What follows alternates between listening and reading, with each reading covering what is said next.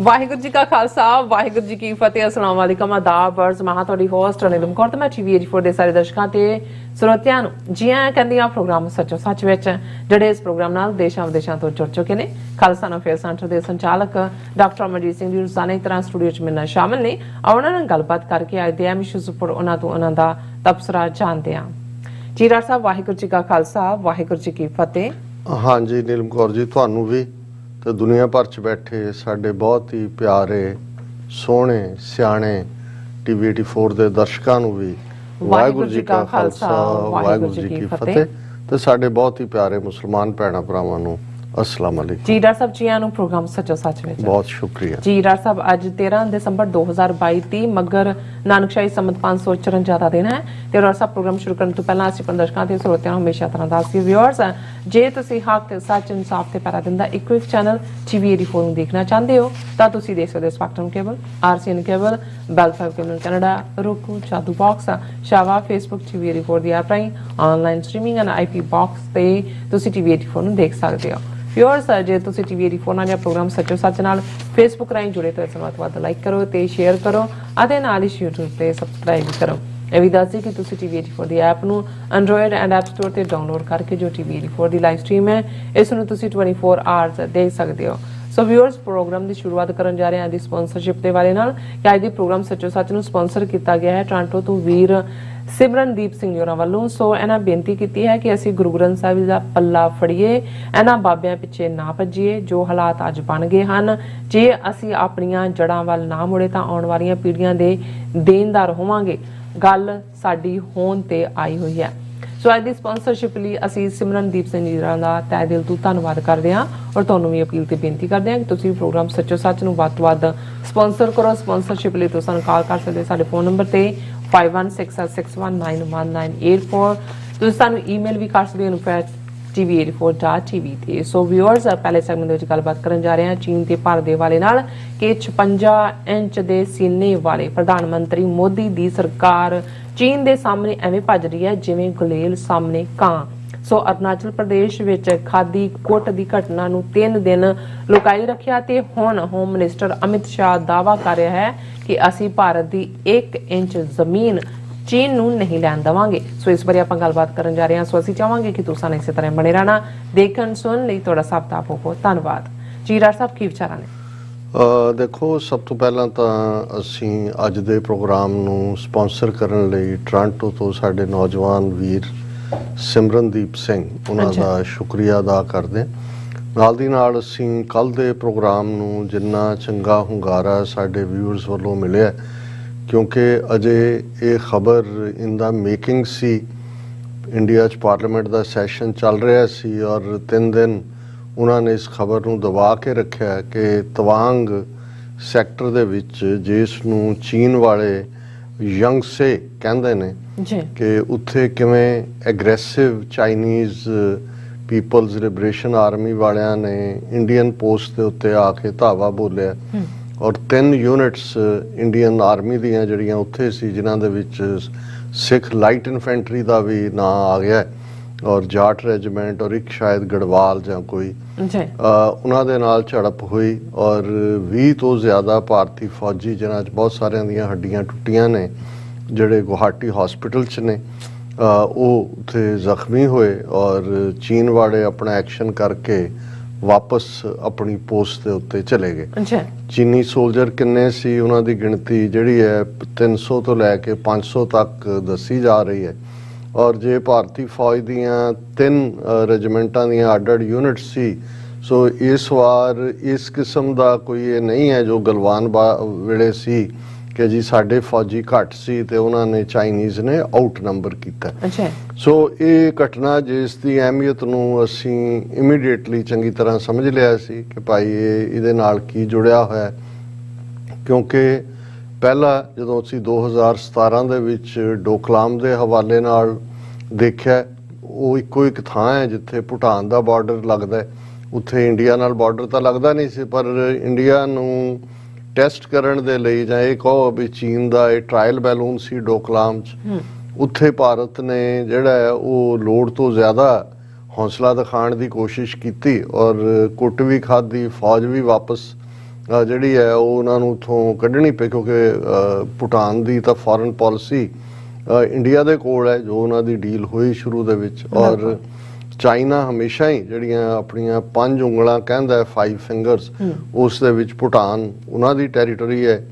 ਔਰ ਇਸ ਲਈ ਉਸ 'ਚ ਫਿਰ ਉਹਨਾਂ ਨੇ ਜਿੱਥੇ ਤੱਕ ਚੀਨੇ ਆਏ ਸੀ, ਉਹਨਾਂ ਨੇ ਆਪਣੇ ਪਰਮਾਨੈਂਟ ਜਿਹੜੇ ਟਿਕਾਣੇ ਵੀ ਬਣਾਏ ਔਰ ਫੌਜੀ ਕੰਟੋਨਮੈਂਟਸ ਵੀ ਬਣਾਈਆਂ, ਜਿਹੜੀਆਂ ਕਿ ਇੰਡੀਆ ਹਮੇਸ਼ਾ ਡਿਨਾਈਲ 'ਚ ਰਿਹਾ। ਪਰ ਜਦੋਂ ਉਹਦੇ ਸਪੇਸ 'ਚੋਂ ਇਮੇਜ ਵਾਪਸ ਆਏ, ਇਮੇਜ ਲੈ ਗਏ, ਤੇ ਇਹ ਗੱਲ ਸਾਹਮਣੇ ਆਈ ਕਿ ਉਹ ਤਾਂ ਫੁੱਲੀ ਐਂਟਰੈਂਚਡ ਹੈ। ਹਾਲਾਂਕਿ ਭਾਰਤ ਵੱਲੋਂ ਦਾਅਵਾ ਕੀਤਾ ਗਿਆ ਸੀ ਜੀ ਕਿ ਅਸੀਂ ਆਪਣਾ ਮਕਸਦ ਹਾਸਲ ਕਰ ਲਿਆ। ਸੋ 2017 ਦੇ ਡੋਕਲਾਮ ਦੀ ਜਿਹੜੀ ਇਹਨਾਂ ਦੀ ਡਿਫੀਟ ਸੀ, ਔਰ ਭੂਟਾਨ ਨੇ ਵੀ ਪਿਛਲੇ ਪਾਸਿਓਂ ਦੀ ਚੀਨ ਦੇ ਨਾਲ ਰਾਬਤਾ ਕਾਇਮ ਕਰ ਲਿਆ ਸੀ ਕਿ ਭਾਈ ਅਸੀਂ ਨਹੀਂ ਤੁਹਾਡੇ ਨਾਲ ਟਕਰਾਅ ਚਾਹੁੰਦੇ। ਉਹਨਾਂ ਨੂੰ ਵੀ ਪਤਾ ਹੈ ਕਿ ਭਾਈ ਦਰਿਆ 'ਚ ਰਹਿੰਦੇ ਆ, ਤੁਸੀਂ ਮਗਰਮੱਛ ਨਾਲ ਵੈਰ ਤਾਂ ਨਹੀਂ ਰੱਖ ਸਕਦੇ ਜੀ। ਫਿਰ ਅਸੀਂ ਜੂਨ 2020 'ਚ ਗਲਵਾਨ ਦੀ ਘਟਨਾ, ਜਿਹਦਾ ਅਸੀਂ ਜ਼ਿਕਰ ਕਰਾਂਗੇ, ਵੇਰਵੇ 'ਚ ਪਹਿਲਾਂ ਵੀ ਕੀਤਾ, ਉਹ ਇੱਕ ਡਿਫਰੈਂਟ ਗਲਵਾਨ ਵੈਲੀ ਜਿਹੜੀ ਹੈ ਉਹ ਜਿਓਗ੍ਰਾਫਿਕਲੀ ਆਲਟੂਗੈਦਰ ਡਿਫਰੈਂਟ ਉਹਨਾਂ ਦੇ ਈਸਟਰਨ ਸੈਕਟਰ ਦੇ ਉੱਤੇ ਸੀ। ਫਿਰ ਅਸੀਂ ਡੈਪਸੋਂਗ ਔਰ ਪੈਂਗਸੋ ਲੇਕ ਔਰ ਦੂਸਰੀਆਂ ਥਾਵਾਂ ਦੇ ਜਿਹੜੇ ਲਦਾਖ ਸੈਕਟਰ 'ਚ ਹੈ। ਸੋ ਇਹ ਜਦੋਂ ਹੁਣ ਅਸੀਂ ਤਵਾਨ ਦੀ ਗੱਲ ਕਰ ਰਹੇ ਹਾਂ, ਇਹ ਕੋਈ ਲਦਾਖ ਜਾਂ ਉਸ ਪਾਸੇ ਵੱਲ ਨਹੀਂ ਹੈ, ਇਹ ਮੱਚ ਮੋਰ ਹਾਈਟ ਦੇ ਉੱਤੇ ਹੈ। ਔਰ ਜਦੋਂ ਜੂਨ ਦਾ ਗਲਵਾਨ ਵਾਲਾ ਹੁੰਦਾ, ਉਹ ਗਰਮੀ ਦਾ ਮਹੀਨਾ ਸੀ, ਗਰਮੀ ਦੇ ਵਿੱਚ ਤਾਂ ਸੌਖਾ ਹੁੰਦਾ।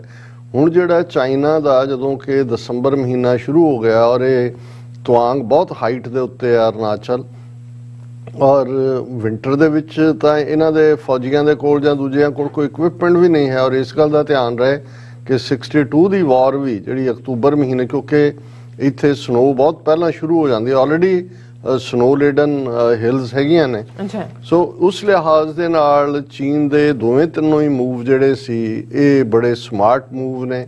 ਉਹਨਾਂ ਨੇ ਅਗੇਨ ਉਹੀ ਗੋਲੀ ਕੋਈ ਨਹੀਂ ਚੱਲੀ, ਗੋਲੀ ਤਾਂ ਗਲਵਾਨ 'ਚ ਵੀ ਨਹੀਂ ਸੀ ਚਲਾਈ, ਪਰ ਇਹ ਹੁਣ ਇਹਨਾਂ ਨੇ ਵੀ ਮੰਨਿਆ ਪਾਰਲੀਮੈਂਟ ਦੇ ਵਿੱਚ, ਜਿਹੜਾ ਕੱਲ ਤੱਕ ਕੋਈ ਨਹੀਂ ਸੀ, ਜਦੋਂ ਕਿ ਅਸੀਂ ਮੈਂਸ਼ਨ ਕੀਤਾ ਕਿ ਰੋਡਸ ਔਰ ਕੰਡਿਆਲੀਆਂ ਤਾਰਾਂ ਔਰ ਦੂਜੀਆਂ ਹੱਡੀਆਂ ਐਵੇਂ ਤਾਂ ਨਹੀਂ ਟੁੱਟਦੀਆਂ, ਚਪੇੜਾ ਮਾਰਿਆਂ ਤਾਂ ਨਹੀਂ ਟੁੱਟਦੀਆਂ। ਔਰ ਇਹ ਜਿਹੜਾ ਹੈ, ਇਸ ਨੂੰ ਅਸੀਂ ਸਮਝਦੇ ਹਾਂ ਕਿ ਵੀ ਇਹ ਇੱਕ ਆਉਣ ਵਾਲੇ ਪੀਰੀਅਡ 'ਚ ਇਹ ਕਿਸ ਪਾਸੇ ਵੱਲ ਗੱਲ ਜਾਏਗੀ। ਉਹਨਾਂ ਨੇ ਇੱਕ ਨਵਾਂ ਫਰੰਟ ਆਲਟੂਗੈਦਰ, ਜਿੱਥੇ ਕਿ ਪਹਿਲਾਂ ਕੋਈ ਇਸ ਲੈਵਲ ਦਾ ਟਕਰਾਅ ਨਹੀਂ ਹੋਇਆ, ਕਿਉਂਕਿ ਗਲਵਾਨ ਦੇ ਵਿੱਚ ਜਦੋਂ ਹੋਇਆ ਉਦੋਂ ਆਲਮੋਸਟ 20 ਸਾਲ ਬਾਅਦ ਇਸ ਕਿਸਮ ਦਾ ਖੂਨੀ ਟਕਰਾਅ ਸੀ, ਜਿਹਦੇ 'ਚ 20 ਫੌਜੀ ਭਾਰਤ ਦੇ ਮਾਰੇ ਗਏ ਸੀ, ਕਿੰਨਿਆਂ ਦੀਆਂ ਹੱਡੀਆਂ ਟੁੱਟੀਆਂ ਸੀ। ਲੇਕਿਨ ਇਹ ਅਰੁਣਾਚਲ ਦੇ ਵਿੱਚ ਆਲਮੋਸਟ ਬਹੁਤ ਲੰਬੇ ਵਕਤ ਬਾਅਦ, ਔਰ ਇਹੀ ਹੈ ਜਿਹਨੂੰ ਚੀਨ ਨੇ, ਜਦੋਂ ਚਾਈਨਾ ਜਿਹੜੀ ਹੈ ਉਹ LAC ਦੀ ਗੱਲ ਕਰਦਾ ਹੈ ਜਾਂ ਮੈਕਮੋਹਨ ਲਾਈਨ ਨੂੰ ਨਹੀਂ ਮੰਨਦਾ, ਉਹ ਤਾਂ ਈਸਟਰਨ ਸੈਕਟਰ ਲਦਾਖ ਔਰ ਅਕਸਾਈ 'ਚ ਉਹਨਾਂ ਨੇ ਆਲਰੇਡੀ ਲੈ ਲਿਆ ਹੋਇਆ ਹੈ, ਜਾਂ ਉਸ ਖਿੱਤੇ ਦੀ ਗੱਲ ਕਰਦਾ। ਜਿਹੜਾ ਅਰੁਣਾਚਲ ਹੈ ਉਹਦੇ ਬਾਰੇ ਤਾਂ ਚੀਨ ਨੇ ਕਦੇ ਇਹ ਕੋਈ ਰਹਿਣ ਹੀ ਨਹੀਂ ਦਿੱਤਾ ਹੈ ਭਰਮ ਕੇ ਉਹਨੂੰ ਸਾਊਥ ਤਿੱਬਤ ਕਹਿੰਦਾ ਵੀ ਇਹ ਸਾਡਾ ਹਿੱਸਾ ਹੈ। ਸੋ ਕੱਲ੍ਹ ਹੀ ਜਦੋਂ ਇਹ ਅਸੀਂ ਇਹ ਦੇਖਿਆ ਕਿ ਵੀ ਇਹ 3 ਦਿਨ ਬਾਅਦ, ਔਰ ਇਹ ਵੀ ਜਿਹੜੀ ਗੱਲ ਸਾਹਮਣੇ ਆਈ ਕਿ ਵੀ ਇਹ ਖਬਰ ਵੀ ਪਾਰਲੀਮੈਂਟ ਤੱਕ ਕਿਵੇਂ ਪਹੁੰਚ ਗਈ ਜਾਂ ਬਾਹਰ ਕਿਵੇਂ ਨਿਕਲ ਆਈ ਕਿ ਕੋਈ ਜਿਹੜਾ ਜ਼ਖਮੀ ਹਾਲਤ ਦੇ ਵਿੱਚ ਹੱਡੀਆਂ ਟੁੱਟੀਆਂ ਵਾਲਾ ਕੋਈ ਫੌਜੀ ਜਿਹੜਾ ਗੁਹਾਟੀ ਦੇ ਵਿੱਚ ਕਿਸੇ ਹਸਪੀਟਲ 'ਚ ਸੀ, ਉਹਨੇ ਆਪਣੇ ਕਿਸੇ ਸੋਰਸ ਰਾਹੀਂ ਕਿਸੇ ਆਪਣੇ ਜਿਹੜਾ ਰਿਸ਼ਤੇਦਾਰ ਤੱਕ ਇਹ ਖਬਰ ਪਹੁੰਚਾਈ ਕਿ ਵੀ ਇਹ ਹੋਇਆ। ਜਦੋਂ ਉਹ ਖਬਰ ਆਈ ਤਾਂ ਦਾ ਹਿੰਦੂ ਨੇ ਉਸ ਨੂੰ ਪਿਕ ਕਰ ਲਿਆ, ਔਰ ਇਹਨਾਂ ਦੀ ਮਜਬੂਰੀ ਬਣ ਕੇ ਦੱਸਣਾ। ਅਦਰਵਾਈਜ਼ ਹੁਣ ਦੇਖੋ, ਇੱਕ ਪਾਸੇ ਜਦੋਂ, ਔਰ ਇਹ ਗੱਲ ਹੁਣ ਪਾਰਲੀਮੈਂਟ ਦੇ ਵਿੱਚ ਖਲੋ ਕੇ ਆਪੋਜੀਸ਼ਨ ਦੇ ਮੈਂਬਰ ਕਹਿੰਦੇ ਨੇ, ਬ੍ਰਹਮ ਚਲਾਨੀ ਵਰਗੇ ਜਿਹੜੇ ਚਾਈਨਾ ਥਿੰਕ ਟੈਂਕ ਬਣਾ ਕੇ ਬੈਠੇ ਨੇ ਔਰ BJP ਦੀ ਚਾਈਨਾ ਪਾਲਿਸੀ ਦੇ ਵੱਡੇ ਕ੍ਰਿਟਿਕ ਨੇ, ਉਹ ਇਹ ਕਹਿੰਦੇ ਨੇ ਵੀ ਸਾਡਾ ਮਿਸ ਫਾਰਚੂਨ ਜਾਂ ਸਾਡੀ ਡਿਫੀਟ ਜਾਂ ਸਾਡੀ ਹਾਰ ਤਾਂ ਉਦੋਂ ਹੀ ਹੋ ਗਈ ਸੀ ਜਦੋਂ ਕਿ ਮੋਦੀ ਨੇ ਇਸ ਗੱਲ ਤੋਂ ਡਿਨਾਈ ਕਰ ਦਿੱਤਾ ਸੀ, ਇਸ ਗੱਲ ਦੀ ਪੂਰੀ ਕੰਪਲੀਟ ਡਿਨਾਇਲ कि ना कोई हमारी टेरिटरी में घुसा, ना कोई हमारा कुछ किसी ने लिया। हुण इहदा मतलब यह है कि भी जे तुसी ये पोस्टरिंग लै लई, ना तुसी इंटरनेशनल कोई सपोर्ट मंग सकते हो। हुण ये भी देखने वाली गल है भी 3 दिन बाद उन्होंने खबर ब्रेक की भी 24 घंटे हो चुके ने, आलमोस्ट ज़्यादा ही हो गए थोड़े। ਲੇਕਿਨ ਇਹਦੇ ਬਾਵਜੂਦ ਨਾ ਤਾਂ ਕੋਈ ਕੁਆਡ ਦੇ ਮੈਂਬਰ ਮੁਲਕ ਨੇ ਜਿਨ੍ਹਾਂ ਦੇ ਵਿੱਚ ਅਮਰੀਕਾ ਹੈ, ਆਸਟ੍ਰੇਲੀਆ ਹੈ, ਜਾਪਾਨ ਹੈ, ਕੋਈ ਕੰਡੈਮਨੇਸ਼ਨ ਦੀ ਲਾਈਨ ਜਾਂ ਕੋਈ ਇੰਡੀਆ ਦੇ ਨਾਲ ਜਿਹੜਾ ਕੋਈ ਹਮਦਰਦੀ ਦਾ ਇਜ਼ਹਾਰ ਕੀਤਾ ਹੈ, ਨਾ ਹੀ ਕਿਸੇ ਗੁਆਂਢੀ ਮੁਲਕ ਨੇ ਕੀਤਾ ਹੈ ਜਿਨ੍ਹਾਂ ਨੂੰ ਇਹ ਸਮਝਦੇ ਨੇ ਇੰਡੀਅਨ ਕਿ ਜੀ ਅਸੀਂ ਵਿਸ਼ਵ ਗੁਰੂ ਬਣ ਗਏ। ਸੋ ਇਹ ਸਾਰਾ ਅਸੀਂ ਜਿਹਨਾਂ ਸਾਡੇ ਵਿਊਅਰਸ ਨੇ ਜਿਹੜਾ ਉਹ ਤਾਰੀਫ ਕੀਤੀ ਹੈ ਕਿ ਵੀ ਅਸੀਂ ਨਾ ਸਿਰਫ ਨਿਊਜ਼ ਇੱਕ ਢੰਗ ਨਾਲ ਬ੍ਰੇਕ ਕੀਤੀ ਪਰ ਇਸ ਦੇ ਸਾਰੇ ਪਰਸਪੈਕਟਿਵ ਨੂੰ ਬਿਆਨਿਆ। ਅਸੀਂ ਉਹਨਾਂ ਸਭ ਦਾ ਸਾਂਝੇ ਤੌਰ ਤੇ ਸ਼ੁਕਰੀਆ ਅਦਾ ਕਰਦੇ ਹਾਂ। ਔਰ ਵੀਰ ਸਿਮਰਨਦੀਪ ਸਿੰਘ ਉਹਨਾਂ ਨੇ ਬਿਲਕੁਲ ਠੀਕ ਫਰਮਾਇਆ ਕਿ ਅਲਟੀਮੇਟਲੀ ਜਦੋਂ ਅਸੀਂ ਬਹੁਤ ਵਾਰ ਚਾਈਲਡ ਦੇ ਜਦੋਂ ਬੱਚਾ ਮੇਲੇ ਦੇ ਵਿੱਚ ਜਾਂਦਾ ਹੈ ਕਿਉਂਕਿ ਉਹੀ ਇੱਕ ਵੱਡੀ ਭੀੜ ਹੁੰਦੀ ਸੀ ਤੇ ਉਸ 'ਚ ਘਰੋਂ ਨਿਕਲਣ ਲੱਗੇ ਇੱਕ ਹਦਾਇਤ ਹੁੰਦੀ ਸੀ ਮਾਪਿਓ ਦੀ ਜਾਂ ਦੂਜੀ ਕਿ ਹੱਥ ਨਹੀਂ ਛੱਡਣਾ।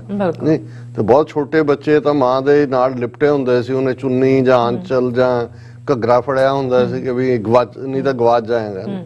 ਸੋ ਇਹ ਬਹੁਤ ਵਾਰ ਜਦੋਂ ਅਸੀਂ ਇਹ ਦੇਖਦੇ ਹਾਂ ਕਿ ਵੀ ਉਹ ਇੱਕ ਬੱਚਾ ਸਿਕਿਉਰ ਮਹਿਸੂਸ ਕਰਦਾ ਹੈ ਆਪਣੇ ਮਾਂ-ਬਾਪ ਦਾ ਹੱਥ ਫੜ ਕੇ ਜਾਂ ਉਹਨਾਂ ਦਾ ਪੱਲਾ ਫੜ ਕੇ ਤੇ ਅਸੀਂ ਜਦੋਂ ਬਾਣੀ 'ਚ ਪੜ੍ਹਦੇ ਹਾਂ ਕਿ ਅੰਚਲ ਗਹਿ ਕੇ ਸਾਧਕਾ ਕਿ ਵੀ ਅਸੀਂ ਰੱਬ ਦੇ ਰਸਤੇ ਤੇ ਤੁਰੇ ਇਨਸਾਨਾਂ ਦਾ ਜਦੋਂ ਅੰਚਲ ਫੜ ਲੈਂਦੇ ਹਾਂ, ਉਹਨਾਂ ਦਾ ਪੱਲਾ ਫੜ ਲੈਂਦੇ ਤੇ ਫਿਰ ਅਸੀਂ ਸੁਰੱਖਿਅਤ ਹੁੰਦੇ ਹਾਂ। ਅਸੀਂ ਇਹ ਵੀ ਪੜ੍ਹਦੇ ਹਾਂ ਕਿ ਫਿਰਤ ਫਿਰਤ ਪ੍ਰਭ ਆਇਆ ਪਰਿਆ ਤੋ ਸ਼ਰਨ ਆਏ ਨਾਨਕ ਕੀ ਪ੍ਰਭ ਬੇਨਤੀ ਆਪਣੀ ਭਗਤੀ ਲਾਏ। ਕਿ ਮੈਂ ਸਾਰਾ ਪਾਸਾ ਦੇਖ ਲਿਆ, ਮੈਂ ਤੇਰੀ ਸ਼ਰਨ 'ਚ ਆ ਗਿਆ। ਤੇ ਇਹ ਵੀ ਹੈ ਕਿ ਸ਼ਰਨ ਤੁਮਾਰੀ ਆਇਓ ਨਾਨਕ ਕੇ ਪ੍ਰਭ ਸਾਥ ਦੀਨ ਦਰਦ ਦੁੱਖ ਭੰਜਨਾ ਘਟ ਘਟ ਨਾਥ ਅਨਾਥ ਸ਼ਰਨ ਤੁਮਾਰੀ ਆਇਓ ਨਾਨਕ ਕੇ ਪ੍ਰਭ ਸਾਥ। ਕਿ ਮੈਂ ਗੁਰੂ ਨਾਨਕ ਦਾ ਪੱਲਾ ਫੜਿਆ ਤੇ ਹੇ ਵਾਹਿਗੁਰੂ ਤੇਰੀ ਸ਼ਰਨ 'ਚ ਆ ਗਿਆ, ਤੂੰ ਦੀਨਾਂ ਦਾ ਦਰਦ ਨਿਵਾਰਨ ਵਾਲਾ ਹੈ, ਤੂੰ ਦੁੱਖਾਂ ਨੂੰ ਭੰਜਨ ਵਾਲਾ ਹੈ, ਦੁੱਖ ਦੂਰ ਕਰਨ ਵਾਲਾ ਹੈ ਤੇ ਹਰ ਘਟ ਦੀ ਜਾਣਨ ਵਾਲਾ ਹੈ।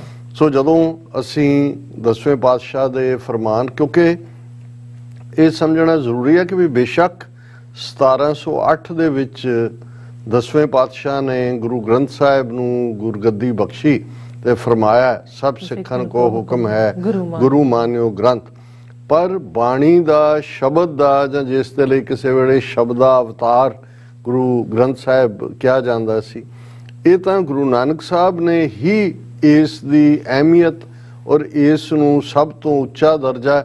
ਔਰ ਜਦੋਂ ਆਦ ਬੀੜ ਹੋਂਦ ਦੇ ਵਿੱਚ ਆਉਂਦੀ ਹੈ, ਗੁਰੂ ਅਰਜਨ ਸਾਹਿਬ 1604 ਦੇ ਵਿੱਚ ਹਰਿਮੰਦਰ ਸਾਹਿਬ ਦੇ ਵਿੱਚ ਪ੍ਰਕਾਸ਼ਮਾਨ ਕਰਦੇ ਨੇ, ਉਸ ਤੋਂ ਬਾਅਦ ਗੁਰੂ ਅਰਜਨ ਸਾਹਿਬ ਆਪ ਕਦੇ ਮੰਜੇ ਤੇ ਨਹੀਂ ਸੁੱਤੇ। ਔਰ ਅੱਜ ਵੀ ਮੈਂ ਅੱਗੇ ਵੀ ਇਹ ਦੱਸਿਆ ਸੀ ਕਿ ਜਦੋਂ ਗੁਰੂ ਗ੍ਰੰਥ ਸਾਹਿਬ ਦੀ ਸਵਾਰੀ ਹਰਿਮੰਦਰ ਸਾਹਿਬ ਤੋਂ ਅਕਾਲ ਤਖਤ ਸਾਹਿਬ ਲਿਆਂਦੀ ਜਾਂਦੀ ਹੈ ਤੇ ਅਜੇ ਵੀ ਜਦੋਂ ਸੁਖ ਆਸਨ ਦੇ ਲਈ ਜਾਂ ਜਿਹਨੂੰ ਪੁਰਾਤਨ ਜ਼ਬਾਨ 'ਚ ਸੰਤੋਖਣਾ ਵੀ ਕਹਿੰਦੇ ਸੀ, ਉਸ ਨੂੰ ਪਲੰਘ ਦੇ ਉੱਤੇ ਬਿਰਾਜਮਾਨ ਕੀਤਾ ਜਾਂਦਾ ਹੈ ਤੇ ਥੱਲੇ ਜ਼ਮੀਨ ਤੇ ਇੱਕ ਚਾਦਰ ਵਿਛਾਈ ਜਾਂਦੀ, ਅੱਜ ਵੀ ਵਿਛਾਈ ਜਾਂਦੀ, ਕਿਉਂਕਿ ਕੁਝ ਚੀਜ਼ਾਂ ਜਿਹੜੀਆਂ ਨੇ ਉਹ ਰਿਮਾਈਂਡਰ ਵੀ ਹੁੰਦੀਆਂ ਨੇ। ਕਿਉਂਕਿ ਪਲੰਘ ਤੇ ਬਿਰਾਜਮਾਨ ਕਰਕੇ ਆਦ ਬੀੜ ਨੂੰ, ਜਿਹਨੂੰ ਪੋਥੀ ਸਾਹਿਬ ਵੀ ਕਿਹਾ ਜਾਂਦਾ ਸੀ, ਗੁਰੂ ਅਰਜਨ ਸਾਹਿਬ ਆਪ ਜ਼ਮੀਨ ਤੇ ਸੌਂਦੇ ਸਨ। ਔਰ ਇਹ ਫਰਮਾਨ ਪੋਥੀ ਪਰਮੇਸ਼ਰ ਕਾ ਥਾਨ, ਕਿ ਇਹ ਜਿਹੜਾ ਪੋਥੀ ਸਾਹਿਬ ਹੈ ਇਹ ਪਰਮੇਸ਼ਰ ਦਾ ਰੁਤਬਾ ਰੱਖਦਾ ਹੈ। ਫਿਰ ਅਸੀਂ ਬਾਣੀ ਦੇ ਵਿੱਚ ਕਿੰਨੇ ਬਾਣੀ ਗੁਰੂ ਹੈ ਬਾਣੀ ਵਿੱਚ ਬਾਣੀ ਅੰਮ੍ਰਿਤ ਸਾਰੇ, ਗੁਰ ਬਾਣੀ ਕਹੈ ਸੇਵਕ ਜਨ ਮਾਨੈ ਪ੍ਰਤੱਖ ਗੁਰੂ ਨਿਸਤਾਰੇ। ਫਿਰ ਅਸੀਂ ਇਹ ਵੀ ਪੜ੍ਹਦੇ ਹਾਂ ਕਿ ਭਾਈ ਤੁਰਕੀ ਬਾਣੀ ਆਈ ਤਿਨ ਸਗਲੀ ਚਿੰਤ ਮਿਟਾਈ, ਦਿਆਲ ਪੁਰਖ ਮਿਹਰਵਾਨਾ ਹਰ ਨਾਨਕ ਸਾਚ ਵਖਾਨਾ।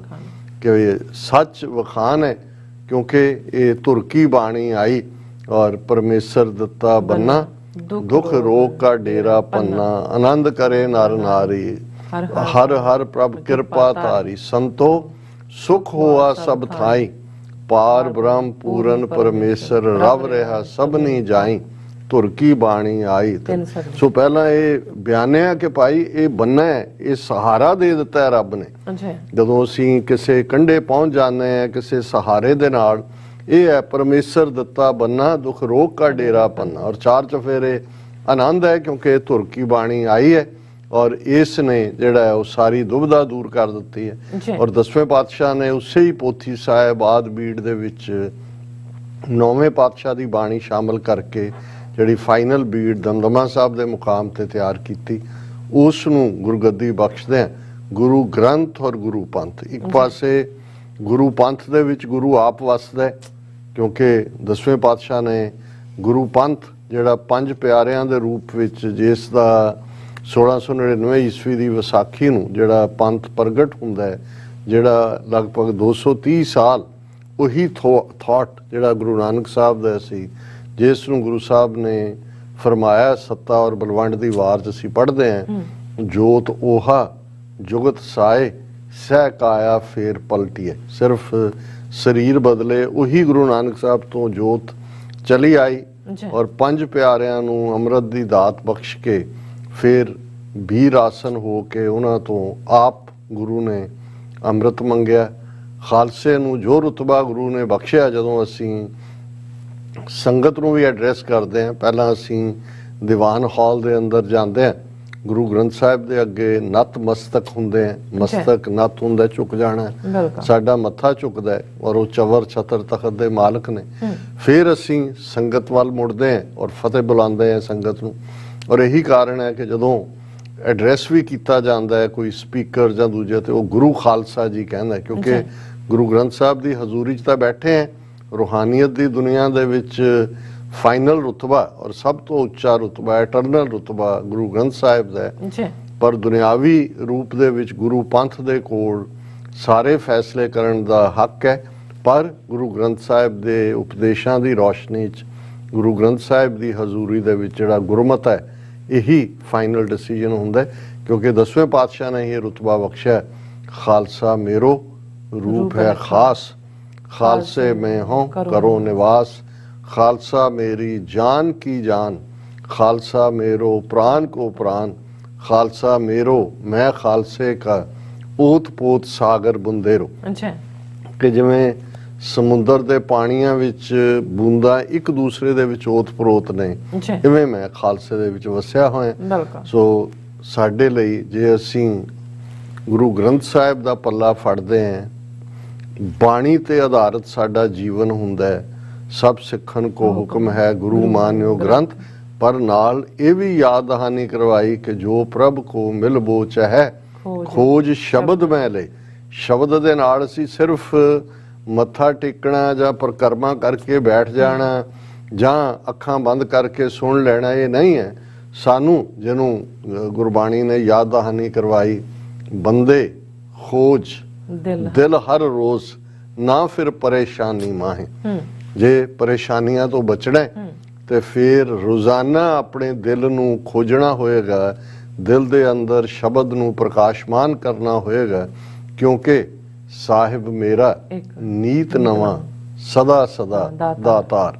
ਔਰ ਰੋਜ਼ਾਨਾ ਸਾਨੂੰ ਇਹ ਆਪਣੇ ਆਪ ਦੇ ਨਾਲ ਜੁੜ ਕੇ, ਇਸੇ ਲਈ ਜਿਹੜਾ ਨਿਤਨੇਮ ਹੈ ਸਵੇਰੇ ਜਾਂ ਸ਼ਾਮ ਜਾਂ ਸੌਣ ਤੋਂ ਪਹਿਲਾਂ, ਇਹ ਕੋਈ ਰਿਚੁਅਲ ਨਹੀਂ ਹੈ, ਮਹਿਜ਼ ਰਸਮ ਨਹੀਂ ਹੈ। ਔਰ ਹੁਣ ਤਾਂ ਇਹ ਵੀ ਹੁੰਦਾ ਹੈ ਕਿ ਜੇ ਤੁਸੀਂ ਦੇਖੋਗੇ ਕਿ ਸੁਖਮਣੀ ਸਾਹਿਬ ਫਾਸਟ, ਕਿ ਬਈ ਤੁਸੀਂ ਫਾਸਟ ਕੋਈ ਇਹ ਮੈਰਾਥਨ ਹੈ ਤੁਸੀਂ ਬਣਾ ਦਿੱਤੀ ਹੈ ਕਿ ਬਈ ਨਹੀਂ, ਇਹ ਜਿਹੜੀ 1 ਘੰਟੇ ਦਾ 30 ਮਿੰਟਾਂ ਜਾ ਜਾਏਗਾ। ਸੋ ਇਹ ਜਿਹੜਾ ਇਸ ਕਿਸਮ ਦਾ ਜਿਹੜੀ ਡਰਾਮੇਬਾਜ਼ੀ ਹੈ, ਨੌਟੰਕੀ ਹੈ, ਜੇ ਇਹ ਕਰਾਂਗੇ ਫਿਰ ਉਵੇਂ ਹੀ ਹੈ ਜਿਵੇਂ ਜੇ ਗੁਰੂ ਸਾਹਿਬਾਨ ਨੇ, ਗੁਰੂ ਨਾਨਕ ਸਾਹਿਬ ਨੇ, 10 ਪਾਤਸ਼ਾਹੀਆਂ ਨੇ, ਬਾਕੀ ਮਜ਼ਹਬਾਂ ਦੇ ਵਿੱਚ ਜੋ ਕਰਮ ਕਾਂਡ ਸੀ, ਗੁਰੂ ਸਾਹਿਬ ਨੇ ਜਿਹੜੀ ਉਹਨਾਂ ਧਰਮਾਂ ਦੇ ਅੰਦਰ ਟਰੂਥ ਸੀ, ਐਟਰਨਲ ਜਾਂ ਇਨਹੈਰੈਂਟ, ਉਹਨੂੰ ਨਹੀਂ ਨੈਗੇਟ ਕੀਤਾ। ਔਰ ਇਸੇ ਲਈ ਅਸੀਂ ਬਾਣੀ 'ਚ ਪੜ੍ਹਦੇ ਹਾਂ, ਵੇਦ ਕਤੇਬ ਕਹੋ ਮਤ ਝੂਠੇ, ਝੂਠਾ ਜੋ ਨਾ ਵਿਚਾਰੇ। ਤੇ ਜੇ ਤੁਹਾਡੇ ਅੰਦਰ ਵਿਚਾਰ ਹੀ ਨਹੀਂ ਹੈ, ਕਿਉਂਕਿ ਉਹਨਾਂ ਦੇ ਵਿੱਚ ਵੇਦਾਂ ਮੈਂ ਨਾਮ ਉੱਤਮ ਸੋ ਸੁਣੈ ਨਾਹੀ, ਫਿਰ ਹੈ ਜਿਉਂ ਬੇਤਾਲਿਆ। ਜੇ ਉਹਦੇ 'ਚ ਜਿਹੜਾ ਇਨਗ੍ਰੇਨਡ ਟਰੂਥ ਸੀ, over a period of time ਉਧਰ ਬ੍ਰਾਹਮਣ ਕਾਬਜ਼ ਹੋ ਗਿਆ, ਉਹਨੇ ਜਿਹੜਾ ਉਸ ਦਾ ਮੂੰਹ ਮੱਥਾ ਹੋਰ ਦਾ ਹੋਰ ਹੀ ਬਣਾ ਦਿੱਤਾ ਹੈ। ਇਧਰ ਮੁੱਲਾ ਔਰ ਕਾਜ਼ੀ ਜਿਹੜੇ ਸੱਚ ਤੋਂ ਭਟਕੇ, ਜਿਹੜੇ ਰੱਬ ਦੇ ਨਾਲ ਜੁੜੇ, ਰੂਹਾਨੀਅਤ ਦੇ ਰਸਤੇ ਤੇ ਨੇ, ਉਹਨਾਂ ਨੂੰ ਤਾਂ ਸਲੂਟ ਹੈ, ਸਲਾਮ ਹੈ। ਪਰ ਬਹੁਤ ਸਾਰੇ ਉਹ ਜਿਨ੍ਹਾਂ ਨੇ ਰੋਟੀਆਂ ਕਾਰਨ ਪੂਰੇ ਤਾਲ ਆਪ ਪਛਾੜੈ ਧਰਤੀ ਨਾਲ, ਗਾਵਣ ਗੋਪੀਆਂ ਗਾਵਨ ਕਾਂਡ, ਉਹ ਸਾਰਾ ਰਾਸ ਲੀਲਾ ਰਾਮ ਲੀਲਾ ਉਹ ਸਾਰਾ ਰੋਟੀਆਂ ਦੇ ਲਈ ਆਪਣਾ ਉਧਰ ਪੂਰਤੀ ਵੱਲ ਤੁਰ ਪਏ। ਸੋ ਵੀਰ ਸਿਮਰਨਦੀਪ ਸਿੰਘ ਹੋਰਾਂ ਦਾ ਬਹੁਤ ਬਹੁਤ ਸ਼ੁਕਰੀਆ, ਉਹਨਾਂ ਨੇ ਸਾਨੂੰ ਮੌਕਾ ਦਿੱਤਾ ਹੈ। ਸਾਡੀ ਵੀ ਕੋਸ਼ਿਸ਼ ਹੁੰਦੀ ਹੈ ਕਿ ਭਾਈ ਅਸੀਂ ਅਲਟੀਮੇਟਲੀ ਜੇ ਅਸੀਂ ਪੋਲੀਟੀਕਲ ਪਾਵਰ ਖਾਲਿਸਤਾਨ ਦੇ ਲਈ ਵੀ ਇਸ ਰਸਤੇ ਨੂੰ ਚੁਣਿਆ ਜਾਂ ਇਸ ਰਸਤੇ ਤੇ ਤੁਰ ਰਹੇ ਹਾਂ, ਸਾਡੇ ਲਈ ਜਿਹੜਾ ਹੈ ਇਹ ਰੂਹਾਨੀ ਸਫ਼ਰ ਹੀ ਹੈ, ਸੱਚ ਹੱਕ ਇਨਸਾਫ ਦਾ ਸਫ਼ਰ। ਕਿਉਂਕਿ ਪੋਲੀਟੀਕਲ ਪਾਵਰ ਅਲਟੀਮੇਟਲੀ ਕੋਈ ਪੋਲੀਟੀਕਲ ਪਾਵਰ ਦੇ ਨਸ਼ੇ ਨੂੰ ਮਾਨਣ ਲਈ ਨਹੀਂ ਹੈ, ਜਿਵੇਂ ਬਹੁਤ ਸਾਰੇ ਜਿਹੜੇ ਐਕਸਪੈਂਸ਼ਨਿਸਟ ਜਾਂ ਕੰਕਰਰ ਜਾਂ ਦੂਸਰੇ ਉਹਦੇ ਲਈ ਰਾਜ ਦਾ ਕਨਸੈਪਟ ਸੀ। ਉਹ ਇਸੇ ਲਈ ਹੈ ਤਾਂ ਕਿ ਸਰਬੱਤ ਦਾ ਭਲਾ ਹੋ ਸਕੇ, ਤਾਂ ਕਿ ਤੁਹਾਡੇ ਕੋਲ ਉਹ ਸਾਧਨ ਹੋਣ ਜਿਹਦੇ ਥੱਲੇ ਤੁਸੀਂ ਇਸ ਸੰਸਾਰ ਦੇ ਵਿੱਚ ਕੋਈ ਹੋਰ ਨਵੀਂ ਚੀਜ਼ ਦੇ ਸਕੋ, ਕਿਸੇ ਉਦਾਸ ਚਿਹਰੇ ਦੇ ਉੱਤੇ ਮੁਸਕਰਾਹਟ ਲਿਆ ਸਕੋ। ਜਿਹੜੇ ਬੇਇਲਾਜ ਮਰ ਜਾਂਦੇ ਨੇ ਉਹਨਾਂ ਦੇ ਇਲਾਜ ਲਈ ਪ੍ਰਬੰਧ ਹੋਣ, ਜਿਹੜੇ ਸਾਰੀ ਉਮਰ ਸਿੱਖਦੇ ਨੇ ਕਿ ਸਾਡੇ ਕੋਲ ਐਜੂਕੇਸ਼ਨ ਹੁੰਦੀ ਕਾਸ਼, ਉਹਨਾਂ ਲਈ ਤੁਸੀਂ ਐਜੂਕੇਸ਼ਨ ਪ੍ਰੋਵਾਈਡ ਕਰੋ। ਰਾਜ ਦਾ ਮਕਸਦ ਤਾਂ ਸਰਬੱਤ ਦਾ ਭਲਾ, ਤੁਸੀਂ ਕਰ ਹੀ ਨਹੀਂ ਸਕਦੇ ਜੇ ਤੁਹਾਡੀ ਕਿਸਮਤ ਕੋਈ ਹੋਰ ਕਿਸੇ ਹੋਰ ਦੇ ਹੱਥ 'ਚ ਹੈ ਵੀ ਤੁਸੀਂ ਕੀ ਕਰਨਾ ਹੈ। ਔਰ ਪੋਲੀਟੀਕਲ ਪਾਵਰ ਦਾ ਇਹੀ ਮਤਲਬ ਹੈ, ਇਸ ਤੋਂ ਬਿਯੋਂਡ। ਇਸ ਲਈ ਜਦੋਂ ਅਸੀਂ ਇਹ ਕਹਿੰਦੇ ਹਾਂ ਕਿ ਮੀਰੀ ਪੀਰੀ ਦੇ ਜ਼ੇਰ ਹੈ, ਜ਼ੇਰ ਦਾ ਮਤਲਬ ਹੈ ਸਬਮਿਟਡ ਹੈ, ਕਿਉਂਕਿ ਅਲਟੀਮੇਟਲੀ ਤਾਂ ਜਿਹੜਾ ਜ਼ਿੰਦਗੀ ਦਾ ਮਕਸਦ ਇਹੀ ਹੈ, ਭਈ ਪ੍ਰਾਪਤ ਮਾਨੁਖ ਦੇ ਹੁਰੀਆ ਗੋਬਿੰਦ ਮਿਲਣ ਕੀਏ ਤੇਰੀ ਬਰੀਆ, ਅਵਰ ਕਾਜ ਤੇਰਾ ਕਿਤੈ ਨਾ ਕਾਮ, ਮਿਲ ਸਾਧ ਸੰਗਤ ਭਜ ਕੇਵਲ ਨਾਮ। ਸੁਵੀਰ ਸਿਮਰਨਦੀਪ ਸਿੰਘ ਜੀ ਤੁਹਾਡਾ ਬਹੁਤ ਬਹੁਤ ਸ਼ੁਕਰੀਆ। ਔਰ ਹੁਣ ਜਿਹੜਾ ਵਿਸ਼ਾ ਸੀ ਉਹਨੂੰ ਅੱਧਾ ਤਾਂ ਮੈਂ ਫਰੋਲ ਦਿੱਤਾ ਪਹਿਲਾਂ ਹੀ। ਲੇਕਿਨ ਦੇਖਣ ਵਾਲੀ ਗੱਲ ਇਹ ਹੈ ਕਿ ਵੀ ਜਦੋਂ ਅਸੀਂ ਈਵਨ ਇਸ ਕੱਲ ਦੇ ਪ੍ਰੋਗਰਾਮ ਤੋਂ ਵੀ ਪਹਿਲਾਂ ਪ੍ਰੋਗਰਾਮ ਕੀਤਾ ਸੀ, ਜਦੋਂ ਕਿ ਅਮਿਤ ਸ਼ਾਹ ਔਰ Rajnath Singh defence minister parliament 'ਚ ਨਾ ਐਸ ਜੈ ਕਿਸ਼ਨ ਫੋਰਨ ਮਿਨਿਸਟਰ ਪਾਰਲੀਮੈਂਟ, ਹਾਂ ਐਸ ਜੈ ਸ਼ੰਕਰ ਜਿਹੜਾ ਤੁਸੀਂ ਕਰੈਕਟ ਕਰਾਤਾ, ਐਸ ਜੈ ਸ਼ੰਕਰ ਪਾਰਲੀਮੈਂਟ ਦੇ ਵਿੱਚ ਖਲੋ ਕੇ ਕਹਿ ਰਿਹਾ ਸੀ ਕਿ ਜੀ ਅਸੀਂ ਜਿਹੜਾ ਉਹ ਕੋਈ ਸਮਝੌਤਾ ਨਹੀਂ ਕਰਾਂਗੇ ਚੀਨ ਦਾ, ਜਦੋਂ ਤੱਕ ਉਹ ਦਬਾਅ ਬਣਾਏਗਾ LAC ਤੇ ਉਹਦੇ ਨਾਲ ਸੰਬੰਧ ਨਾਰਮਲ ਨਹੀਂ ਹੋ ਸਕਦੇ। ਮੱਥਾ ਤਾਂ ਉਦੋਂ ਹੀ ਠਣਕਿਆ ਸੀ ਕਿ ਵੀ ਇਹ ਆਊਟ ਆਫ ਦਾ ਬਲੂ ਕੋਈ ਬੱਦਲ ਨਜ਼ਰ ਨਹੀਂ ਆ ਰਹੇ ਅਸਮਾਨ ਦੇ ਉੱਤੇ, ਪਰ ਬੱਦਲ ਤਾਂ ਕਿਤੇ ਹੋਰ ਆਲਰੇਡੀ ਵਰ ਚੁੱਕੇ ਸੀ। ਔਰ ਇਹ ਕਹਾਣੀ ਲੁਕਾਉਣ ਦੀ ਲਾਈਨ ਸੀ, ਇਹ ਦੱਸਣ ਦੇ ਲਈ, ਕਿਉਂਕਿ ਜੇ ਫੌਜੀ ਰਾਹੀਂ ਗੱਲ ਜਿਹੜਾ ਜ਼ਖਮੀ ਹੈ ਬਾਹਰ ਨਾ ਆਉਂਦੀ, ਇਸ ਖਬਰ ਨੂੰ ਤਾਂ ਪੀ ਗਏ ਸੀ। ਤੇ ਹੁਣ ਇੱਕ ਇਹ ਹੁੰਦਾ ਹੈ ਕਿ ਵੀ ਜਿਹੜਾ ਕੁੱਟ ਖਾਂਦਾ ਉਹ ਤਾਂ ਖਾ ਹੀ ਲੈਂਦਾ ਹੈ ਨਾ। ਉਹ ਹੈ ਤਾਂ ਲਾਈਟਰ ਵੇਨ 'ਚ ਗੱਲ ਹੈ ਕਿ ਵੀ ਇੱਕ ਸਾਡੇ ਮਿੱਤਰ ਕਹਿਣ ਲੱਗਿਆ ਜੀ ਅੱਜ ਨਾ ਭਾਈਆ ਕੁੱਟਿਆ ਗਿਆ। ਮੈਂ ਕਿਹਾ ਜੀ ਕੀ ਹੋਇਆ? ਕਹਿੰਦੇ ਜੀ ਮਤਲਬ ਉਹਨੇ ਜਦੋਂ ਆਉਣਾ ਮਾਝੇ ਦੇ ਵਿੱਚ ਜੀਜੇ ਨੂੰ ਭਾਈਆ ਕਹਿੰਦੇ ਨੇ ਮੋਸਟਲੀ, ਤੇ ਉਹ ਕਹਿੰਦਾ ਜੀ ਉਹਨੇ ਕੋਈ ਨਾ ਕੋਈ ਨੁਕਸ ਕੱਢੀ ਜਾਣਾ, ਜਿੰਨੀ ਵਾਰੀ ਥਾਲੀ ਰੱਖੋ ਉਹਨੇ ਫਿਰ ਕਹਿਣਾ ਇਟਸ ਨਾਟ ਕਲੀਨ, ਫਿਰ ਕਹਿੰਦਾ ਸਾਫ਼ ਇਟਸ ਨਾਟ ਕਲੀਨ। ਕਹਿੰਦਾ ਫਿਰ ਸਾਨੂੰ ਇਹ ਲੱਗਾ, ਔਰ ਭੈਣ ਨੂੰ ਵੀ ਸਾਡੇ ਨੂੰ ਤੰਗ ਕਰਦਾ ਸੀ। ਕਹਿੰਦੇ ਅਸੀਂ ਦੋਨੋਂ ਭਰਾਵਾਂ ਨੇ ਕਿਹਾ ਵੀ ਚਲੋ ਆਓ ਭਾਈਆ ਜੀ ਤੁਹਾਨੂੰ ਕੁਛ ਅੱਜ ਖਾਸ ਦਿਖਾਈਏ। ਕਹਿੰਦੇ ਕਮਰੇ 'ਚ ਅਸੀਂ ਬੰਦ ਕਰ ਲਿਆ, ਕਿਹਾ ਵੀ ਹੁਣ ਚੰਗਾ ਕਹਿੰਦੇ ਕਟਾਪਾ ਚਾੜਿਆ ਤੇ ਖਾ ਖੂ ਕੇ ਕਟਾਪਾ ਕਹਿੰਦੇ ਕਿ ਵੀ ਕਹਿੰਦੇ ਜ਼ਖਮ ਨਹੀਂ ਹੋਣ ਦਿੱਤਾ ਨਾ ਕਿ ਬਾਹਰ ਨਾ ਨਜ਼ਰ ਆਏ। ਕਹਿੰਦਾ ਯਾਰ ਹੁਣ ਤੁਸੀਂ ਕੁੱਟ ਤਾਂ ਲਿਆ ਪਰ ਇਹ ਦੱਸਿਓ ਨਾ ਕਿਸੇ ਨੂੰ। ਔਰ ਕਹਿੰਦਾ ਵੀ ਹੁਣ ਸਿੱਧਾ ਹੋ ਗਿਆ ਭਾਈਆ। ਹੁਣ ਹਾਲ ਇਹ ਸੀ ਕਿ ਵੀ ਦੱਸਿਆ ਚੀਨ ਨੇ ਵੀ ਨਹੀਂ, ਇੱਕ ਤਾਂ ਹੈ ਨਾ ਵੀ ਇਹਨਾਂ ਨੇ ਖਬਰ ਲੁਕੋਈ, ਪਰ ਉਹਨਾਂ ਨੇ ਵੀ ਕਿਉਂਕਿ ਇਹਨਾਂ ਨੇ ਕੁੱਟ-ਕੱਟ ਖਾ ਕੇ ਇਹ ਜ਼ਰੂਰ ਕਿਹਾ ਹੋਣਾ ਕਿ ਭਾਈ ਚਲੋ ਹੁਣ ਤੁਸੀਂ ਇੱਕ ਵਾਰੀ ਫਿਰ ਕੁੱਟ ਲਿਆ ਇੱਥੇ ਆ ਕੇ, ਦੱਸਿਓ ਨਾ ਕਿਸੇ ਨੂੰ। ਪਰ ਅਲਟੀਮੇਟਲੀ ਸੱਚ ਵੀ ਕਹਿੰਦੇ ਨੇ ਵੀ 100 ਖੱਪਣ ਪਾੜ ਕੇ ਬਾਹਰ ਆ ਜਾਂਦਾ, ਜਿੰਨੇ ਮਰਜ਼ੀ ਉਹਦੇ ਤੇ ਪਰਦੇ ਪਾਈ ਜਾਓ 100 ਪਰਦੇ ਪਾੜ ਕੇ ਬਾਹਰ ਆ ਜਾਂਦਾ। ਹੁਣ ਬੋਲੇ ਨੇ ਚੀਨ ਵਾਲਿਆਂ ਨੇ ਵੀ, ਹੁਣ ਤਾਂ ਉਹ ਇਵੇਂ ਹੀ ਲਿਆ ਜਿਵੇਂ ਕਿ ਕੁਛ ਨਹੀਂ, ਨਾਰਮਲ ਹੀ ਹੋਇਆ, ਨਥਿੰਗ। ਅਸੀਂ ਹਾਲਾਂ ਉਹਨਾਂ ਨੇ ਕਿਹਾ ਕਿ ਉਹਨਾਂ ਦੇ ਸਪੋਕਸਪਰਸਨ ਨੇ ਕਿ ਚਾਈਨਾ's People's Liberation Army has defended its action in the Yangtze area of Tawang sector in Arunachal Pradesh with senior Colonel Long Shahua, spokesperson for Western Theatre Command, in a statement saying a regular patrol in Dongzang area on the Chinese side of the LAC was blocked by Indian Army illegally crossing the line. China ਦਾ ਉਹੀ claim ਹੈ ਕਿ ਥਾਂ ਸਾਡੀ ਹੈ। ਇਹਨਾਂ ਨੇ ਰੋਕਣ ਦੀ ਕੋਸ਼ਿਸ਼ ਕੀਤੀ, ਅਸੀਂ ਮਾੜਾ ਜਿਹਾ ਉਹਨਾਂ ਨੂੰ ਜਿਹੜਾ ਪ੍ਰਸ਼ਾਦ ਵਰਤਾਤਾ ਇਹਨਾਂ। ਔਰ ਉਹਨਾਂ ਦੇ ਈਵਨ ਫੋਰਨ ਇਹਨਾਂ ਦੇ ਤਾਂ ਚੀਕਾਂ ਪਈਆਂ ਨੇ, ਪਾਰਲੀਮੈਂਟ ਦੀ ਕਾਰਵਾਈ ਰੁਕ ਗਈ, ਆਪੋਜੀਸ਼ਨ ਨੇ ਮੋਸ਼ਨ ਲੈ ਆਂਦਾ। ਦੂਜਾ ਮੈਂ ਜ਼ਿਕਰ ਕਰਾਂਗਾ ਕਿ ਵੀ ਕੀ ਹੈ ਉੱਥੇ ਤਾਂ ਉਹਨਾਂ ਦਾ ਇੱਕ ਲੈਫਟੀਨੈਂਟ ਕਰਨਲ ਹੀ ਬਰੀਫਿੰਗ ਕਰ ਰਿਹਾ, ਉਹਨੇ ਕਿਹਾ ਜੀ ਇਹ ਜਿਹੜਾ ਅਸੀਂ ਇਸ ਸਾਰੇ ਦੇ ਵਿੱਚ ਸਾਡੀ ਥਾਂ ਹੈ ਔਰ ਇਸ ਸਾਰੇ ਦੇ ਥੱਲੇ ਹੁਣ ਉਹਨਾਂ ਨੇ ਤਾਂ ਇੰਨੇ ਕੁ 'ਚ ਹੀ ਕਰਤਾ। ਰਾਜਨਾਥ ਸਿੰਘ ਇਸ ਦੇ ਉੱਤੇ ਕਹਿੰਦਾ ਹੈ ਕਿ ਜੀ ਇਹ ਜਿਹੜਾ China that wanted to unilaterally change the status quo which was contested by Indian troops in a firm and resolute manner and compelled them to return ਕਿ ਜੀ ਅਸੀਂ ਇੰਨੀ ਕਾਮਯਾਬੀ ਦੇ ਨਾਲ ਉਹਨਾਂ ਦਾ ਉਸ ਨੂੰ ਰੀਬਫ ਕੀਤਾ ਕਿ ਉਹ ਵਾਪਸ ਮੁੜਨ ਤੇ ਮਜਬੂਰ ਹੋਏ। ਜੇ ਇੰਨਾ ਹੀ ਤੁਹਾਡਾ ਪਾਵਰਫੁਲ ਰੀਬਫ ਸੀ ਔਰ ਅਸੀਂ 20 ਸੋਲਜਰਸ ਦੇ ਜ਼ਖਮੀ ਹੋਣ ਜਿਨ੍ਹਾਂ ਦੀਆਂ ਹੱਡੀਆਂ ਟੁੱਟੀਆਂ ਗੱਲ ਕੀਤੀ ਸੀ, ਅੱਜ ਮੈਂ ਦੇਖ ਰਿਹਾ ਸੀ ਕਿ ਵੀ ਇਹਨਾਂ ਦਾ ਹੀ ਉਹ ਸ਼ੇਖਰ ਗੁਪਤਾ ਹੈ ਜਿਹੜਾ ਕੱਟ ਦਾ ਕਲਟਰ, ਉਹ 30 ਸੋਲਜਰਸ ਕਹਿ ਰਿਹਾ ਸੀ ਜ਼ਖਮੀ ਔਰ ਇਹ ਆ ਗਿਆ ਵੀ 3 ਜਿਹੜੀਆਂ ਨੇ ਉਹਨਾਂ ਦੀਆਂ ਯੂਨਿਟਸ ਉੱਥੇ ਮੌਜੂਦ ਸੀ। ਸੋ ਇੱਕ ਪਾਸੇ ਇਹ ਲਾਈਨ ਹੈ, ਹੁਣ ਚਾਹੀਦਾ ਤਾਂ ਇਹ ਸੀ ਕਿ ਭਾਰਤ ਵਾਵੇਲਾ ਕਰਦਾ ਕਿ ਭਾਈ ਇਹ ਦੇਖੋ ਇੱਕ ਵਾਰੀ ਫੇਰ ਸਾਨੂੰ ਕੁੱਟ ਗਏ ਜੇ ਔਰ ਫਿਰ ਜਿਹੜੇ ਉਹਦੇ ਹਮਦਰਦ ਨੇ ਉਹ ਆ ਕੇ ਕਹਿੰਦੇ ਕੋਈ ਨਹੀਂ ਦੱਸਿਓ ਕਿੱਥੇ ਲੱਗੀ ਹੈ, ਮੈਂ ਭੇਜਾਂ ਬਰਨੌਰ ਲਾ ਲਓ, ਇੱਥੇ ਫਲਾਣੀ ਟਿਊਬ ਬੜੀ ਕੰਮ ਕਰਦੀ ਹੈ, ਫਲਾਣੀ ਲਾ ਲਈ। ਹੁਣ ਉਹ ਤਾਂ ਮੰਨਣ ਨੂੰ ਵੀ ਤਿਆਰ ਨਹੀਂ ਹੈਗੇ। ਔਰ ਇਹੀ ਨਹੀਂ, ਤੁਸੀਂ ਇਹਨਾਂ ਦੀ ਜਿਸ ਨੂੰ ਫਿਰੌਨੀਅਤ ਦੇਖੋ, prime minister Modi led government will not allow an inch of land to be ਐਨਕਰੋਚਡ।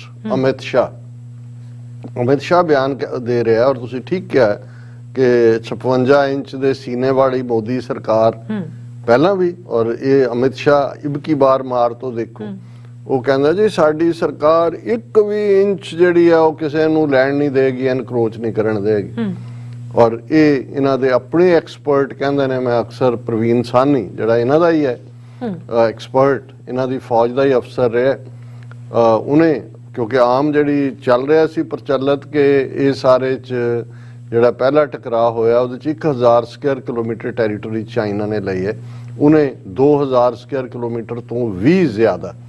ਔਰ not only that, Amit Shah ਜਦੋਂ ਇਹਨਾਂ ਨੇ 5 ਅਗਸਤ 2019 ਨੂੰ ਆਈਨੀ ਗੁੰਡਾਗਰਦੀ ਕਰਕੇ ਜੰਮੂ ਕਸ਼ਮੀਰ ਦਾ ਸਟੇਟਸ ਆਰਟੀਕਲ 370-35A ਖਤਮ ਕੀਤਾ ਔਰ ਸੂਬੇ ਦਾ ਵਜੂਦ ਵੀ ਖਤਮ ਕੀਤਾ, ਉਸ ਸਪੀਚ ਦੇ ਵਿੱਚ ਉਹਨੇ ਕਿਹਾ ਸੀ ਕਿ ਅਸੀਂ ਅਕਸਾਈ ਚਿੰਨ ਜਿਹੜਾ ਚੀਨ ਦੇ ਕੋਲ ਔਰ ਦੂਜਾ ਉਹ ਅਸੀਂ ਸਹੁੰ ਖਾਂਦੇ ਹਾਂ ਪਾਰਲੀਮੈਂਟ 'ਚ ਕਿ ਵੀ ਅਸੀਂ ਵਾਪਸ ਲਵਾਂਗੇ। 38,000 ਸਕੁਅਰ ਕਿਲੋਮੀਟਰ ਏਰੀਆ ਹੈ ਹੁਣ 38 'ਚ 2 ਹੋਰ ਮਿਲਾ ਲਓ ਈਵਨ ਜਿਹਾ ਹੋ ਗਿਆ, ਅਦਰਵਾਈਜ਼ 38 ਔੜ ਜਿਹਾ ਲੱਗਦਾ ਸੀ, ਹੁਣ 2000 ਸਕੁਅਰ ਹੁਣ 40,000 ਹੋ ਗਿਆ। ਹੁਣ ਇਹ 40,000 ਸਕੁਅਰ ਕਿਲੋਮੀਟਰ ਨਾਲੋਂ ਇੰਚ ਵੱਡਾ ਹੁੰਦਾ। ਅਮਿਤ ਸ਼ਾਹ ਕਹਿ ਰਿਹਾ ਨਾ ਵੀ ਅਸੀਂ 1 ਇੰਚ ਵੀ ਨਹੀਂ ਲੈਣ ਦੇਵਾਂਗੇ। ਜਾਂ ਤਾਂ ਇਹ ਕਹੋ ਕਿ ਜੀ ਸਾਡਾ ਇੰਚ ਜਿਹੜਾ ਉਹ ਤਾਂ ਸਾਰਾ ਜਿਹੜਾ LAC ਦਾ ਬਾਰਡਰ ਹੈ ਸਾਡੇ ਸਾਰੇ ਇੰਚ ਹੀ ਨੇ, ਉਹ ਜੋ ਜਿੰਨਾ ਮਰਜ਼ੀ ਲੈ ਜਾਣ ਸਾਡਾ ਇੰਚ ਪੂਰਾ ਨਹੀਂ ਹੋਣਾ। ਇਦਾਂ ਦੀਆਂ ਕਹਾਣੀਆਂ ਤਾਂ ਹੈਗੀਆਂ ਇਹਨਾਂ ਦੀਆਂ। ਉਹ ਜਿਵੇਂ ਉਹ ਹੈਗਾ ਕਿ ਜੀ ਪਤਾ ਨਹੀਂ ਕਿਹਨੇ ਤਪੱਸਿਆ ਕੀਤੀ ਔਰ ਉਹਨੇ ਕਿਹਾ ਕਿ ਜੀ ਠੀਕ ਹੈ ਮੈਨੂੰ ਤੂੰ 2 ਕਦਮ ਜਿਹੜੀ ਹੈ 3 ਕਦਮ ਜ਼ਮੀਨ ਦੇ ਦੇ। ਉਹਨੇ ਕਿਹਾ ਜੀ ਠੀਕ ਹੈ ਔਰ ਉਹਨੇ ਫਿਰ ਉਹ ਇੰਨਾ ਵੱਡਾ ਉਹਨੇ ਆਪਣਾ ਆਕਾਰ ਕਰ ਲਿਆ, 1 ਕਦਮ 'ਚ ਉਹਨੇ ਧਰਤੀ ਮਿਲਣ ਲਈ, 1 'ਚ ਉਹਨੇ ਪਤਾ ਨਹੀਂ ਪਾਣੀ ਮਿਲਣ ਲਿਆ। ਉਹਨੇ ਕਿਹਾ ਜੀ 1 ਕਦਮ ਹੋਰ ਰਹਿੰਦਾ ਹੈ, ਉਹਨੇ ਫਿਰ 1 ਪੈਰ ਰੱਖਿਆ ਤੇ ਉਹਨੂੰ ਪਤਾਲ 'ਚ ਲੈ ਗਿਆ, ਅੱਧਾ ਕਦਮ ਪਤਾਲ 'ਚ ਹੈ। ਉਹ ਬਲ 52 ਭਾਇਓ ਜਿਹੜਾ ਇੱਕ ਅਵਤਾਰ ਦੀ ਗੱਲ ਕਰ 52 ਅਵਤਾਰ ਦੀ ਜਦੋਂ ਇਹ ਗੱਲ ਕਰਦੇ ਨੇ ਕਿ ਉਹ ਉਹਨੂੰ ਪਤਾਲ ਦਾ ਰਾਜ ਦੇ ਦਿੱਤਾ। ਇੱਦਾਂ ਦੀਆਂ ਕਹਾਣੀਆਂ ਇਹਨਾਂ ਕੋਲ ਹੈਗੀਆਂ ਨੇ। ਸੋ ਇਹ ਕੋਈ ਨਾ ਕੋਈ ਵਿਸ਼ਨੂੰ ਅਵਤਾਰ 'ਚੋਂ ਇਸ ਕਿਸਮ ਦੀ ਕਹਾਣੀ ਕੱਢ ਸਕਦੇ ਨੇ ਕਿ ਜੀ ਇੰਚ ਜਿਹੜਾ ਸੀ ਤਾਂ ਉਹ ਜਿਹੜਾ ਮਹਾਭਾਰਤ ਤੋਂ ਵੀ ਪਹਿਲਾਂ ਜਿਹੜਾ ਬਲ 52 ਵਾਲੇ ਜ਼ਮਾਨੇ ਦੇ ਵਿੱਚ ਸਤਯੁਗ ਦਾ ਜਿਹੜਾ ਅਵਤਾਰ ਸੀ ਉਹਦੇ ਜ਼ਮਾਨੇ ਦਾ ਸਾਡਾ ਇੰਚ ਹੈ, ਉਹ ਇੰਚ ਅਜੇ ਪੂਰਾ ਨਹੀਂ ਹੋਇਆ। ਹਾਂ ਜਦੋਂ ਇੰਚ ਪੂਰਾ ਹੋ ਗਿਆ ਫਿਰ ਅਸੀਂ ਚੀਨ ਦੇ ਨਾਲ ਕਰਾਂਗੇ। ਫਿਰ ਇਕੱਲਾ ਇਹੀ ਨਹੀਂ, ਤੁਸੀਂ ਇਹ ਕਾਇਰਾਂ ਦੀ ਨਿਸ਼ਾਨੀ ਹੁੰਦੀ ਹੈ ਕਿ ਜਦੋਂ ਤੁਹਾਡੇ ਸਾਹਮਣੇ ਜਿਹੜਾ ਚੈਲੰਜ ਹੋਏ ਉਹਦੇ ਤੋਂ ਤੁਸੀਂ ਭਗੌੜੇ ਹੋਵੋ ਤੇ ਸੋਲਿਸ ਕਿਸੇ ਹੋਰ ਚੋਂ ਲੱਭ ਰਹੇ ਹੋਵੋ। ਜਦੋਂ ਕਾਂਗਰਸ ਨੇ ਪਾਰਲੀਮੈਂਟ 'ਚ ਇਸ ਇਸ਼ੂ ਨੂੰ ਬਾਰ-ਬਾਰ ਚੁੱਕਿਆ ਔਰ ਉਹਦੇ 'ਚ ਉਹਨਾਂ ਨੇ ਈਵਨ ਇਸ ਦੇ ਉੱਤੇ ਵਾਕਆਊਟ ਕੀਤਾ, ਉਹਨਾਂ ਨੇ ਕਿਹਾ ਜੀ ਕਿ ਵੀ ਇਹਦੇ ਤੇ ਸਾਡੀ ਤਸੱਲੀ ਨਹੀਂ ਹੈਗੀ, ਤਾਂ ਉਹਨੇ ਜਵਾਬੀ ਅਟੈਕ ਕੀਤਾ ਅਮਿਤ ਸ਼ਾਹ ਨੇ। ਉਹਨੇ ਕਿਹਾ ਜੀ ਇਹ ਦੇਖੋ ਇਹ ਜਿਹੜੀ ਫਾਊਂਡੇਸ਼ਨ ਇਹਨਾਂ ਨੇ ਬਣਾਈ ਰਾਜੀਵ ਗਾਂਧੀ ਦੇ ਨਾਂ ਤੇ ਇਹਨਾਂ ਨੇ ਚਾਈਨੀਜ਼ ਐਮਬੈਸੀ ਤੋਂ 1.5 ਕਰੋੜ ਜਿਹੜੀ ਹੈ ਰੁਪਏ ਦੀ ਗ੍ਰਾਂਟ ਲਈ ਸੀ ਫਲਾਣੇ ਸੰਨ ਦੇ ਵਿੱਚ। ਔਰ ਉਸ ਤੋਂ ਪਹਿਲਾਂ ਇਹਨਾਂ ਨੇ ਈਵਨ 2005-6 ਚ 2006-7 ਦੇ ਵਿੱਚ ਮਨਮੋਹਨ ਸਿੰਘ ਦੀ ਸਰਕਾਰ ਵੇਲੇ ਗ੍ਰਾਂਟ ਲਈ। ਸੋ ਇਹ ਦੱਸਣ ਕਿ ਵੀ ਇਹਨਾਂ ਦੇ ਚੀਨ ਨਾਲ ਕੀ ਸੰਬੰਧ ਨੇ। ਔਰ ਫਿਰ ਨਹਿਰੂ ਦੇ ਉੱਤੇ ਕਿ ਜੀ ਇਹ ਨਹਿਰੂ ਹੀ ਸੀ ਜਿਹਨੇ ਜਦੋਂ ਇੰਡੀਆ ਨੂੰ ਝੂਠੇ ਵੀ ਇੰਡੀਆ ਨੂੰ ਆਫਰ ਹੋਈ ਕਿ ਵੀ ਤੂੰ ਸਿਕਿਉਰਿਟੀ ਕੌਂਸਲ ਮੈਂਬਰ ਬਣ, ਉਹਨੇ ਕਿਹਾ ਨਹੀਂ ਨਹੀਂ ਚੀਨ ਨੂੰ ਬਣਾ। ਉਹ ਸਿਕਿਉਰਿਟੀ ਕੌਂਸਲ ਤਾਂ 1945 ਤੋਂ ਬਾਅਦ ਬਣ ਗਏ, 1947 ਉਦੋਂ ਦਾ ਜੇ ਇੰਡੀਆ ਫ੍ਰੀ ਵੀ ਨਹੀਂ ਸੀ ਹੋਇਆ। ਇਹਨਾਂ ਨੂੰ ਕਿਹਨੇ ਆਫਰ ਕਰ ਦਿੱਤੀ? ਇਹ ਠੀਕ ਹੈ ਵੀ ਜਿਹੜਾ ਉਹਦਾ ਚਿਆਂਗ ਕਾਈ ਸ਼ੇਕ ਵਾਲਾ ਚਾਈਨਾ ਹੈ ਉਹਦੀ ਥਾਂ ਦੇ ਉੱਤੇ ਬਾਅਦ ਜਦੋਂ main People's Republic of China ਦੀ ਰੈਕਗਨੀਸ਼ਨ ਹੋਈ ਤਾਂ ਮੈਂਬਰਸ਼ਿਪ ਇੰਡੀਆ ਵਿੱਚ ਕਿੱਥੋਂ ਆ ਗਿਆ? ਕਿਉਂਕਿ ਚਾਈਨਾ ਤਾਂ ਪਹਿਲੇ ਦਿਨ ਤੋਂ ਹੀ ਜਿਹੜੇ ਸਿਕਿਉਰਿਟੀ ਕੌਂਸਲ ਦੇ ਮੈਂਬਰ ਬਣੇ ਇਹ ਬਿਗਨਿੰਗ 'ਚ ਹੀ ਬਣੇ। ਲੇਕਿਨ ਇਹਨਾਂ ਨੇ ਔਰ ਉਹਨੂੰ ਸ਼ਸ਼ੀ ਥਰੂਰ ਨੇ ਵੀ ਦੂਜਿਆਂ ਨੇ ਵੀ ਕਿ ਜੀ ਨਹਿਰੂ ਨੇ ਚੀਨ ਦੇ ਨਾਲ ਦੋਸਤੀ ਦਾ ਪ੍ਰਗਟਾਵਾ ਕਰਦਿਆਂ ਜਦੋਂ ਇੰਡੀਆ ਨੂੰ ਕਿਹਾ ਵੀ ਤੁਸੀਂ ਬਣ ਜਾਓ ਭੁੱਖੇ ਨੰਗੇ, ਤੁਸੀਂ 1966-67 ਤੱਕ ਤਾਂ ਬਾਹਰਲੀ ਕਣਕ ਔਰ ਚੌਲ ਜਾਂਦੇ ਸੀ ਤੇ ਉੱਥੇ ਜਿਹੜਾ ਉਹਨਾਂ ਦੇ ਚੁੱਲ੍ਹਿਆਂ ਤੇ ਰੋਟੀ ਪੱਕਦੀ ਸੀ ਉਹ ਮੈਕਸੀਕਨ ਔਰ ਦੂਜੀ ਕਣਕ ਲਾਲ ਜਿਹੀ ਖਵਾ ਕੇ ਬਚਪਨ ਪੜੇ ਵੱਡੇ ਹੋਏ ਨੇ ਬਹੁਤੀ ਹੈ ਸਾਡੀ ਜਨਰੇਸ਼ਨ ਵਾਲੇ। ਹਾਲ ਤਾਂ ਇਹਨਾਂ ਦਾ ਇਹੀ ਸੀ। ਲੇਕਿਨ ਹੁਣ ਅਮਿਤ ਸ਼ਾਹ ਨੇ ਇਸ ਵਾਰ ਫਿਰ ਉਹਨੇ ਕਿਹਾ ਜੀ ਨਹਿਰੂ ਨੇ ਜਿਹੜਾ ਜੇ ਸਿਕਿਉਰਿਟੀ ਕੌਂਸਲ ਦੀ ਸੀਟ ਗਵਾਈ ਸੀ ਚੀਨ ਨੂੰ ਦਿੱਤੀ ਸੀ। ਔਰ 62 ਦੇ ਲਈ ਤਾਂ ਇਹ ਹਮੇਸ਼ਾ ਹੀ ਕਿ 1962 ਚ ਨਹਿਰੂ ਨੇ ਕਾਇਰਤਾ ਦਿਖਾਈ ਔਰ ਚੀਨ ਤੋਂ ਕੁੱਟ ਖਾਧੀ। ਪਰ ਹੁਣ ਤਾਂ ਜਿਹੜਾ ਬਲਮਾ ਨੇ ਪ੍ਰਾਈਮ ਮਿਨਿਸਟਰ ਇਹਨਾਂ ਦੇ ਸਾਰਿਆਂ ਦੇ ਪਿਆਰੇ ਜਿਹੜੇ ਕੱਲੀ ਇਹੀ ਨਹੀਂ ਕਿ 56 ਇੰਚ ਚੈਸਟ ਹੈ ਜਿਹੜਾ ਉਥੋਂ ਦਹਾੜਦਾ ਰਿਹਾ, ਗੁਜਰਾਤ ਦਾ ਸ਼ੇਰ, ਹਿੰਦੂ ਹਿਰਦੇ ਸਮਰਾਟ, ਹੁਣ ਤਾਂ ਭਾਰਤ ਦਾ ਸ਼ੇਰ।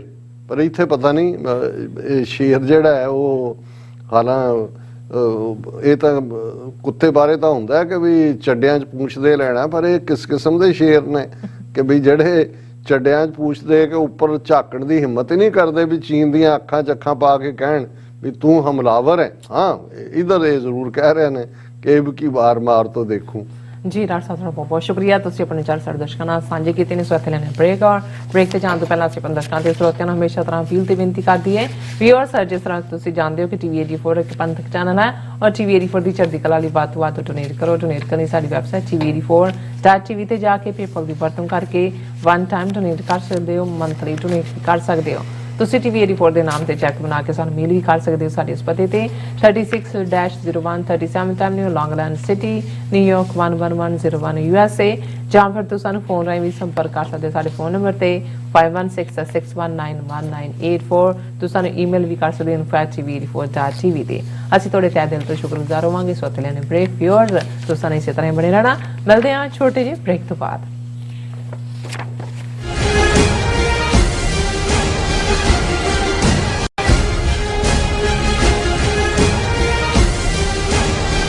ਇੱਕ ਓੰਕਾਰ, ਇੱਕ ਸ਼ਬਦ ਵੱਖਰਾ ਕਹਿਣਾ, ਇੱਕ ਓੰਕਾਰ ਇਸ ਤਰ੍ਹਾਂ ਬੋਲਣਾ। ਸਾਡਾ ਇਹ ਨਿੱਕਾ ਜਿਹਾ ਉਪਰਾਲਾ ਹੈ ਕਿ ਅਸੀਂ ਸਾਰੇ ਖੁਦ ਧੰਨ ਸ਼੍ਰੀ ਗੁਰੂ ਗ੍ਰੰਥ ਸਾਹਿਬ ਜੀ ਦੀ ਬਾਣੀ ਦਾ ਸ਼ੁੱਧ ਉਚਾਰਨ ਕਰ ਸਕੀਏ। ਸਤਿਨਾਮ ਕਰਤਾ ਪੁਰਖ। ਪਰਿਵਾਰ ਵਿੱਚ ਬੈਠ ਕੇ ਇਸ ਪ੍ਰੋਗਰਾਮ ਨੂੰ ਦੇਖੀਏ ਤੇ ਆਪਣੇ ਪਰਿਵਾਰਾਂ ਨੂੰ ਗੁਰਬਾਣੀ ਨਾਲ ਜੋੜੀਏ। TV 84 ਤੇ ਹਰ ਰੋਜ਼ ਸ਼ਾਮ 6 ਵਜੇ ਤੋਂ 6:30 ਵਜੇ ਤੱਕ ਗੁਰਬਾਣੀ ਸੰਥਿਆ ਦਾ ਪ੍ਰਸਾਰਣ ਕੀਤਾ ਜਾਵੇਗਾ। ਕੀ ਤੁਸੀਂ ਆਪਣੇ ਟੈਕਸਸ ਨੂੰ ਲੈ ਕੇ ਚਿੰਤਤ ਹੋ? ਤੁਸੀਂ ਆਪਣੀ ਕਮਾਈ ਲਈ ਮਿਹਨਤ ਕਰਦੇ ਹੋ, ਭਾਵੇਂ ਤੁਸੀਂ ਨੌਕਰੀ ਵਿੱਚ ਹੋਵੋ ਜਾਂ ਆਪਣਾ ਬਿਜ਼ਨਸ ਚਲਾਉਂਦੇ ਹੋ। ਜਦੋਂ ਟੈਕਸ ਭਰਨ ਦਾ ਸਮਾਂ ਆਉਂਦਾ ਤਾਂ ਤੁਹਾਨੂੰ ਇੱਕ ਭਰੋਸੇਯੋਗ ਟੈਕਸ ਅਕਾਊਂਟੈਂਟ ਦੀ ਲੋੜ ਹੈ ਜੋ ਟੈਕਸ ਬੈਲੈਂਸ ਦਾ ਤੁਹਾਡੇ ਪੱਖ ਵਿੱਚ ਜਾਣਾ ਯਕੀਨੀ ਬਣਾਵੇ। ਸਿਆਟਲ ਦੀ ਜਾਣੀ ਪਹਿਚਾਣੀ company Accurate Accountants and Taxes ਤੁਹਾਡੀ ਸੇਵਾ ਵਿੱਚ ਹਾਜ਼ਰ ਹੈ। ਅਸੀਂ ਹਰ ਤਰ੍ਹਾਂ ਦੇ ਟੈਕਸ ਭਰਨ ਵਿੱਚ ਤੁਹਾਡੀ ਮਦਦ ਕਰਾਂਗੇ। ਟੈਕਸ ਸੰਬੰਧੀ ਕਿਸੇ ਵੀ ਤਰ੍ਹਾਂ ਦੇ ਸਵਾਲ ਲਈ ਅੱਜ ਹੀ ਸਾਡੇ ਤੱਕ ਪਹੁੰਚ ਕਰੋ। Accurate Accountants and Texas.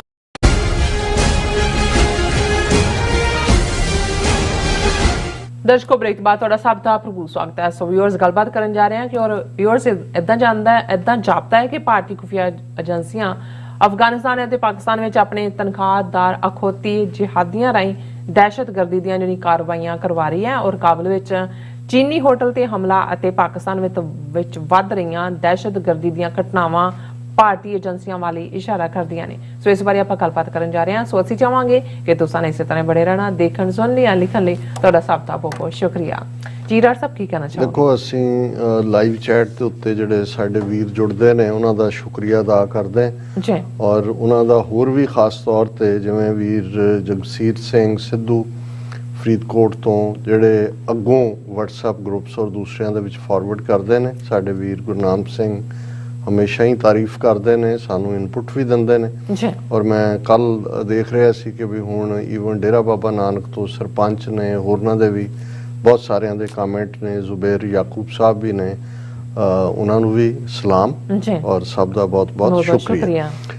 ਬੇਸ਼ੱਕ ਅਸੀਂ ਡਿਸਕਸ ਤਾਂ ਇਹ ਕੀਤਾ ਹੈ ਕਿ ਵੀ ਇਹ ਚੱਡਿਆਂ 'ਚ ਪੂਛ ਦਿੱਤੀ ਹੋਈ ਹੈ ਇਹਨਾਂ ਨੇ ਔਰ ਇਹ ਅੱਖ 'ਚ ਅੱਖ ਪਾ ਹੀ ਨਹੀਂ ਸਕਦੇ, ਪਰ ਇੰਨਾ ਵੀ ਬ੍ਰਾਹਮਣ ਦੀ ਜਿਹੜੀ ਸਾਜ਼ਿਸ਼ੀ ਔਰ ਭਗੌੜਾਪਨ ਵਾਲੀ ਲਾਈਨ ਤਾਂ ਹੈ, ਲੇਕਿਨ ਉਹਦਾ ਸੁਭਾਅ ਸਾਜ਼ਿਸ਼ੀ ਹੈ। ਤੇ ਕਈ ਵਾਰ ਇਹ ਵੀ ਹੁੰਦਾ ਹੈ ਕਿ ਜਿਹੜਾ ਸਿੱਧੇ ਤੌਰ ਤੇ ਤਾਂ ਇਹਨਾਂ ਦਾ ਕਰੈਕਟ ਸ਼ਿਵਲਰੀ ਤਾਂ ਹੈ ਨਹੀਂ ਕਿ ਨਾ ਇਹ ਵੰਗਾਰਨ ਦੀ ਹਿੰਮਤ ਰੱਖਦੇ ਨੇ, ਨਾ ਕਿਸੇ ਦੀ ਵੰਗਾਰ ਦੇ ਜਵਾਬ 'ਚ ਮੈਦਾਨ 'ਚ ਨਿਕਲਦੇ ਨੇ। ਮੂੰਹ ਮੇ ਰਾਮ ਰਾਮ ਬਗਲ ਮੇ ਛੁਰੀ, ਤੇ ਜਿਹਦੀ ਬਗਲ 'ਚ ਛੁਰੀ ਹੁੰਦੀ ਆ ਉਹ ਛੁਰਾ ਪਿੱਛੋਂ ਹੀ ਮਾਰਦਾ। ਔਰ ਜਿਹੜੀਆਂ ਘਟਨਾਵਾਂ ਇੱਕ ਪਾਸੇ ਅਸੀਂ ਇਹ ਜਦੋਂ ਦੇਖਦੇ ਹਾਂ ਕਿ ਵੀ ਪਿਛਲੇ 3-4 ਦਿਨ ਦੇ ਵਿੱਚ ਤਵਾਂਗ ਸੈਕਟਰ ਦੇ ਵਿੱਚ ਕੀ ਹੁੰਦਾ, ਪਰ ਨਾਲ ਦੀ ਨਾਲ 2-3 ਘਟਨਾਵਾਂ ਜਿਹੜੀਆਂ ਪਾਕਿਸਤਾਨ ਔਰ ਅਫਗਾਨਿਸਤਾਨ ਦੇ ਵਿੱਚ ਹੋਈਆਂ, ਇੱਕ ਪਾਕਿਸਤਾਨ ਅਫਗਾਨਿਸਤਾਨ ਸਰਹੱਦ ਤੇ ਜਿਹਦਾ ਅਸੀਂ ਜ਼ਿਕਰ ਕੀਤਾ ਸੀ ਕਿ ਵੀ ਜਿਹਦੇ 'ਚ 5 ਸਿਵਿਲੀਅਨ ਪਾਕਿਸਤਾਨੀ ਸਾਈਡ ਤੇ ਮਾਰੇ ਗਏ, ਚਮਨਵਾੜੇ ਬਾਰਡਰ ਪਾਸੋਂ ਇੱਕ ਅਫਗਾਨ ਫੌਜੀ ਵੀ ਮਾਰਿਆ ਜਿਹਦੀ ਕਾਫੀ ਚਰਚਾ ਹੋਈ। ਫਿਰ ਇੱਕਦਮ ਸੀ ਕਿ ਜੀ ਕਾਬਲ ਦੇ ਇੱਕ ਹੋਟਲ ਦੇ ਵਿੱਚ ਜਿੱਥੇ ਜ਼ਿਆਦਾ ਚਾਈਨੀਜ਼ ਲੋਕ ਠਹਿਰਦੇ ਨੇ ਉਸ ਦੇ ਉੱਤੇ 3 ਦਹਿਸ਼ਤਗਰਦਾਂ ਨੇ ਹਮਲਾ ਕੀਤਾ। ਹੋਟਲ ਨੂੰ ਜਿਹੜੀ ਲੱਗੀ ਅੱਗ ਸੀ ਉਹਦੇ ਗਰਾਊਂਡ ਫਲੋਰ ਦੀ, ਉਹਦੀਆਂ ਵੀ ਪਿਕਚਰ ਸਾਹਮਣੇ ਆਈਆਂ। ਇਹ ਤਾਂ ਆਇਆ ਕਿ ਵੀ ਕੋਈ ਕੈਜੂਅਲਟੀ ਨਹੀਂ ਹੋਈ, ਪਰ ਹੁਣ ਇਹ ਸਾਹਮਣੇ ਆਉਂਦਾ ਹੈ ਕਿ ਭਾਈ ਉਹਦੇ 'ਚ ਜਿਹੜੇ ਨੇ ਚੀਨ ਦੇ ਜ਼ਖਮੀ ਹੋਏ ਨੇ ਔਰ ਚਾਈਨਾ ਸ਼ੌਕਡ ਐਟ ਕਾਬਲ hotel attack that injured its 5 citizens। ਸੋ ਉਹਦੇ 'ਚ ਇਹ ਖਬਰ ਹੁਣ ਹੈ ਕਿ ਵੀ ਇਹ ਜਿਹੜਾ ਗਨ ਔਰ ਬੰਬ ਅਟੈਕ ਹੋਟਲ 'ਚ ਹੋਇਆ ਡਾਊਨਟਾਊਨ ਕਾਬਲ 'ਚ, ਜਿਹਦੇ 'ਚ ਉਹਨਾਂ ਦੇ 5 ਜਿਹੜੇ ਸਿਟੀਜ਼ਨ ਨੇ ਉਹ ਕਾਫੀ ਬੈਡਲੀ ਵੂਨਡਡ, ਇਹਦਾ ਮਤਲਬ ਹੈ ਸੀਰੀਅਸਲੀ ਵੂਨਡਡ ਹੋਣਗੇ।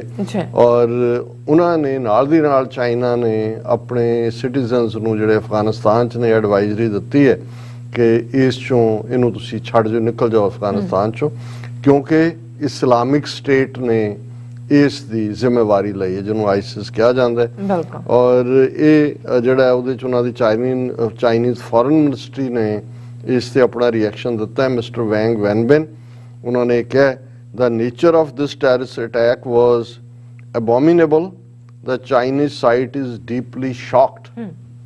ਆਮ ਤੌਰ ਤੇ ਚਾਈਨੀਜ਼ ਜਿਹੜੇ ਨੇ ਉਹਨਾਂ ਦੀ ਅੰਡਰਸਟੇਟਮੈਂਟ ਹੁੰਦੀ ਹੈ, ਇਸ ਕਿਸਮ ਦੀ ਐਗਰੈਸਿਵ ਸਟੇਟਮੈਂਟ ਨਹੀਂ ਹੁੰਦੀ। ਔਰ ਜਦੋਂ ਇਹ ਹਮਲਾ ਹੋਇਆ 30 ਤੋਂ ਜ਼ਿਆਦਾ ਚਾਈਨੀਜ਼ ਸਿਟੀਜ਼ਨ ਹੋਟਲ ਦੇ ਵਿੱਚ ਸੀ ਔਰ ਉਹ ਉਹਨਾਂ ਨੇ ਇਹ ਕਿਹਾ ਕਿ ਵੀ ਇਹ ਬਿਜ਼ਨਸ ਕੰਪਲੈਕਸ ਕਾਬਲ ਦੇ ਵਿੱਚ ਸੀ। 5 of them are in ICU in emergency hospital, around 13 to 14 are superficially wounded। ਇਹਦਾ ਮਤਲਬ ਹੈ ਵੀ ਜਿਹੜੇ wounded ਵੀ ਨੇ 20 ਦੇ ਨੇੜੇ ਹੀ ਸੀ, 5 ਕੇ ਜਿਹੜੇ ਨੇ ਉਹ ਕਾਫੀ ਸੀਰੀਅਸਲੀ ਨੇ, ਬਾਕੀ ਜਿਹੜੇ ਨੇ ਉਹਨਾਂ ਦੇ ਸੁਪਰਫਿਸ਼ੀਅਲ ਵੂੰਡ ਨੇ। ਔਰ ਇਹ ਜਿਹੜਾ ਉਹਨਾਂ ਨੇ ਇੱਕ ਸਿਕਿਉਰਿਟੀ ਗਾਰਡ ਜਿਹੜਾ ਹੋਟਲ ਦੇ ਤੇ ਪੋਸਟਡ ਸੀ, ਉਹਨੇ ਰॉयटर ਨਿਊਜ਼ ਏਜੰਸੀ ਨੂੰ ਕਿਹਾ ਕਿ ਵੀ ਦਾ investigation is going on, no one is allowed to go inside, ਵੀ ਅੰਦਰ ਕੀ ਚੱਲ ਰਿਹਾ। ਔਰ ਇਹ ਉਹਨਾਂ ਨੇ ਕਿਹਾ ਕਿ ਵੀ ਇੱਕੋ ਹੀ ਨਹੀਂ ਵੀ ਉਹਨਾਂ ਨੇ ਇੱਕ ਪਾਸਿਓਂ ਅਟੈਕ ਕੀਤਾ, ਉਹਨਾਂ ਨੇ ਇੱਕ ਉਸ ਤੋਂ ਪਹਿਲਾਂ ਹੀ ਜਿਹੜਾ ਹੋਟਲ ਦੇ ਕਿਸੇ ਕਮਰੇ 'ਚ ਐਕਸਪਲੋਸਿਵ ਵੀ ਪਹੁੰਚਾ ਦਿੱਤੇ ਸੀ। ਔਰ ਇਸ ਸਾਰੇ ਦੇ ਚਲਦੇ ਆ ਇਸਲਾਮਿਕ ਸਟੇਟ ਨੇ ਇਹਦੀ ਜ਼ਿੰਮੇਵਾਰੀ ਲੈਂਦੇ ਉਹਨਾਂ ਨੇ ਕਿਹਾ ਕਿ ਵੀ ਅਸੀਂ ਜਿਹੜੇ ਦੋਨੋਂ ਅਟੈਕ ਅਸੀਂ ਕੀਤੇ ਨੇ ਪਹਿਲਾਂ ਹੀ ਪਲਾਂਟਡ ਐਕਸਪਲੋਸਿਵ ਸੀ। ਔਰ ਉਹਨਾਂ ਨੇ ਕਿਹਾ ਜੀ ਅਸੀਂ 30 ਦੇ ਕਰੀਬ ਸਿਕਿਉਰਿਟੀ ਫੋਰਸ ਦੇ ਬੰਦੇ ਔਰ ਚਾਈਨੀਜ਼ ਸਿਟੀਜ਼ਨ ਜਾਂ ਮਾਰੇ ਨੇ ਜਾਂ ਜ਼ਖਮੀ ਕੀਤੇ ਨੇ। ਸੋ 20 ਦੇ ਜ਼ਖਮੀਆਂ ਦੀ ਖਬਰ ਤਾਂ ਆ ਗਈ ਤੇ ਜੇ ਚਾਈਨਾ ਨੇ ਐਡਵਾਈਜ਼ਰੀ ਦਿੱਤੀ ਹੈ ਕਿ ਵੀ ਇੱਥੋਂ ਨਿਕਲ ਜਾਓ, ਔਰ ਈਵਨ ਦਾ ਹਿੰਦੂ ਨੇ ਹੈਡਲਾਈਨ ਲਾਈ ਹੋਈ ਹੈ, China has advised its citizens in Afghanistan to leave the country as soon as possible following a coordinated attack by Islamic State militants the previous day on Chinese owned hotel in the heart of Kabul। ਇਹ ਮਾਲਕੀਅਤ ਵੀ China ਦੀ ਸੀ ਔਰ ਇਹ coordinated ਹੈ। ਹੁਣ ਇਸ ਤੋਂ ਦੋ ਜੇ ਤੁਸੀਂ ਟਾਈਮਿੰਗ ਇਸ ਦੀ ਦੇਖੋ, ਔਰ ਇਹ ਜਿਵੇਂ ਮੈਂ ਅੱਗੇ ਵੀ ਮੈਂਸ਼ਨ ਕੀਤਾ ਸੀ ਕਿ ਇੱਕ ਪਾਸੇ ਤਾਂ ਉਸੇ ਹੀ ਦੋਹਾ ਕਤਰ ਦੇ ਵਿੱਚ ਜਦੋਂ ਤਾਲਿਬਾਨ ਨੈਗੋਸ਼ੀਏਸ਼ਨ ਕਰ ਰਹੇ ਸੀ ਅਮਰੀਕਨਸ ਦੇ ਨਾਲ, ਤੇ ਇੰਡੀਆ ਨੂੰ ਤਾਂ ਕੋਈ ਹੱਥ ਮਿਲਾਉਣ ਨੂੰ ਤਿਆਰ ਨਹੀਂ ਸੀ, ਬਿਲਕੁਲ ਉਹ ਸਾਰੇ ਸੀਨ ਚੋਂ ਆਊਟ ਸੀ। All of a sudden Taliban ਦੀ ਜਿਹੜੀ ਫੋਰਨ ਮਿਨਿਸਟਰੀ ਦਾ ਨੰਬਰ 2 ਬੰਦਾ ਹੈ, ਉਹਨੇ ਇੰਡੀਆ ਨੂੰ ਕਿਹਾ ਜੀ ਅਸੀਂ ਤੁਹਾਨੂੰ ਵੈਲਕਮ ਕਰਦੇ ਹਾਂ, ਇਨਵੈਸਟ ਕਰੋ, ਔਰ ਆਲਰੇਡੀ ਤੁਸੀਂ $3 ਬਿਲੀਅਨ ਇਨਫਰਾਸਟ੍ਰਕਚਰ ਤੇ ਲਾਇਆ ਸੀ, ਜਿੱਥੇ ਕੰਮ ਛੱਡਿਆ ਉੱਥੋਂ ਅੱਗੇ ਤੋਰੋ। ਹੁਣ ਜੇ ਇਹ ਜਿਹੜੀ ਜ਼ਾਹਰ ਹੈ ਜਿਹੜੀ ਇਸਲਾਮਿਕ ਸਟੇਟ ਹੈ ਜਾਂ ਜਿਹੜੀ ਖੁਰਾਸਾਨੀ ਦੇ ਨਾਂ ਥੱਲੇ ਕੱਢ ਗਰੁੱਪ ਹੈ, ਇਹ ਤਾਲਿਬਾਨ ਸਰਕਾਰ ਦੇ ਤਾਂ ਖਿਲਾਫ ਨੇ। ਹੁਣ ਇਸ ਤੋਂ ਇਹ ਲੱਗਦਾ ਹੈ ਵੀ ਦੋਨੋਂ ਪਾਸੇ ਹੀ ਇੰਡੀਅਨ ਜਿਹੜੀ, ਔਰ ਇਹਦੇ ਚ ਇੰਡੀਆ ਦੀ ਰਾਹ ਏਜੰਸੀ ਨੂੰ ਮੈਂ ਕਦੇ ਅੰਡਰ ਐਸਟੀਮੇਟ ਨਹੀਂ ਕੀਤਾ, ਕਿਉਂਕਿ ਉਹਨਾਂ ਜ਼ਮਾਨਿਆਂ 'ਚ ਵੀ ਜਦੋਂ ਅਜੇ ਇਹ ਰਾਹ ਤਾਂ ਇਹਨੇ ਇੰਦਰਾ ਗਾਂਧੀ ਦੇ ਵੇਲੇ ਹੋਂਦ 'ਚ ਆਈ, ਕਿਉਂਕਿ ਉਸ ਤੋਂ ਵਿੱਚ ਉਹਨਾਂ ਨੇ ਇੰਟੈਲੀਜੈਂਸ ਬਿਊਰੋ ਸੀ, ਜਦੋਂ ਅੰਗਰੇਜ਼ ਗਏ IB ਮੇਨ ਫੈਡਰਲ ਲੈਵਲ ਦੇ ਉੱਤੇ ਇਹਨਾਂ ਦੀ ਇੰਟੈਲੀਜੈਂਸ ਏਜੰਸੀ, ਸਟੇਟ ਲੈਵਲ ਤੇ CID ਸੀ। ਔਰ ਈਵਨ ਜਦੋਂ ਦਲਾਈ ਲਾਮਾ ਜਿਹੜਾ 14 ਸਾਲਾਂ ਦਾ ਮੁੰਡਾ, ਔਰ ਕਿਉਂਕਿ ਅਸੀਂ ਤਵਾਂਗ ਸੈਕਟਰ ਦੇ ਹਵਾਲੇ ਨਾਲ ਗੱਲ ਕਰ ਰਹੇ, ਇਸ ਏਰੀਆ ਦੇ ਵਿੱਚ ਹੀ ਜਿਹੜਾ ਉਸ ਰਾਹੀਂ ਉਹ ਇੰਡੀਆ 'ਚ ਆਇਆ, 14 ਸਾਲਾਂ ਦਾ ਸੀ, ਔਰ ਉਹ ਜਿਹੜਾ ਆਪਰੇਸ਼ਨ ਸੀ ਇਹਨੂੰ ਯੰਗ ਦਲਾਈ ਲਾਮੇ ਨੂੰ ਕੱਢਣ ਦਾ, ਉਹ CIA ਔਰ IB ਦਾ ਜੁਆਇੰਟ ਆਪਰੇਸ਼ਨ ਸੀ, ਇਹਦੇ ਤੇ ਕਿਤਾਬਾਂ ਵੀ ਲਿਖੀਆਂ ਗਈਆਂ। ਸੋ ਈਵਨ ਉਸ ਜ਼ਮਾਨੇ 'ਚ ਵੀ ਇਹ ਹੁਣ ਦਲਾਈ ਲਾਮੇ ਨੂੰ ਲਿਆ ਕੇ ਉੱਥੇ ਧਰਮਸ਼ਾਲਾ ਬਿਠਾਣਾ, ਉਹਨਾਂ ਦੀ ਗਵਰਨਮੈਂਟ ਇਨ ਐਗਜ਼ਾਈਲ, ਪਾਰਲੀਮੈਂਟ ਬਣਾਉਣੀ, ਮਿਲੀਅਨਸ ਔਰ millions of dollars the funding. ਹੁਣ ਵੀ ਜਦੋਂ ਉਹਨਾਂ ਦਾ ਜੀ ਕਰਦਾ ਉਹਦਾ ਅਰੁਣਾਚਲ ਦਾ ਦੌਰਾ ਕਰਵਾ ਦਿੰਦੇ ਨੇ।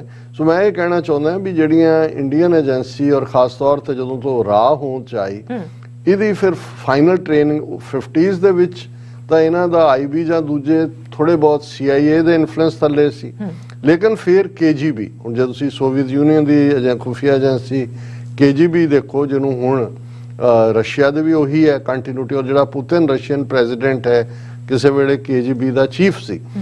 ਸੋ ਜਿਹੜੀ ਰਾਹ ਦੀ ਸਾਰੀ ਟ੍ਰੇਨਿੰਗ ਹੈ ਉਹ KGB ਦੇ ਥੱਲੇ ਹੈ। ਸੋ ਕਿਸ ਲੈਵਲ ਦੇ ਆਪਰੇਸ਼ਨ ਇਹ ਪਲਾਨ ਕਰਦੇ ਨੇ, ਸਿੱਖਾਂ ਤੋਂ ਬਿਹਤਰ ਕੋਈ ਨਹੀਂ ਜਾਣਦਾ, ਜਾਂ ਪਾਕਿਸਤਾਨ ਬਿਹਤਰ ਜਾਣਦਾ। ਹਾਲਾਂਕਿ ਪਾਕਿਸਤਾਨ ਨੇ ਕਦੇ ਹਿੰਮਤ ਨਹੀਂ ਕੀਤੀ ਹੈ, ਜਾਂ ਉਹਨਾਂ 'ਚ ਕਦੇ ਉਹ ਡਿਪਲੋਮੈਟਿਕ ਪਤਾ ਨਹੀਂ ਸਲਾਹੀਅਤ ਨਹੀਂ ਹੈ, ਕਰੇਜ ਹੀ ਨਹੀਂ ਹੈ। ਹੁਣ ਅੱਜ ਮੈਂ ਦੇਖ ਰਿਹਾ ਕਿ ਪਾਕਿਸਤਾਨ ਨੇ ਇਹ ਸਟੇਟਮੈਂਟ ਦਿੱਤੀ ਹੈ, Pakistan ਅਲੈਜਿਸ India was involved in blast outside Hafiz Saeed's residence in Lahore.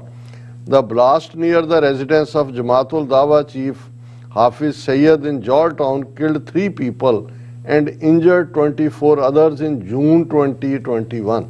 ਹੁਣ ਜੂਨ 2021 ਦਾ ਇਹ ਵਾਕਿਆ ਹੋਇਆ ਹੈ, ਦਸੰਬਰ 2022 ਆ ਗਿਆ, ਇਹਨਾਂ ਨੂੰ 1.5 ਸਾਲ ਲੱਗਾ ਇਨਵੈਸਟੀਗੇਸ਼ਨ ਕਰਨ 'ਚ, ਤੇ ਹੁਣ ਬਿਆਨ ਦੇਣ 'ਚ ਕਿ ਵੀ ਇਹ ਜਿਹੜਾ ਹਮਲਾ ਉਹਦੇ ਘਰ ਦੇ ਬਾਹਰ ਹੋਇਆ ਸੀ ਹਾਫਿਜ਼ ਸਈਦ ਦੇ, ਜਿਹਦੇ 'ਚ ਕਿ ਜਿਹੜੇ 24 ਜ਼ਖਮੀ ਹੋਏ ਸੀ ਔਰ 3 ਮਾਰੇ ਗਏ ਸੀ, ਉਹ ਇੰਡੀਆ ਨੇ ਕੀਤਾ ਸੀ। ਉਹਨਾਂ ਨੇ ਕਿਹਾ ਜੀ ਸਾਡੇ ਕੋਲ ਪੂਰੇ ਸਬੂਤ ਨੇ।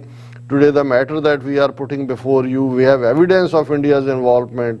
Interior minister Rana Sanaullah told reporters here referring to the ਉਹਨੇ ਹੁਣ ਰਾਣਾ ਸਨਾਉਲਾ ਜਿਹੜਾ ਉਹਨਾਂ ਦਾ ਇੰਟੀਰੀਅਰ ਮਿਨਿਸਟਰ ਹੈ ਕਿ ਜੇ ਅਸੀਂ ਦੁਨੀਆ ਨੂੰ ਦੱਸ ਦਿਆਂਗੇ, ਇਹ ਕਰ ਦਿਆਂਗੇ ਉਹ।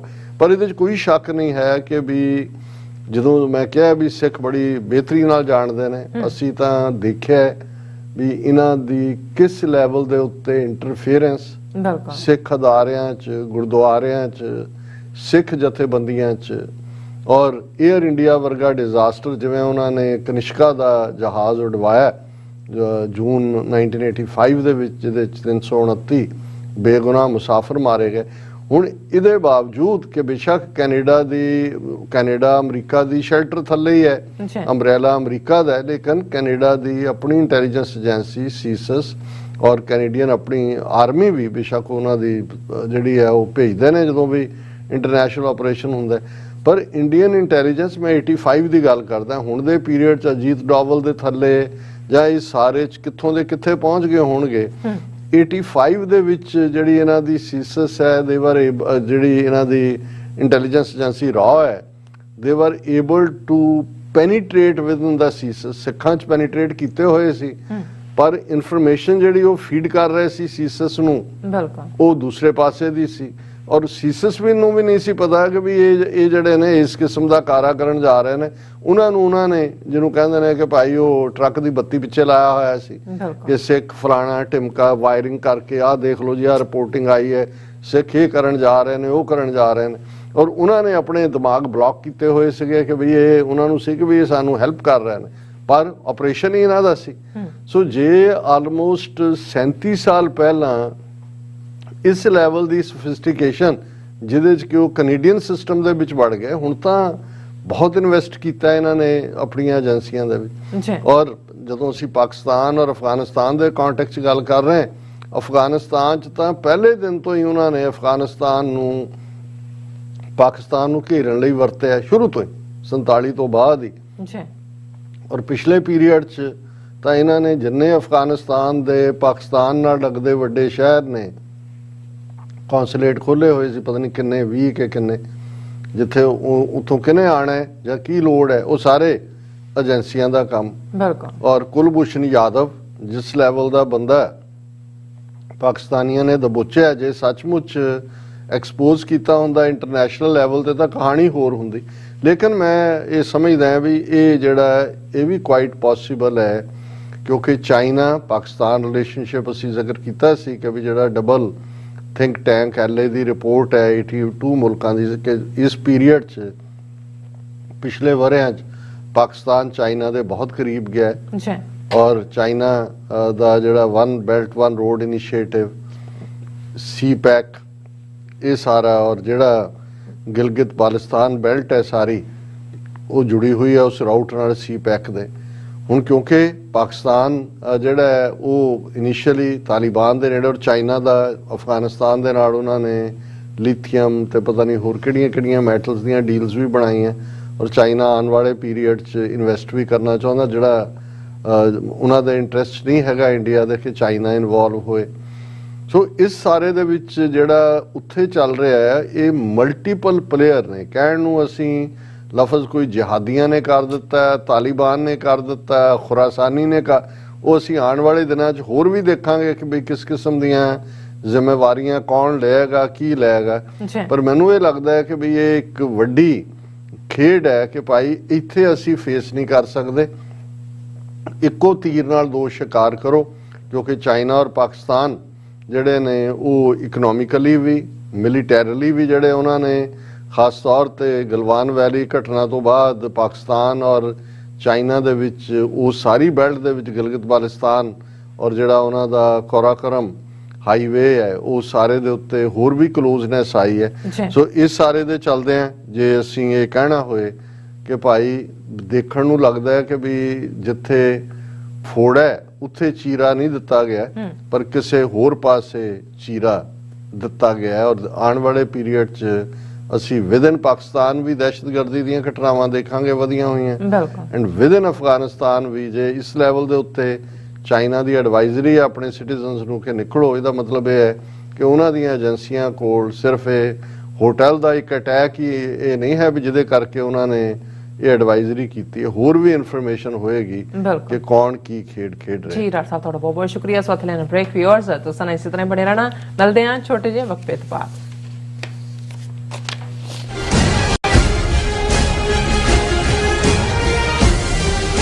ਇੱਕ ਓੰਕਾਰ, ਇੱਕ ਸ਼ਬਦ ਵੱਖਰਾ ਕਹਿਣਾ, ਇੱਕ ਓੰਕਾਰ, ਇਸ ਤਰ੍ਹਾਂ ਬੋਲਣਾ। ਸਾਡਾ ਇਹ ਨਿੱਕਾ ਜਿਹਾ ਉਪਰਾਲਾ ਹੈ ਕਿ ਅਸੀਂ ਸਾਰੇ ਖੁਦ ਧੰਨ ਸ਼੍ਰੀ ਗੁਰੂ ਗ੍ਰੰਥ ਸਾਹਿਬ ਜੀ ਦੀ ਬਾਣੀ ਦਾ ਸ਼ੁੱਧ ਉਚਾਰਨ ਕਰ ਸਕੀਏ। ਸਤਿਨਾਮ ਕਰਤਾ ਪੁਰਖ। ਪਰਿਵਾਰ ਵਿੱਚ ਬੈਠ ਕੇ ਇਸ ਪ੍ਰੋਗਰਾਮ ਨੂੰ ਦੇਖੀਏ ਤੇ ਆਪਣੇ ਪਰਿਵਾਰਾਂ ਨੂੰ ਗੁਰਬਾਣੀ ਨਾਲ ਜੋੜੀਏ। ਟੀਵੀ 84 ਤੇ ਹਰ ਰੋਜ਼ ਸ਼ਾਮ 6 ਵਜੇ ਤੋਂ 6:30 ਵਜੇ ਤੱਕ ਗੁਰਬਾਣੀ ਸੰਥਿਆ ਦਾ ਪ੍ਰਸਾਰਣ ਕੀਤਾ ਜਾਵੇਗਾ। ਕੀ ਤੁਸੀਂ ਰੋਜ਼ਾਨਾ ਕੰਮ ਤੇ ਆਪਣਾ ਵਧੇਰੇ ਸਮਾਂ ਬਿਤਾਉਣ ਤੋਂ ਪਰੇਸ਼ਾਨ ਹੋ? ਆਪਣੀ ਪੂੰਜੀ ਨੂੰ ਕੰਮ ਤੇ ਲਗਾਓ, ਸਾਡੇ ਨਾਲ ਇਨਵੈਸਟ ਕਰੋ। ਅਸੀਂ ਤੁਹਾਡੀ ਪੂੰਜੀ ਤੋਂ ਤੁਹਾਡੇ ਲਈ ਵਧੇਰੇ ਪੈਸੇ ਬਣਾ ਸਕਦੇ ਹਾਂ। ਅਸੀਂ ਪ੍ਰਾਈਵੇਟ ਇਕੁਇਟੀ ਇਨਵੈਸਟਮੈਂਟ ਫਰਮ ਹਾਂ ਤੇ ਕਮਰਸ਼ੀਅਲ ਰੀਅਲ ਏਸਟੇਟ ਵਿੱਚ ਮਾਹਿਰ ਹਾਂ। Property management, leasing, asset management, commercial real estate investment ਵਿੱਚ ਸਾਰੀਆਂ ਸੇਵਾਵਾਂ ਲਈ ਅਮਰੀਕਾ ਭਰ ਵਿੱਚੋਂ ਤੁਸੀਂ ਸਾਡੇ ਤੱਕ ਪਹੁੰਚ ਕਰ ਸਕਦੇ ਹੋ।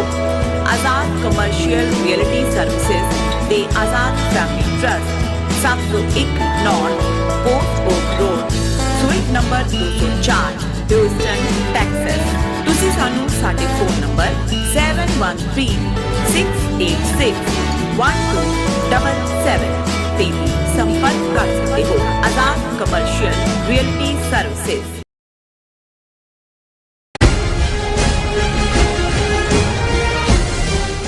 Viewers welcome back on programme. So viewers, ਭਾਰਤੀ ਕਬਜ਼ੇ ਵਾਲੇ ਪੰਜਾਬ ਦੀ ਗੱਲਬਾਤ ਕਰਨ ਜਾ ਰਹੇ ਹਾਂ ਕਿ ਪੰਜਾਬ ਵਿੱਚ ਭਾਰਤੀ ਖੁਫੀਆ ਏਜੰਸੀਆਂ ਵੱਲੋਂ ਸਿੱਖ ਨੌਜਵਾਨੀ ਦੇ ਖਿਲਾਫ ਕਾਰਵਾਈਆਂ ਤੇਜ਼ ਕਰ ਦਿੱਤੀਆਂ ਗਈਆਂ ਹਨ। ਇੰਡੀਆ ਨਿਊਜ਼ ਦੀ ਇੱਕ ਪੁਰਾਣੀ ਖਬਰ ਦੇ ਮੁਤਾਬਿਕ ਪੰਜਾਬ ਵਿੱਚ ਲਗਭਗ 4000 ਵਿਅਕਤੀਆਂ ਦੀ ਸ਼ਨਾਖਤ ਕੀਤੀ ਗਈ ਹੈ ਜਿਹੜੇ ਕਿ ਸੋਸ਼ਲ ਮੀਡੀਆ ਰਾਹੀਂ ਰੈਡੀਕਲ ਬਣ ਚੁੱਕੇ ਹਨ, ਯਾਨੀ ਕਿ ਖਾਲਿਸਤਾਨ ਦੇ ਪੱਕੇ ਹਮਾਇਤੀ ਹਨ। ਸੋ ਪੰਜਾਬ ਨੂੰ ਇੱਕ ਖਤਰਨਾਕ ਦੌਰ ਵੱਲ ਧੱਕਿਆ ਜਾ ਰਿਹਾ ਹੈ। ਸੋ ਇਸ ਬਾਰੇ ਆਪਾਂ ਗੱਲਬਾਤ ਕਰਨ ਜਾ ਰਹੇ ਹਾਂ। ਸੋ ਅਸੀਂ ਚਾਹਾਂਗੇ ਕਿ ਤੁਸੀਂ ਇਸੇ ਤਰ੍ਹਾਂ ਬਣੇ ਰਹਿਣਾ। ਦੇਖਣ ਸੁਣਨੇ ਅਤੇ ਲਿਖਣ ਲਈ ਤੁਹਾਡਾ ਸਭ ਦਾ ਬਹੁਤ ਬਹੁਤ ਸ਼ੁਕਰੀਆ ਜੀ। ਡਾਕਟਰ ਸਾਹਿਬ ਕੀ ਵਿਚਾਰਾਂ ਨੇ? ਸਾਡੇ ਵੀਰ ਦਰਸ਼ੀ ਬਰਾੜ ਜੀ ਵੀ ਫਰੀਦਕੋਟ ਤੋਂ ਜੁੜ ਚੁੱਕੇ ਨੇ, ਬਹੁਤ ਬਹੁਤ ਸ਼ੁਕਰੀਆ ਔਰ ਫਤਿਹ ਅਰਜ਼ ਕਰਦੇ। ਅੱਛਾ, ਖਬਰ ਤਾਂ ਇਹ ਅਪਡੇਟਡ ਹੈ ਕਿਉਂਕਿ ਨੀਰਜ ਚੌਹਾਨ ਦੀ ਇਹ ਸਟੋਰੀ ਹੈ ਔਰ ਇੰਡੀਆ ਨਿਊਜ਼ ਦੇ ਵਿੱਚ ਪਹਿਲਾਂ ਛਪੀ 2021 ਦੇ ਵਿੱਚ, ਹੁਣ ਉਹਨਾਂ ਨੇ 9 ਦਸੰਬਰ ਨੂੰ ਅਪਡੇਟ ਕੀਤੀ ਹੈ, ਪਰ ਜਾਂ ਪਹਿਲਾਂ ਮੇਰੇ ਤੋਂ ਇਗਨੋਰ ਹੋਈ। ਪਰ ਮੈਨੂੰ ਇਹ ਲੱਗਾ ਵੀ ਦਿਸ ਇਜ਼ ਆਫ ਇੰਟਰਸਟ ਹੈ ਕਿ ਜੇ 2021 ਦੇ ਵਿੱਚ ਇਹਨਾਂ ਨੇ ਇਸ ਲੈਵਲ ਦੇ ਉੱਤੇ ਸੋਸ਼ਲ ਮੀਡੀਆ, ਕਿਉਂਕਿ ਇਹਨਾਂ ਸੈਂਟਰ ਨੇ ਸਪੈਸ਼ਲ ਗ੍ਰਾਂਟ ਦੇ ਕੇ ਪੰਜਾਬ ਦੀ ਜਿਹੜੀ ਇਹਨਾਂ ਦੀ CID ਔਰ ਦੂਸਰੀਆਂ ਜਿਹੜੀਆਂ ਏਜੰਸੀਜ਼, ਹੁਣ ਤਾਂ ਇਹਨਾਂ ਦੀ NIA ਦੇ ਵੀ ਦਫ਼ਤਰ ਇਹਨਾਂ ਨੇ ਡਿਸਟ੍ਰਿਕਟ ਹੈੱਡਕੁਆਰਟਰ 'ਚ ਖੋਲ੍ਹੇ ਹੋਏ ਨੇ, ਪਰ ਇੱਕ ਸਪੈਸ਼ਲ ਸੈੱਲ ਬਣਾਇਆ ਜਿਹੜਾ ਸਿਰਫ ਜੋ ਕੁਝ ਸਾਈਬਰ ਤੇ ਆਉਂਦਾ ਹੈ ਉਸ ਨੂੰ ਮੋਨੀਟਰ ਕਰਦੇ ਨੇ ਔਰ ਉਸ ਸਾਰੇ ਦੇ ਥੱਲੇ ਜਿਹੜਾ ਉਹ ਸ਼ਾਰਟ ਲਿਸਟ ਕਰਦੇ ਨੇ, ਫਿਰ ਛਾਪਾ ਕੁਝ ਥਾਵਾਂ ਤੇ ਕੇਸ ਰਜਿਸਟਰ ਕਰਨ ਦੀ ਲਾਈਨ। ਪਰ ਇਹ ਗੱਲ ਕਰਨ ਤੋਂ ਪਹਿਲਾਂ ਮੈਂ ਇਹ ਦੇਖ ਰਿਹਾ ਕਿ ਵੀ ਕਿਵੇਂ ਜਿਹੜਾ ਸੈਂਟਰ ਦਾ ਏਜੰਡਾ ਹੈ ਪੰਜਾਬ ਦੇ ਵਿੱਚ, ਇੱਕ ਪਾਸੇ ਉਹਨਾਂ ਨੇ ਚੰਡੀਗੜ੍ਹ ਦੇ ਉੱਤੇ ਆਪਣੀ ਪਕੜ ਮਜ਼ਬੂਤ ਕਰ ਲਈ ਹੈ ਸੈਂਟਰ ਨੇ। ਹੁਣ ਅੱਜ ਦੀ ਇੱਕ ਖਬਰ ਹੀ ਸੀ ਕਿ ਉਹਨਾਂ ਨੇ ਚੰਡੀਗੜ੍ਹ ਦੇ SSP ਦਾ ਚਾਰਜ ਹਰਿਆਣਾ ਦੀ IPS ਮਨੀਸ਼ਾ ਚੌਧਰੀ ਨੂੰ ਦਿੱਤਾ ਹੈ ਔਰ ਇਹ ਜਿਹੜੇ ਪੰਜਾਬ ਦੇ IPS ਕਾਡਰ ਦੇ ਕੁਲਦੀਪ ਚਾਹਲ ਸੀ ਉਹਨੂੰ ਅਹੁਦੇ ਤੋਂ ਫਾਰਗ ਕੀਤਾ ਹੈ। ਹੁਣ ਜਦੋਂ ਚੰਡੀਗੜ੍ਹ ਦੇ ਵਿੱਚ ਹਿੱਸੇਦਾਰੀ ਵੀ ਸੀ ਪੋਸਟ ਦੀ 60-40 ਦੀ ਰੇਸ਼ੋ ਨਾਲ ਸੀ ਡੋਮੀਨੈਂਟ, ਔਰ ਦੂਜੇ ਇਹ ਹੌਲੀ ਉਹਨਾਂ ਨੇ ਪਹਿਲਾਂ ਪੰਜਾਬ ਯੂਨੀਵਰਸਿਟੀ ਚੰਡੀਗੜ੍ਹ ਦੇ ਉੱਤੇ ਵੀ ਆਪਣਾ ਸੈਂਟਰ ਦਾ ਕੰਟਰੋਲ ਕਰਨ ਦੀ ਲਾਈਨ, ਪਰ ਚੰਡੀਗੜ੍ਹ 'ਚ ਈਵਨ ਉਹਨਾਂ ਨੂੰ ਥਾਂ ਅਲਾਟ ਕਰਨੀ ਕਿ ਜੀ ਤੁਸੀਂ ਆਪਣਾ ਅਸੈਂਬਲੀ ਭਵਨ ਬਣਾ ਲਓ। ਔਰ ਭਗਵੰਤ ਮਾਨ ਦੀ ਸਰਕਾਰ ਦਾ, ਕਿਉਂਕਿ ਇਹ ਰਲੇ ਹੋਏ ਨੇ ਕੇਜਰੀਵਾਲ ਔਰ ਇਹ ਸਾਰੇ, ਇਹਦੇ ਉੱਤੇ ਕੋਈ ਸਟੈਂਡ ਨਹੀਂ ਲਿਆ ਗਿਆ। ਹੁਣ ਜਦੋਂ ਅੱਜ ਈਵਨ ਲਾਅ ਐਂਡ ਆਰਡਰ ਦੇ ਮਾਮਲੇ ਦੇ ਵਿੱਚ ਹਰਿਆਣੇ ਦੇ ਪੰਜਾਬ ਦੇ IPS ਨੂੰ ਫਾਰਗ ਕਰਕੇ ਪੰਜਾਬ ਕਾਡਰ ਦੇ ਹਰਿਆਣੇ ਦੇ ਨੂੰ ਕੀਤਾ ਤੇ ਅੱਜ ਇਹ ਪ੍ਰੋਟੈਸਟ ਕਰ ਰਿਹਾ Punjab government objects to filling of Chandigarh SSP post by Haryana cadre officer. CM Bhagwant Mann writes to Union Territory Administrator opposing the decision, says post has traditionally been occupied by Punjab cadre IPS officer. ਸੋ ਮਤਲਬ ਇਹ ਹੈ ਵੀ ਉਹਨਾਂ ਨੇ ਹੌਲੀ ਸਾਰਾ ਹੀ ਜਿਹੜਾ control ਹੈ ਉਹ ਆਪਣੇ ਹੱਥ ਲੈ ਲਿਆ ਔਰ ਪੰਜਾਬ ਦੀ ਕੀ ਹਾਲਤ ਹੋਏਗੀ ਸਕੂਲਾਂ ਦੇ ਲਿਹਾਜ਼ ਨਾਲ, ਜ਼ੁਬਾਨ ਦੇ ਲਿਹਾਜ਼ ਨਾਲ, ਕਿ ਪੰਜਾਬੀ ਯੂਨੀਵਰਸਿਟੀ ਪਟਿਆਲੇ ਦੇ ਵਿੱਚ ਇਹ ਇੱਕ ਯੂਥ ਫੈਸਟੀਵਲ ਨੂੰ ਪ੍ਰੀਜ਼ਾਈਡ ਕਰਨ ਆਉਂਦਾ ਹੈ ਭਗਵੰਤ ਮਾਨ ਔਰ ਉੱਥੇ ਐਲਾਨ ਕਰਦਾ ਹੈ penalising students for speaking in Punjabi will invite action. ਉਹਨੇ ਕਿਹਾ ਜੀ ਕਿਉਂਕਿ ਹੁਣ ਇੰਨੀਆਂ ਕੁ ਖਬਰਾਂ ਨੇ ਪੰਜਾਬ ਦੇ ਸਕੂਲਾਂ ਜਿੱਥੇ ਬੱਚਿਆਂ ਦੇ ਘੜੇ ਲਵਾਏ ਜਾਂਦੇ ਨੇ, ਜਿਹੜੇ ਉੱਥੇ ਕੋਈ ਪੰਜਾਬੀ ਬੋਲਦੇ ਨੇ ਉਹਨਾਂ ਨੂੰ ਜਿਹੜਾ ਉਹ ਸਜ਼ਾ ਦਿੱਤੀ ਜਾਂਦੀ ਹੈ, ਫਾਈਨ ਕੀਤੇ ਜਾਂਦੇ ਨੇ ਜਾਂ ਉਹਨਾਂ ਨੂੰ ਘਰ ਨੂੰ ਭੇਜ ਦਿੱਤਾ ਜਾਂਦਾ ਹੈ। ਔਰ ਪੰਜਾਬੀ ਯੂਨੀਵਰਸਿਟੀ 'ਚ ਖਲੋ ਕੇ ਚੀਫ ਮਿਨਿਸਟਰ ਪੰਜਾਬ ਦਾ ਕਹਿ ਰਿਹਾ ਕਿ ਜੀ ਜੇ ਪੰਜਾਬ ਦੇ ਪੰਜਾਬੀ ਬੋਲਣ ਦੇ ਉੱਤੇ ਕੋਈ ਕਰੇਗਾ ਤੇ ਅਸੀਂ ਇਹ ਤੋਂ ਅੰਦਾਜ਼ਾ ਲਾਓ ਵੀ ਆਲਰੇਡੀ ਬਿਮਾਰੀ ਕਿਸ ਹੱਦ ਤੱਕ ਫੈਲੀ ਹੋਈ ਹੈ, ਕਿਸ ਹੱਦ ਤੱਕ ਪੰਜਾਬ ਦੇ ਵਿੱਚ ਸਾਡੇ ਬੱਚਿਆਂ ਨੂੰ ਸਾਡੀ ਬੋਲੀ ਨੂੰ ਬੇਗਾਨਗੀ ਦਾ ਅਹਿਸਾਸ ਕਰਵਾਇਆ ਜਾ ਰਿਹਾ। ਔਰ ਦੂਸਰੇ ਪਾਸੇ ਹੁਣ ਮੈਂ ਇਹ ਇੰਡੀਆ ਨਿਊਜ਼ ਦੀ ਖਬਰ ਨੂੰ ਦੇਖਾਂ, ਇਹਦੀ ਹੈਡਲਾਈਨ ਹੀ ਇਹ ਹੈ ਕਿ 3988 individuals in Punjab identified for radical activities, 220 received money from Sikhs for Justice। ਕਿ ਵੀ 3988 ਇਹਨੂੰ ਅਸੀਂ 4000 ਹੀ ਮੰਨੀਏ, 12 ਘੱਟ ਰੱਖਿਆ। ਜਦੋਂ ਇਦਾਂ ਦੀ ਫਿਗਰ ਦਿੰਦੇ ਨੇ ਆਪਣੇ ਆਪ ਨੂੰ ਕਰੈਕਟ ਦੱਸਣ ਦੇ ਲਈ ਕਿ ਦੇਖੋ ਅਸੀਂ ਬਿਲਕੁਲ ਇੰਨੇ ਚਵਾਨੀਆਂ ਇੰਨੀਆਂ ਦਵਾਨੀਆਂ ਗਿਣ ਕੇ ਦਿੱਤੀਆਂ। ਹੁਣ ਖਬਰ ਦਾ ਲੁਬੇ ਨੀਰਜ ਚੌਹਾਨ ਜਿਹੜਾ ਇਸ ਸਟੋਰੀ ਨੂੰ ਕਰ ਰਿਹਾ। Punjab Police identifies 3,988 individuals till 2021 2021 ਤੱਕ। ਅਜੇ 2022 ਦੇ ਇਹਨਾਂ 12 ਮਹੀਨਿਆਂ ਦੇ ਵਿੱਚ ਇੰਨੇ ਹੋਰ ਸ਼ਾਮਲ ਹੋ ਗਏ ਹੋਣੇ ਨੇ for their radical activities on social media as part of its strategy to counter growing radicalization of people by Khalistani groups as well as Pakistani backed terror smugglers gangsters nexus in the state, according to details shared by counter terrorism officials। ਹੁਣ ਤੁਹਾਡੀ social media ਤੇ activity counter terrorism ਹੈ, ਉਹਦੇ ਥੱਲੇ ਤੁਹਾਨੂੰ ਜਿਹੜਾ ਉਹ terrorist ਕਮ radical ਫਿਰ ਨੈਕਸਸ ਦੇ ਨਾਲ ਜੋੜ ਕੇ, ਔਰ ਉਹਦੇ ਚ ਉਹਨਾਂ ਨੇ ਕਿਹਾ ਜੀ ਇਹ ਜਿਹੜੇ 3988 ਨੇ ਇਹਨਾਂ ਚੋਂ 993 ਨੂੰ ਉਹਨਾਂ ਨੇ ਆਇਡੈਂਟੀਫਾਈ ਕਰਕੇ they were directly taken under Punjab Police de-radicalization scheme for counseling and 2007 have been brought back into mainstream, the data shows। ਉਹਨੇ ਡਾਟੇ ਮੁਤਾਬਿਕ ਇਹ ਕਦੇ ਕਿਤੇ ਖਬਰ ਨਹੀਂ ਆਈ ਕਿ ਵੀ 993 ਉਹਨਾਂ ਨੇ ਬੰਦੇ ਚੁੱਕੇ, ਉਹਨਾਂ ਨੂੰ ਕਿੱਥੇ ਜਾ ਕੇ ਕੈਂਪਾਂ 'ਚ ਰੱਖਿਆ। ਡੀ ਰੈਡੀਕਲਾਈਜ਼ ਦਾ ਮਤਲਬ ਇਹ ਹੈ ਕਿ ਉਹਨਾਂ ਨੂੰ ਖਾਲਿਸਤਾਨੀਆਂ ਦੇ ਵਿੱਚ ਵਾੜ ਕੇ ਉਹਨਾਂ ਤੋਂ ਉਹ ਕੰਮ ਕਰਵਾਉਣੇ ਨੇ, ਉਹਨਾਂ ਨੂੰ ਇਹ ਕਹਿਣਾ ਵੀ ਦੇਸ਼ ਭਗਤੀ ਇਹ ਹੈ। ਇਹਨਾਂ ਦੀ ਡੀ ਰੈਡੀਕਲਾਈਜੇਸ਼ਨ ਇਹ ਹੈ ਵੀ ਇੱਕ ਤਾਂ ਹੁੰਦਾ ਨਾ ਕਿਸੇ ਨੂੰ ਨਸ਼ਾ ਹੈ ਤੇ ਤੁਸੀਂ ਕਹਿੰਦੇ ਹੋ ਕਿ ਜੀ ਉਹਨੂੰ ਡੀਟੌਕਸੀਕੇਟ ਜਿਹੜਾ ਤੁਸੀਂ ਕਰਨ ਦੇ ਲਈ ਕਿਸੇ ਨੂੰ ਜ਼ਹਿਰ ਚੜਿਆ ਉਹਦੀ ਡੀਟੌਕਸੀਕੇਸ਼ਨ ਹੈ, ਕੋਈ ਨਸ਼ਾ ਹੈ ਉਹਨੂੰ ਤੁਸੀਂ ਡੀ ਐਡਿਕਸ਼ਨ ਸੈਂਟਰ 'ਚ ਲੈ ਕੇ ਜਾਂਦੇ ਹੋ।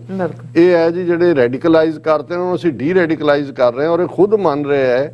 ਔਰ ਇਹ ਡਾਟਾ ਐਂਟਾਈ ਕਾਊਂਟਰ ਟੈਰਰਿਜ਼ਮ ਡਿਪਾਰਟਮੈਂਟ ਨੇ ਦਿੱਤਾ ਹੈ ਕਿ 993 ਜਿਹੜੇ ਨੇ ਉਹਨਾਂ ਨੂੰ ਸਿੱਧੇ ਤੌਰ ਤੇ ਪੁਲਿਸ ਨੇ ਆਪਣੀ ਸ਼ੈਲਟਰ 'ਚ ਲੈ ਕੇ ਜਿਹੜਾ ਡੀ ਰੈਡੀਕਲਾਈਜ਼ ਕੀਤਾ।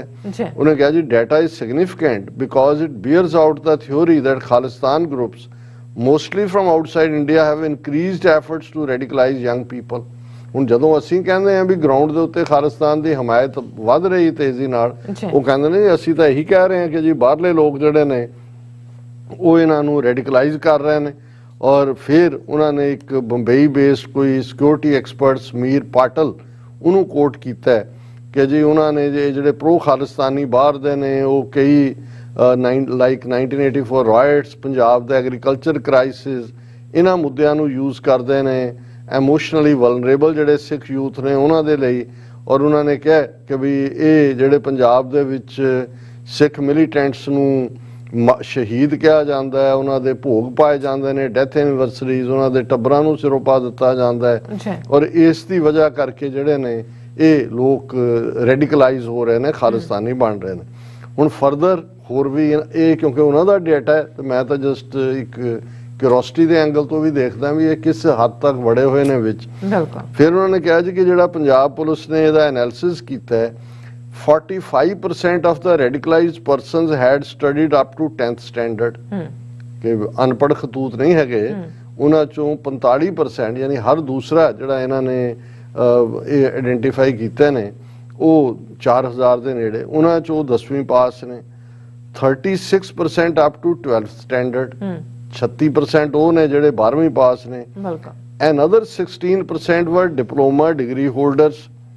ਸਿਰਫ 3% ਜਿਹੜੇ ਨੇ ਉਹ ਇਲਿਟਰੇਟ ਨੇ। ਸਿਰਫ ਇਹਦਾ ਮਤਲਬ ਇਹ ਹੈ ਕਿ 97% ਪੜ੍ਹੇ ਲਿਖੇ ਜਿਹੜੇ ਹਾਈ ਸਕੂਲਰ ਵੀ ਨੇ, ਡਿਪਲੋਮਾ ਹੋਲਡਰ ਵੀ ਨੇ, ਜਾਂ ਮਿਨੀਮਮ 10th ਸਟੈਂਡਰਡ ਉਹਨਾਂ ਨੇ ਕੀਤਾ ਹੋਇਆ, ਉਹਨਾਂ ਨੂੰ ਇਹਨਾਂ ਪੁਲਿਸ ਨੂੰ ਦੱਸਣ ਦੀ ਲੋੜ ਹੈ ਕਿ ਜੀ ਠੀਕ ਕੀ ਹੈ ਤੇ ਗਲਤ ਕੀ ਹੈ। ਫਿਰ ਜਿਹੜੇ ਹੁਣ ਰੈਡੀਕਲਾਈਜ਼ ਇਹਨਾਂ ਦੇ ਕਹਿਣ ਮੁਤਾਬਕ ਉਹਨਾਂ ਦੀਆਂ ਉਮਰਾਂ ਕੀ ਨੇ, 16 ਤੋਂ 25 ਸਾਲ ਜਿਹੜੇ ਨੇ 27% ਨੇ। 26 ਤੋਂ 35 ਸਾਲ ਦੇ ਜਿਹੜੇ ਨੇ ਉਹ 39% ਨੇ। ਹੁਣ 35 ਸਾਲ 'ਚ ਵੀ ਕੋਈ ਜਿਹੜਾ ਉਹ ਭੜਕ ਸਕਦਾ ਬਾਹਰਲਿਆਂ ਤੋਂ। ਐਂਡ ਇੰਟਰਸਟਿੰਗ ਗੱਲ ਇਹ ਹੈ ਵੀ 36 ਸਾਲ ਤੋਂ ਅਬਵ ਵੀ ਜਿਹਨਾਂ ਨੂੰ ਇਹ ਕਹਿੰਦੇ ਨੇ ਉਹ 33.3% ਨੇ।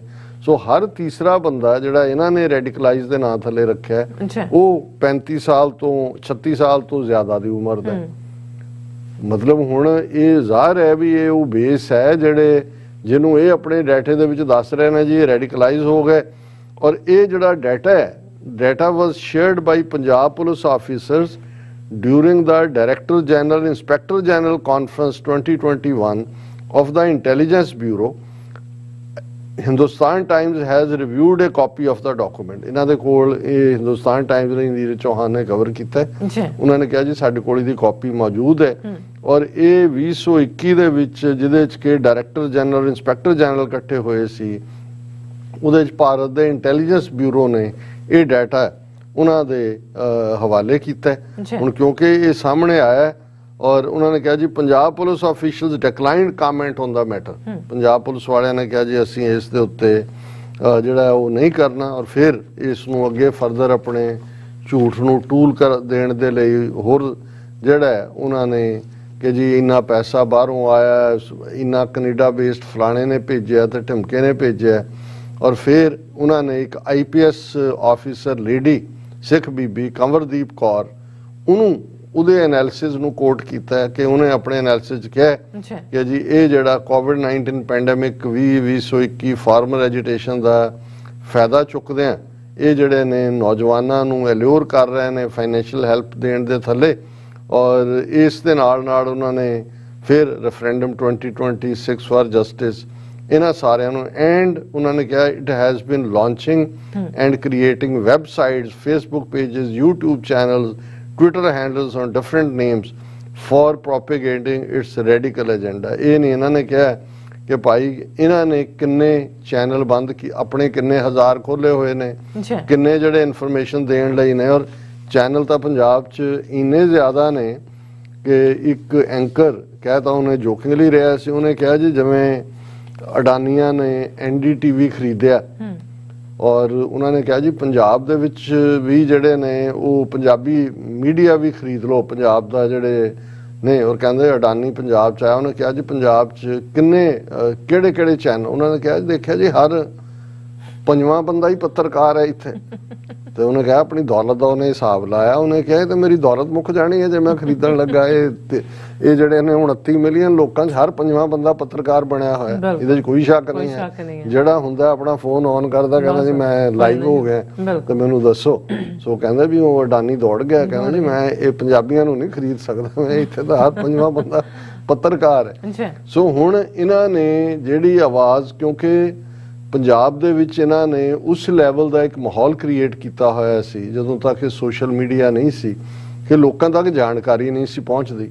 ਔਰ ਇਹਦੇ 'ਚ ਕੋਈ ਸ਼ੱਕ ਨਹੀਂ ਹੈ ਕਿ ਫਾਰਮਰ ਮੂਵਮੈਂਟ ਦੇ ਵੇਲੇ ਪੰਜਾਬ ਦੇ ਵਿੱਚ ਮੈਕਸਿਮਮ ਐਜੂਕੇਸ਼ਨ ਹੋਈ, ਯੰਗਸਟਰਸ ਤੱਕ ਵੀ ਆਪਣਾ ਫਖਰ ਵੀ ਇਤਿਹਾਸ ਵੀ। ਔਰ ਉਹਦੇ 'ਚ ਮੈਂ ਸਮਝਦਾ ਵੀ ਇਹ ਜਿਹੜੀ ਸਾਡੀ ਕਲਾਕਾਰ ਇੰਡਸਟਰੀ ਹੈ, ਭਾਵੇਂ ਸਿੱਧੂ ਮੂਸੇਵਾਲੇ ਤੋਂ ਬਾਅਦ ਤਾਂ ਸਭ ਕੁਝ ਧੜਮ ਕਰਕੇ ਡਿੱਗ ਹੀ ਪਿਆ, ਉਸ ਤੋਂ ਬਾਅਦ ਤਾਂ ਉਹ ਜਿਹੜੀ 900 ਕਰੋੜ ਦੀ ਵੱਡੀ ਪੰਜਾਬੀ ਇੰਡਸਟਰੀ ਸੀ ਉਹ ਲੱਭੇ ਹੀ ਨਹੀਂ ਹੈ। ਹੁਣ ਤਾਂ ਇਹਨਾਂ ਨੇ ਵੀ ਏਜੰਸੀਆਂ ਨੇ ਵੀ ਉਹਦਾ ਇੱਕ ਪਾਸੇ ਉਹਨਾਂ ਨੇ ਆਪ ਮਾਰਿਆ ਸਿੱਧੂ ਮੂਸੇਵਾਲਾ ਨੂੰ, ਹੁਣ ਉਹਦਾ ਬਹਾਨਾ ਬਣਾ ਕੇ ਜੀ ਉਹਨੂੰ ਔਲਖ ਨੂੰ, ਮਨਕੀਰਤ ਔਲਖ ਨੂੰ ਸੱਦ ਲਿਆ, ਬੱਬੂ ਮਾਨ ਨੂੰ ਸੱਦ ਲਿਆ, ਫਲਾਣੇ ਢਿਮਕੇ ਨੂੰ।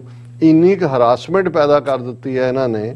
ਔਰ ਉਹ ਸ਼ੁਤਰ ਬੇਮੁਹਾਰ ਵਾਂਗ, ਕਿਉਂਕਿ ਜਿੰਨੀਆਂ ਮਰਜ਼ੀ ਗੈਂਗਾਂ ਬਣਾ ਦਿਓ, ਲਾਰੈਂਸ ਦਾ ਉਹ ਫੜਿਆ ਗਿਆ ਗੈਂਗ ਦਾ, ਉੱਥੋਂ ਆ ਗਿਆ। ਹੁਣ ਸਾਰੇ ਮੀਡੀਆ 'ਚੋਂ ਖਬਰ ਗਾਇਬ ਹੋ ਗਈ ਕਿ ਜਿਹੜਾ ਤੁਸੀਂ ਕੈਲੀਫੋਰਨੀਆ ਦੇ ਵਿੱਚ ਗੋਲਡੀ ਬਰਾੜ ਫੜਿਆ ਸੀ, ਜਿਹੜਾ ਭਗਵੰਤ ਮਾਨ ਉੱਥੇ ਗੁਜਰਾਤ 'ਚ ਕਹਿੰਦਾ ਸੀ ਫੜ ਲਿਆ ਹੁਣੇ ਹੀ ਅਸੀਂ ਜਿਹੜਾ ਉਹਨੂੰ ਚੁੱਕ ਕੇ ਲੈ ਆਉਣਾ, ਤੁਸੀਂ ਦੇਖੋ ਖਬਰਾਂ 'ਚੋਂ ਗਾਇਬ ਹੋ ਗਏ। ਸੋ ਹਾਲਾਤ ਇਹਨਾਂ ਨੇ ਇਹ ਕੀਤੇ ਹੋਏ ਨੇ ਕਿ ਵੀ ਕੋਈ ਖਬਰ ਜਿਹੜੀ ਹੈ ਉਹ 24 ਘੰਟੇ ਤੋਂ ਜ਼ਿਆਦਾ ਨਹੀਂ ਉਹ ਦਮ ਤੋੜ ਜਾਂਦੀ ਹੈ। ਪਰ ਮਿਸ ਇਨਫੋਰਮੇਸ਼ਨ ਇਸ ਲੈਵਲ ਦੇ ਉੱਤੇ ਚੱਲ ਰਹੀ ਹੈ। ਔਰ ਇੱਥੇ ਇਹ ਜਿਹੜੀ ਸਟੋਰੀ ਹੈ ਇਹ ਮੈਂ ਸਮਝਦਾ ਵੀ ਏਡੀ ਮੇਜਰ ਸਟੋਰੀ ਸੀ ਕਿ ਭਾਈ ਉਹਨਾਂ ਨੇ 4000 ਬੰਦਾ ਪੰਜਾਬ 'ਚ ਆਇਡੈਂਟੀਫਾਈ ਕੀਤਾ ਕਿ ਜੀ ਇਹ ਰੈਡੀਕਲਾਈਜ਼ ਨੇ, 900 ਪੁਲਿਸ ਨੇ ਆਪਣੇ ਵਿੰਗਸ ਥੱਲੇ ਲਿਆ। ਫਿਰ ਇਹ ਜਦੋਂ ਅਸੀਂ ਜਦੋਂ ਮਲੋਏ ਧਰ ਹੋਏ IB ਦਾ ਅੰਕੜਾ ਹੈਗਾ ਔਰ ਮਲੋਏ ਧਾਰ ਇੰਟੈਲੀਜੈਂਸ ਬਿਊਰੋ ਦਾ ਚੀਫ ਸੀ ਜਦੋਂ ਉਹਨੇ ਪੰਜਾਬ ਦੇ ਉਹਨੇ ਓਪਨ ਸੀਕ੍ਰੇਟਸ ਕਿਤਾਬ ਵੀ ਲਿਖੀ ਪੰਜਾਬ ਦੇ ਵਿੱਚ ਕਿਵੇਂ ਡੀਰੇਲ ਕੀਤਾ ਸਾਰੀ ਮੂਵਮੈਂਟ ਨੂੰ ਜੀ ਔਰ ਉਹਨਾਂ ਜ਼ਮਾਨਿਆਂ 'ਚ ਨੋਨ ਸੀ ਕਿ ਵੀ ਉਹਨਾਂ ਨੇ ਕਿਵੇਂ ਬਿਹਾਰ ਯੂਪੀ ਚੋਂ ਕੁਝ ਜਿਹੜੇ ਨੇ ਗ੍ਰੰਥੀ ਨੁਮਾ ਜਿਹਨਾਂ ਨੇ ਅੰਮ੍ਰਿਤ ਰਿਕਰੂਟ ਕੀਤੇ ਕਿਵੇਂ ਦਮਦਮੀ ਟਕਸਾਲ ਦੇ ਗ੍ਰੰਥੀ ਬਣਾਏ ਉਹਨਾਂ ਦੀ ਟ੍ਰੇਨਿੰਗ ਦਿੱਤੀ ਜਾਂ ਹੋਰ ਧਾਰਮਿਕ ਅਦਾਰਿਆਂ ਦੀ ਕਿਵੇਂ ਗੁਰਦੁਆਰਿਆਂ 'ਚ ਫਿੱਟ ਕੀਤੇ ਜੀ ਕਿਵੇਂ ਉਹਨਾਂ ਨੇ ਜਾਣਕਾਰੀ ਦੱਸੋ ਇਹ ਏਜੰਡਾ ਤਾਂ ਉਹਨਾਂ ਦਾ 80s ਦੇ ਵਿੱਚ ਸੀ ਈਵਨ ਬਿਫੋਰ 84 ਵਾਪਰਨ ਤੋਂ ਹੀ ਪਹਿਲਾਂ ਉਹਨਾਂ ਨੇ ਆਪਣੇ ਬੰਦੇ ਜਿਹੜੇ ਨੇ ਉਹ ਵਿੱਚ ਫਿੱਟ ਕੀਤੇ ਹੋਏ ਸੀ ਜਿਹੜੇ ਉਹਨਾਂ ਤੱਕ ਜਾਣਕਾਰੀ ਪਹੁੰਚਾਉਂਦੇ ਸੀ ਹੁਣ ਤਾਂ ਇਹ ਸੋਸ਼ਲ ਮੀਡੀਆ ਦੀ ਪਿਕ ਹੈ 4000 ਬੰਦਾ ਪੰਜਾਬ ਜਿਹੜਾ ਇਹਨਾਂ ਨੇ ਇਸ ਐਂਗਲ ਤੋਂ ਲਿਆਂਦਾ ਸੋ ਸਾਡਾ ਵਾਹ ਇਸ ਕਿਸਮ ਦੇ ਦੁਸ਼ਮਣ ਨਾਲ ਬਿਲਕੁਲ ਡਾਕਟਰ ਸਾਹਿਬ ਤੁਹਾਡਾ ਬਹੁਤ ਬਹੁਤ ਧੰਨਵਾਦ ਸਾਥ ਲੈਣੇ ਬ੍ਰੇਕ ਵਿਊਅਰਸ ਤੁਸੀਂ ਇਸੇ ਤਰ੍ਹਾਂ ਹੀ ਬਣੇ ਰਹਿਣਾ ਮਿਲਦੇ ਹਾਂ after this short break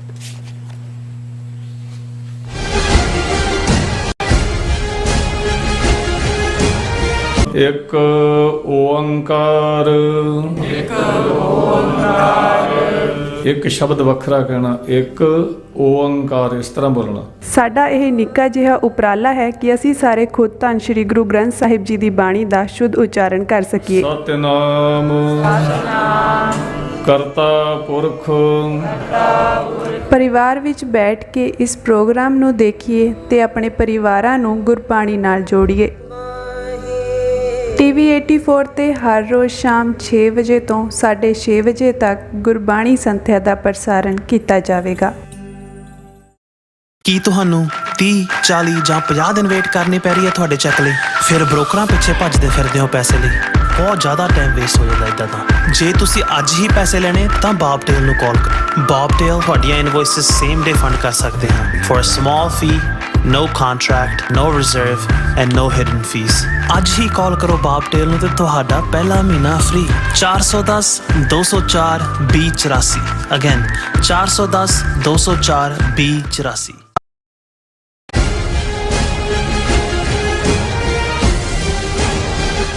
viewers welcome back to programme. So viewers ਗੱਲਬਾਤ ਕਰਨ ਜਾ ਰਹੇ ਹਾਂ ਖਾਲਸਾ ਵਹੀਰ ਦੀ ਕਾਮਯਾਬੀ ਨੇ ਸਿੱਖ ਸੰਗਤਾਂ ਨੂੰ ਕਾਫੀ ਉਤਸ਼ਾਹਿਤ ਕੀਤਾ ਹੈ ਪਰ ਜਲੰਧਰ ਦੇ ਗੁਰਦੁਆਰਿਆਂ ਵਿੱਚੋਂ ਨੌਜਵਾਨਾਂ ਵੱਲੋਂ ਅਪੰਗ ਵਿਅਕਤੀਆਂ ਦੇ ਬੈਠਣ ਲਈ ਰੱਖੀਆਂ ਗਈਆਂ ਕੁਰਸੀਆਂ ਬੈਂਚਾਂ ਦੀ ਜਿਹੜੀ ਹੈ ਜ਼ਬਰਦਸਤੀ ਕੀਤੀ ਗਈ ਤੋੜ ਭੰਨ ਅਤੇ ਲੱਗ ਲਾ ਕੇ ਸਾੜਨ ਦੀਆਂ ਜਿਹੜੀਆਂ ਖਬਰਾਂ ਨੇ ਇੱਕ ਜਿਹੜਾ ਵਿਵਾਦ ਹੈ ਉਹ ਖੜਾ ਕਰ ਦਿੱਤਾ ਹੈ ਔਰ ਵਾਰਸ ਪੰਜਾਬ ਦੇ ਜਥੇਬੰਦੀ ਨੂੰ ਬਹੁਤ ਸੋਚ ਸਮਝਣ ਨਾਲ ਜਿਹੜਾ ਚੱਲਣ ਦੀ ਹੈ ਲੋੜ ਹੈ ਔਰ ਕਿਉਂਕਿ ਕਈ ਵਾਰ ਬੇਲੋੜਾ ਜਿਹੜਾ ਵਿਵਾਦ ਹੁੰਦਾ ਹੈ ਉਹ ਅਸਲ ਨਿਸ਼ਾਨੇ ਤੋਂ ਭਟਕਾ ਦਿੰਦਾ ਹੈ ਔਰ ਜਿਹੜੀਆਂ ਏਜੰਸੀਆਂ ਇਸ ਕਿਸਮ ਦੇ ਮੌਕੇ ਦੀ ਭਾਲ 'ਚ ਹੁੰਦੀਆਂ ਨੇ। ਸੋ ਇਸ ਬਾਰੇ ਆਪਾਂ ਗੱਲਬਾਤ ਕਰਨ ਜਾ ਰਹੇ ਹਾਂ। ਸੋ ਅਸੀਂ ਚਾਹਾਂਗੇ ਕਿ ਤੁਸੀਂ ਇਸੇ ਤਰ੍ਹਾਂ ਬਣੇ ਰਹਿਣਾ ਦੇਖਣ ਸੁਣਨੀ ਐਂਡ ਲਿਖਣ ਲਈ ਤੁਹਾਡਾ ਸਭ ਦਾ ਬਹੁਤ ਬਹੁਤ ਧੰਨਵਾਦ ਜੀ। ਡਾਕਟਰ ਸਾਹਿਬ ਕੀ ਵਿਚਾਰਾਂ ਨੇ?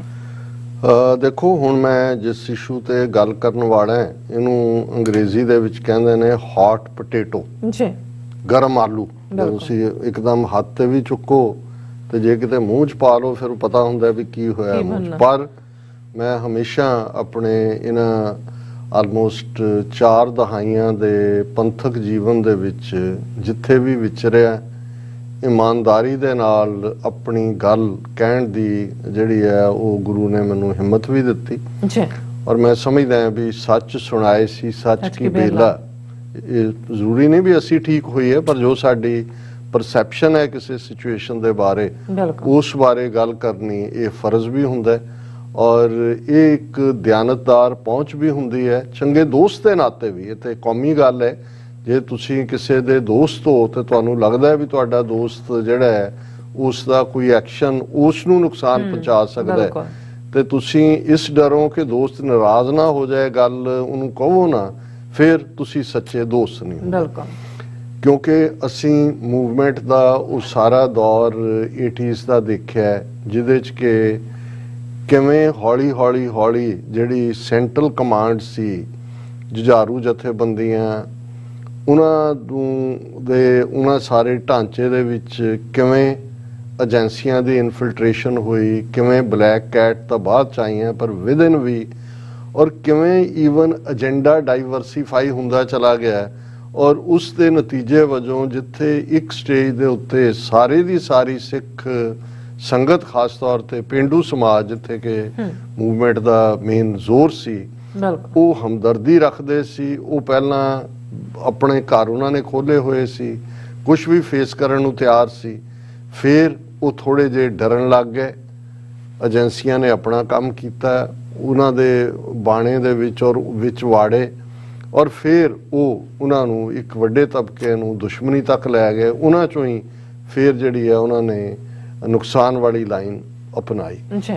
ਔਰ ਉਸ ਪੀਰੀਅਡ 'ਚ ਵੀ ਜਿਹੜਾ ਇੱਕ ਏਜੰਡਾ ਜਿਹੜਾ ਕਿਵੇਂ ਬੇਸ਼ੱਕ ਪੰਥਕ ਕਮੇਟੀ ਦੀ ਕਮਾਂਡ ਥੱਲੇ ਸੀ ਜਾਂ ਕਿਵੇਂ ਸੀ, ਲੇਕਿਨ ਉਹ ਸੀ ਸੋਸ਼ਲ ਰਿਫਾਰਮ ਦੇ ਥੱਲੇ। ਬਿਲਕੁਲ। ਔਰ ਸੋਸ਼ਲ ਰਿਫਾਰਮ ਦੇ ਥੱਲੇ ਬੇਸ਼ੱਕ ਡਾਇਰੈਕਟਿਵ ਸੀ ਕਿ ਭਾਈ ਛੋਟੀਆਂ ਬਰਾਤਾਂ 21 ਬੰਦੇ ਜਾਣ ਜਾਂ 11 ਜਾਣ, ਸ਼ਾਇਦ ਇਸ ਕਿਸਮ ਦਾ। ਔਰ ਦੂਜਾ, ਲੇਕਿਨ ਕਿਉਂਕਿ ਤੁਹਾਡੇ ਕੋਲ ਉਹਨਾਂ ਦਾ ਕੋਈ ਕਾਡਰ ਹੁੰਦਾ ਨਹੀਂ, ਕੋਈ ਆਰਗੇਨਾਈਜ਼ ਦਾ ਤੁਹਾਡਾ ਸਿਸਟਮ ਨਹੀਂ ਹੈ ਕਿ ਵੀ ਕਿੱਥੇ ਰੁਕਣਾ, ਉਹ ਇਵੇਂ ਵੱਧਦਾ ਚਲਾ ਗਿਆ। ਕੁਝ ਚੀਜ਼ਾਂ ਨੂੰ ਲੋਕਾਂ ਨੇ ਪਸੰਦ ਕੀਤਾ ਇਨੀਸ਼ੀਅਲੀ ਕਿ ਭਾਈ ਜਿਨ੍ਹਾਂ ਦੀਆਂ ਬੱਚੀਆਂ ਛੱਡੀਆਂ ਹੋਈਆਂ ਨੇ, ਦੂਜੀਆਂ ਨੇ ਉਹਨਾਂ ਦੇ ਘਰ ਵਸਾਣੇ ਨੇ, ਉਹਨਾਂ ਦਾ ਦੂਜਾ।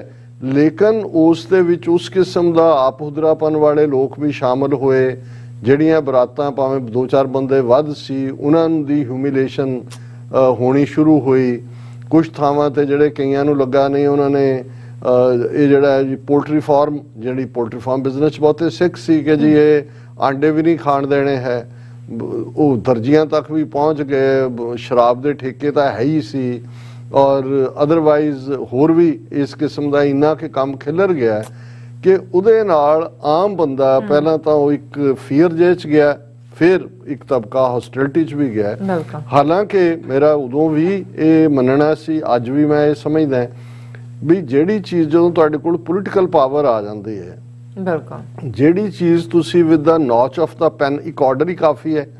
ਤੁਸੀਂ ਕੀ ਕਰਨਾ ਕੀ ਨਹੀਂ ਕਰਨਾ ਅਸੀਂ ਡਿਸਕਸ ਕਰਾਂਗੇ ਕਿ ਕਿਵੇਂ ਨਿਊਜ਼ੀਲੈਂਡ ਨੂੰ ਸਮੋਕ ਫ੍ਰੀ ਫਿਊਚਰ ਜਨਰੇਸ਼ਨ ਕਰਨ ਦੇ ਲਈ ਹੁਣ ਲਾਅ ਤੱਕ ਪਹੁੰਚ ਗਏ, ਕਿਵੇਂ ਉਹਨਾਂ ਨੇ ਸਟੈਪ ਵਾਈਜ਼, ਪੜਾਅ ਵਾਈਜ਼ ਉਹਨਾਂ ਨੇ ਕੀਤਾ, ਔਰ ਉਸ ਦੇ ਵਿੱਚ ਕਿਵੇਂ ਤਬਦੀਲੀ ਹੋਈ। ਲੇਕਿਨ ਜਿਹੜੀ ਚੀਜ਼ ਤੁਸੀਂ ਆਲਰੇਡੀ ਇੱਕ ਬੜੇ ਸੀਮਤ ਦਾਇਰਾਕਾਰ ਦੇ ਵਿੱਚ ਤੁਸੀਂ ਕੰਮ ਕਰ ਰਹੇ ਹੋ, ਤੁਹਾਡੀਆਂ ਰਿਸੋਰਸਿਸ ਤੁਹਾਡੇ ਤੇ ਅੱਖਾਂ ਲੱਗੀਆਂ ਹੋਈਆਂ ਨੇ ਏਜੰਸੀਆਂ ਦੀਆਂ, ਉਦੋਂ ਤੁਸੀਂ ਮਲਟੀਪਲ ਏਜੰਡੇ ਨਹੀਂ ਛੇੜਦੇ। ਔਰ ਸਾਨੂੰ ਵੀ ਕਈ ਵਾਰੀ ਮੈਨੂੰ ਕਿਸੇ ਹੋਰ ਮੁਲਕ ਦੇ ਹਵਾਲੇ ਨਾਲ ਕਈ ਕਹਿਣਗੇ ਜੀ ਉੱਥੇ ਇਹ ਹੋਇਆ, ਤੁਸੀਂ ਉਹਦੀ ਆਵਾਜ਼ ਨਹੀਂ। ਮੈਂ ਕਿਹਾ ਦੇਖੋ, ਜਦੋਂ ਤੁਸੀਂ ਫੋਕਸ ਹੋ ਕੇ ਆਪਣੀ ਲੜਾਈ ਲੜ ਰਹੇ ਹੁੰਦੇ ਹੋ, ਕਈ ਵਾਰ ਤੁਸੀਂ ਦੇਖਦੇ ਹੋ ਕਿ ਭਾਈ ਕੁਝ ਠੀਕ ਨਹੀਂ ਹੋ ਰਿਹਾ, ਪਰ ਤੁਸੀਂ ਇੱਕੋ ਵੇਲੇ ਮਲਟੀਪਲ ਜਿਹੜੇ ਨੇ ਫਰੰਟ ਨਹੀਂ ਖੋਲਦੇ। ਜਦੋਂ ਤੁਹਾਨੂੰ ਇਹ ਨਜ਼ਰ ਆ ਰਿਹਾ ਹੁੰਦਾ ਵੀ ਤੁਹਾਡੀ ਇੱਕ ਫਰੰਟ ਦੇ ਉੱਤੇ ਤੁਹਾਡੇ ਕੋਲ ਤਾਂ ਖਲੋਣ ਲਈ ਕਾਡਰ ਨਹੀਂ ਹੈ ਜਾਂ ਤੁਹਾਡੇ ਕੋਲ ਸਾਧਨ ਨਹੀਂ ਨੇ। ਹੁਣ ਮੈਂ ਇਸ ਕੰਟੈਕਸਟ 'ਚ ਗੱਲ ਕਰਾਂ ਵਾਰਸ ਪੰਜਾਬ ਦੇ, ਇਹਦੇ 'ਚ ਕੋਈ ਸ਼ੱਕ ਨਹੀਂ ਹੈ ਕਿ ਦੀਪ ਸਿੱਧੂ ਜਿਹਦੀ ਬੜੀ ਪ੍ਰੋਗਰੈਸਿਵ ਥਿੰਕਿੰਗ ਵੀ ਸੀ, ਪਰ ਗਰਾਊਂਡਡ ਸੀ ਆਪਣੀਆਂ ਰਵਾਇਤਾਂ ਦੇ ਵਿੱਚ, ਸਿੱਖੀ ਵੈਲਿਊਜ਼ ਦੇ ਵਿੱਚ, ਔਰ ਫੋਕਸ ਕਲੀਅਰ ਸੀ ਪਾਤਸ਼ਾਹੀ ਦਾ ਵਾ। ਬਿਲਕੁਲ। ਔਰ ਡਾਇਲੌਗ ਦੇ ਨਾਲ ਚੈਲੰਜ ਕੀਤਾ। ਔਰ ਜਿਸ ਗੱਲ ਨੇ, ਜਦੋਂ ਅਸੀਂ ਦੇਖਦੇ ਹਾਂ ਵੀ ਜਿਵੇਂ ਉਸ ਨੇ ਉਹਨੂੰ ਮੀਡੀਆ ਦੇ ਵਿੱਚ, ਜਿਹੜੇ ਮੀਡੀਆ ਦੇ ਉਸ ਕਿਸਮ ਦੇ ਕਰਨ ਵਾਲੇ ਸੀ, ਉਹਨਾਂ ਨੂੰ ਚੈਲੰਜ ਕੀਤਾ ਔਰ ਉਹਨਾਂ ਨੇ ਨੈਗੇਟ ਕੀਤਾ। ਲੇਕਿਨ ਆਮ ਲੋਕਾਂ ਨੂੰ ਸਮਝ ਆਣੀ ਸ਼ੁਰੂ ਹੋਈ ਕਿ ਵੀ ਇਹ ਬੰਦਾ ਜਿਹੜਾ ਬੜਾ ਲਿਟਰਰੀ ਵੀ ਸਮਾਰਟ ਹੈ, ਹਰ ਚੀਜ਼ ਉਹਨੇ ਅਚੀਵ ਕੀਤੀ ਹੋਈ ਹੈ। ਫੋਕਸ ਉਹਨੂੰ ਇਸ ਗੱਲ ਦੀ ਸਮਝ ਸੀ। ਜਦੋਂ ਇਹ ਗੱਲ, ਇਹ ਲਫ਼ਜ਼ ਉਸ ਤੋਂ ਬਾਅਦ ਹੀ ਯੂਜ਼ 'ਚ ਆਇਆ ਵੀ ਗੱਲ ਫਸਲਾਂ ਵੀ ਅਸੀਂ ਬਚਾਉਣੀਆਂ ਨੇ, ਨਸਲਾਂ ਵੀ ਬਚਾਉਣੀਆਂ ਨੇ। ਵੀ ਫਸਲਾਂ ਦੇ ਬਚਾਉਣ ਲਈ ਤਾਂ ਖੇਤੀ ਕਾਨੂੰਨ ਵਾਪਸ ਹੋਣੇ ਜ਼ਰੂਰੀ, ਪਰ ਵਾਪਸ ਹੋ ਕੇ ਵੀ ਇਹ ਤਾਂ ਉਹਨਾਂ ਨੇ ਬਣਾਏ ਵਾਪਸ ਲੈ ਲਏ। ਗਲਤ ਹੈ ਵੀ ਅਸੀਂ ਨਸਲਾਂ ਕਿਵੇਂ ਬਚਾਉਣੀਆਂ ਨੇ, ਉਹਦੇ ਲਈ ਸਾਨੂੰ ਆਪਣੀ ਲੜਾਈ ਲੜਨੀ ਪੈਗੀ। ਇਸ ਲਈ ਜਦੋਂ 26 ਜਨਵਰੀ ਨੂੰ ਲਾਲ ਕਿਲ੍ਹੇ ਦੇ ਉੱਤੇ ਝੰਡਾ ਲਹਿਰਾਇਆ ਗਿਆ, ਉਹਨਾਂ ਨੇ ਕਿਹਾ ਕਿ ਜੀ ਜਿਹੜੀ ਜੂਨ ਦੇ ਪਹਿਲੇ ਹਫ਼ਤੇ ਇਹਨਾਂ ਨੇ ਅਟੈਕ ਕਰਕੇ ਦਸ਼ਨੀ ਡੋੜੀ ਦੇ ਉੱਤੇ ਤਿਰੰਗਾ ਲਹਿਰਾਇਆ ਸੀ, ਅਸੀਂ ਭਾਜੀ ਮੋੜ ਦਿੱਤੇ। ਹੁਣ ਕਨਸੈਪਟ ਬਿਲਕੁਲ ਕਲੀਅਰ ਨੇ, ਔਰ ਉਸ ਸਾਰੇ ਜਿਹੜਾ ਥਾਟ ਉਹਨੇ ਕ੍ਰੀਏਟ ਕੀਤਾ, ਜਿੰਨੇ ਵੱਡੇ ਲੈਵਲ ਦੇ ਉੱਤੇ ਉਹਦੇ ਜਿਹੜਾ ਭੋਗ ਦੇ ਉੱਤੇ ਨੌਜਵਾਨ ਇਕੱਠੇ ਹੋਏ। ਅਸੀਂ ਸਮਝਦੇ ਹਾਂ ਕਿ ਅੰਮ੍ਰਿਤਪਾਲ ਸਿੰਘ ਜਦੋਂ ਦੁਬਈ ਤੋਂ ਪੰਜਾਬ ਦੀ ਧਰਤੀ ਦੇ ਉੱਤੇ ਆਉਂਦੇ ਨੇ, ਆਲਰੇਡੀ ਉਹ ਪਿਛਲੇ ਸਾਲਾਂ ਤੋਂ ਉਹਨਾਂ ਨੇ ਆਪਣੇ ਆਪ ਨੂੰ ਇਸ ਲਈ ਤਿਆਰ ਕੀਤਾ ਹੈ, ਗੁਰੂ ਕਾ ਅੰਮ੍ਰਿਤ ਛਕਿਆ ਆ ਕੇ ਕੇਸਗੜ੍ਹ ਸਾਹਿਬ। ਔਰ ਜਿੰਨੇ ਪ੍ਰੋਗਰਾਮ ਹੁਣ ਤੱਕ ਜਿਸ ਅੰਦਾਜ਼ ਦੇ ਵਿੱਚ ਉਹਨਾਂ ਨੇ ਆਪਣਾ ਕੇਸਗੜ੍ਹ ਸਾਹਿਬ ਅੰਮ੍ਰਿਤ ਛਕਣਾ, ਫਿਰ ਅਕਾਲ ਤਖਤ ਸਾਹਿਬ ਤੇ ਫੋਕਸ, ਔਰ ਹੁਣ ਜਿਹੜਾ ਅਕਾਲ ਤਖਤ ਸਾਹਿਬ ਤੋਂ ਖਾਲਸਾ ਵਹੀਰ ਜਿਹੜੀ ਮਾਝੇ ਚੋਂ ਦੁਆਬੇ ਚੋਂ ਨਿਕਲ ਕੇ ਜਿਹੜਾ ਪੁਆਂਧ ਦੇ ਵਿੱਚ ਹੋਏਗੀ ਅਨੰਦਪੁਰ ਸਾਹਿਬ, ਔਰ ਫਿਰ ਜਿਹੜਾ ਸਫ਼ਰ ਹੈ ਉਹ ਮਾਲਵੇ ਦਾ ਹੈ ਇੱਕ। ਔਰ ਜਿਸ ਅੰਦਾਜ਼ ਦੇ ਵਿੱਚ ਗੁਰੂ ਗ੍ਰੰਥ ਸਾਹਿਬ ਦੇ ਸਤਿਕਾਰ ਨੂੰ ਔਰ ਦੂਸਰੇ ਨੂੰ ਔਰ ਨੌਜਵਾਨਾਂ ਨੂੰ ਅਟਰੈਕਟ ਕੀਤਾ ਹੁਣ ਔਰ ਅਸੀਂ ਪਹਿਲੇ ਦਿਨ ਤੋਂ ਇਸ ਦੇ ਬਾਵਜੂਦ ਕਿ ਇੱਕ ਤਬਕਾ ਆਲੇ ਦੁਆਲੇ ਸਾਡੇ ਵੀ ਸੀ ਜਾਂ ਹੈ ਜਿਨ੍ਹਾਂ ਨੇ ਸਾਨੂੰ ਜਿਹੜਾ ਹੈ ਉਹ ਰੋਕਣ ਦੀ ਵੀ ਕੋਸ਼ਿਸ਼ ਕੀਤੀ, ਪਰ ਸਾਡਾ ਹੁੰਦਾ ਹੈ ਕਿ ਭਾਈ ਅਸੀਂ ਸੱਚ ਸੁਣਾਏ ਸੀ, ਸੱਚ ਕੀ ਬੇਲ ਹੈ। ਠੀਕ ਜਦੋਂ ਤੱਕ ਕਿਸੇ ਦਾ ਏਜੰਡਾ ਕੋਈ ਚੱਲ ਰਿਹਾ ਸੀ, ਪਰ ਜਿਹੜੀਆਂ ਕੱਲ ਦੀਆਂ ਘਟਨਾਵਾਂ ਤੋਂ ਮੇਰਾ ਮੱਥਾ ਠਣਕਿਆ ਇਸ ਲਈ ਕਿ ਆਲਰੇਡੀ ਜੇ ਸਾਨੂੰ ਲੱਗਦਾ ਹੈ ਵੀ ਭਾਈ ਅੰਮ੍ਰਿਤਪਾਲ ਸਿੰਘ ਪੰਜਾਬ ਦੇ ਵਿੱਚ ਅੰਮ੍ਰਿਤਧਾਰੀ ਹੋਣ ਦੀ ਲਹਿਰ ਦੇ ਨਾਲ ਪਾਤਸ਼ਾਹੀ ਦਾਅਵੇ ਦੀ ਗੱਲ ਨੂੰ ਦੀਪ ਸਿੱਧੂ ਵਾਰਿਸ ਪੰਜਾਬ ਦੇ ਜਥੇਬੰਦੀ ਦੀ ਸੇਵਾ ਉਹਨਾਂ ਨੂੰ ਮਿਲੀ ਹੈ, ਅੱਗੇ ਤੋਰ ਰਹੇ ਨੇ, ਤੇ ਦੁਸ਼ਮਣ ਤਾਕਤਾਂ ਵੀ ਬੜੀ ਚੰਗੀ ਤਰ੍ਹਾਂ ਸਮਝਦੀਆਂ ਨੇ, ਏਜੰਸੀਆਂ ਵੀ ਸਮਝਦੀਆਂ ਨੇ। ਇਸ ਲਈ ਬੇਮਤਲਬ ਜਿਹੜੇ ਹਰ ਪੰਜਵਾਂ ਪੱਤਰਕਾਰ ਹੈ ਉਹਨਾਂ ਨੇ ਜਾ ਕੇ ਕਿਸ ਕਿਸਮ ਦਾ ਨੈਰੇਟਿਵ ਬਦਲਣ ਦੀ ਕੋਸ਼ਿਸ਼ ਕੀਤੀ। ਉਸ ਸਾਰੇ ਦੇ ਨਾਲ ਪੋਲੀਟੀਕਲ ਲੋਕ ਸਣੇ ਕਾਂਗਰਸ ਦੇ ਔਰ ਮਜੀਠੀਆ ਵਰਗੇ ਉਹਨਾਂ ਨੇ ਵੀ ਨੈਗੇਟਿਵਿਟੀ ਕੀਤੀ, ਪਰ ਕਿਉਂਕਿ ਫੋਕਸ ਇੱਕ ਥਾਂ ਦੇ ਉੱਤੇ ਸੀ ਇਸ ਲਈ ਜਿਹੜਾ ਇੱਕ ਵੱਡਾ ਤਬਕਾ, ਈਵਨ ਮੈਂ ਅਕਾਲੀਆਂ ਦੇ ਵਿੱਚ ਮਜੀਠੀਆ ਨੂੰ ਛੱਡ ਕੇ ਕਿਸੇ ਦੀ ਕੋਈ ਵਿਰੋਧਤਾ ਲਾਈਨ ਨਹੀਂ ਦੇਖੀ। ਇਸੇ ਤਰ੍ਹਾਂ ਸ਼੍ਰੋਮਣੀ ਕਮੇਟੀ ਦੀ ਵੀ ਕੋਆਪਰੇਸ਼ਨ ਮੈਨੂੰ ਨਜ਼ਰ ਆਈ, ਉਹ ਭਾਵੇਂ ਫਤਿਹਗੜ੍ਹ ਸਾਹਿਬ ਵਾਲੇ ਸਮਾਗਮਾਂ 'ਚ ਸੀ ਜਾਂ ਕੇਸਗੜ੍ਹ ਸਾਹਿਬ ਜਾਂ ਅਕਾਲ ਤਖ਼ਤ ਸਾਹਿਬ। ਚੰਗਾ ਲੱਗਾ ਕਿ ਭਾਈ ਕਿਸੇ ਨੇ ਖੁੱਲ੍ਹ ਕੇ ਉਸ ਕਿਸਮ ਦੀ ਨੈਗੇਟਿਵਿਟੀ ਨਹੀਂ ਕੀਤੀ। ਹੁਣ ਜਿਹੜਾ ਘਟਨਾਕ੍ਰਮ ਸ਼ੁਰੂ ਤਾਂ ਖਾਲਸਾ ਵਹੀਰ ਦੇ ਮੁੱਢਲੇ ਪੜਾਵਾਂ ਤੋਂ ਹੀ ਹੋਇਆ, ਲੇਕਿਨ ਜਲੰਧਰ ਦੇ ਵਿੱਚ 2 ਗੁਰਦੁਆਰਿਆਂ ਦੇ ਹਵਾਲੇ ਨਾਲ ਖਾਸ ਤੌਰ ਤੇ ਮਾਡਲ ਟਾਊਨ ਔਰ ਸਿੰਘ ਸਭਾ ਦੁਆਬਾ ਸਿੰਘ ਸਭਾ ਦੇ ਹਵਾਲੇ ਨਾਲ ਆਇਆ ਕਿ ਭਾਈ ਉਹਨਾਂ ਨੇ ਜਿਹੜੇ ਨੌਜਵਾਨ ਸੀ ਨਾਲ ਉਹਨਾਂ ਨੇ ਗੁਰਦੁਆਰਾ ਸਾਹਿਬ ਦੇ ਪਿੱਛੇ ਜਿੱਥੇ ਕਿ ਬੈਂਚ ਜਾਂ ਚੇਅਰਸ ਜਿਹੜੀ ਡਿਸੇਬਲਡ ਦੇ ਲਈ, ਕਿਉਂਕਿ ਇਸ ਪ੍ਰਤੀ 2 ਹੁਕਮਨਾਮੇ ਅਕਾਲ ਤਖ਼ਤ ਸਾਹਿਬ ਦੇ ਉੱਪਰੋਂ ਥੱਲੇ ਆਏ, ਪਹਿਲਾਂ ਪਿਛਲੀਆਂ ਰੂਸ ਦੇ ਵਿੱਚ ਰੱਖਣ ਦਾ ਆਇਆ, ਫਿਰ ਉਹਦਾ ਮਿਸਯੂਜ਼ ਦੀ ਗੱਲ ਆਈ, ਫਿਰ ਉਹਨਾਂ ਨੇ ਉਹਨੂੰ ਥੋੜਾ ਜਿਹਾ ਡਿਲੂਟ ਕੀਤਾ। ਮੈਂ ਸਮਝਦਾ ਹਾਂ ਵੀ ਸਿਧਾਂਤਕ ਤੌਰ ਦੇ ਉੱਤੇ ਗੱਲ ਬਿਲਕੁਲ ਉਹਨਾਂ ਦੀ ਦਰੁਸਤ ਹੈ, ਇਸ ਦੇ ਉੱਤੇ ਕੋਈ ਦੋਰਾਵਾ ਨਹੀਂ। ਔਰ ਇਹ ਗੱਲ ਮੈਂ ਕਿਉਂਕਿ ਅਸੀਂ ਸਰੀ ਦਾ ਦੇਖਿਆ ਹੋਇਆ ਕਿ ਸਰੀ ਦੇ ਗੁਰੂ ਨਾਨਕ ਸਿੱਖ ਟੈਂਪਲ 'ਚ ਕੁਰਸੀਆਂ ਦਾ ਮੁੱਦਾ ਕਿੰਨਾ ਵੱਡਾ ਮੁੱਦਾ ਬਣਿਆ, ਔਰ ਇਸ ਸਾਰੇ ਨੂੰ ਇੱਕ ਧਿਰ ਦੇ ਕੋਲ ਜਿਹੜੀ ਸਾਡੀ ਫੈਡਰੇਸ਼ਨ ਸੀ ਜਦੋਂ ਕੰਟਰੋਲ ਸੀ ਉਦੋਂ ਵੀ ਲੰਗਰ ਦੇ ਵਿੱਚ ਉੱਤੇ ਦੀਵਾਨਦਾਰੀ ਸੀ, ਲੰਗਰ 'ਚ ਕੁਰਸੀਆਂ ਉਹ ਪਈਆਂ ਹੋਈਆਂ ਸੀ, ਲੇਕਿਨ ਜਦੋਂ ਉਹਨਾਂ ਕੋਲੋਂ ਪਾਵਰ ਗਈ ਦੂਜੀ ਧਿਰ ਆਈ ਤੇ ਇਸ਼ੂ ਖੜਾ ਹੋਇਆ। ਜਥੇਦਾਰ ਰਣਜੀਤ ਸਿੰਘ ਜਥੇਦਾਰ ਸੀ, ਹੁਕਮਨਾਮਾ ਵੀ ਆ ਗਿਆ। ਨਤੀਜਾ ਕਿ ਜਿਹੜਾ ਕੰਮ ਹਕੂਮਤ ਨਹੀਂ ਸੀ ਕਰ ਸਕੀ ਅਕਾਲ ਤਖ਼ਤ ਉਹਨਾਂ ਢਾਹ ਦਿੱਤਾ ਸੀ ਕਿ ਅਕਾਲ ਤਖ਼ਤ ਦੇ ਹੁਕਮਨਾਮੇ ਨੂੰ ਕੋਈ ਡਿਫਾਈ ਕਰ ਸਕਦਾ। ਜੇ 35-36 ਉਹਨਾਂ ਦੇ ਗੁਰਦੁਆਰੇ ਜਾਂ ਗੁਰਦੁਆਰਾ ਕਮੇਟੀਆਂ ਸੀ ਉਹਨਾਂ 'ਚ ਇੱਕ ਵੱਡੇ ਹਿੱਸੇ ਨੇ ਡਿਫਾਈ ਕੀਤਾ, ਨਵੇਂ ਗੁਰਦੁਆਰੇ ਬਣੇ, ਔਰ ਇਹ ਜਿਹੜੀ ਬਹਿਸ ਹੈ ਇਹਨੇ ਅਲਟੀਮੇਟਲੀ ਏਜੰਸੀਆਂ ਨੂੰ ਮੌਕਾ ਮਿਲਿਆ। ਅੱਗੇ ਤਾਂ ਉਹ ਪੋਲੀਟੀਕਲ ਅਰੀਨਾ ਦੇ ਵਿੱਚ ਫੰਡਾਮੈਂਟਲਿਸਟ ਔਰ ਮੋਡਰੇਟ ਲਾਈਨ ਦੇ ਥੱਲੇ ਡਿਬੇਟ ਕਰਦੇ ਸੀ, ਫਿਰ ਉਹਨਾਂ ਨੇ ਜ਼ਮੀਨ ਤੇ ਬਹਿ ਕੇ ਪੰਗਤ 'ਚ ਲੰਗਰ ਛਕਣ ਵਾਲਿਆਂ ਨੂੰ ਐਕਸਟ੍ਰੀਮਿਸਟ ਬਣਾ ਦਿੱਤਾ ਤੇ ਕੁਰਸੀਆਂ ਤੇ ਬਹਿਣ ਵਾਲਿਆਂ ਨੂੰ ਮੋਡਰੇਟ ਬਣਾਤਾ। ਉਹ ਡਿਬੇਟ ਐਸੀ ਚੱਲੀ, ਮਤਲਬ ਡਿਬੇਟ ਹੀ ਨਹੀਂ, ਝਗੜੇ, ਕੈਨੇਡਾ, ਅਮਰੀਕਾ, UK, ਔਰ ਉਹ ਜਿਹੜਾ ਸਾਰਾ ਫੋਕਸ ਸੀ ਜਿਹੜਾ ਉਸ ਪੀਰੀਅਡ ਤੱਕ ਖਾਲਿਸਤਾਨ ਦੇ ਉੱਤੇ ਮੂਵਮੈਂਟ ਉਹ ਜਿਹੜਾ ਉਹ ਡਿਲੂਟ ਹੁੰਦਾ ਚਲਾ ਗਿਆ।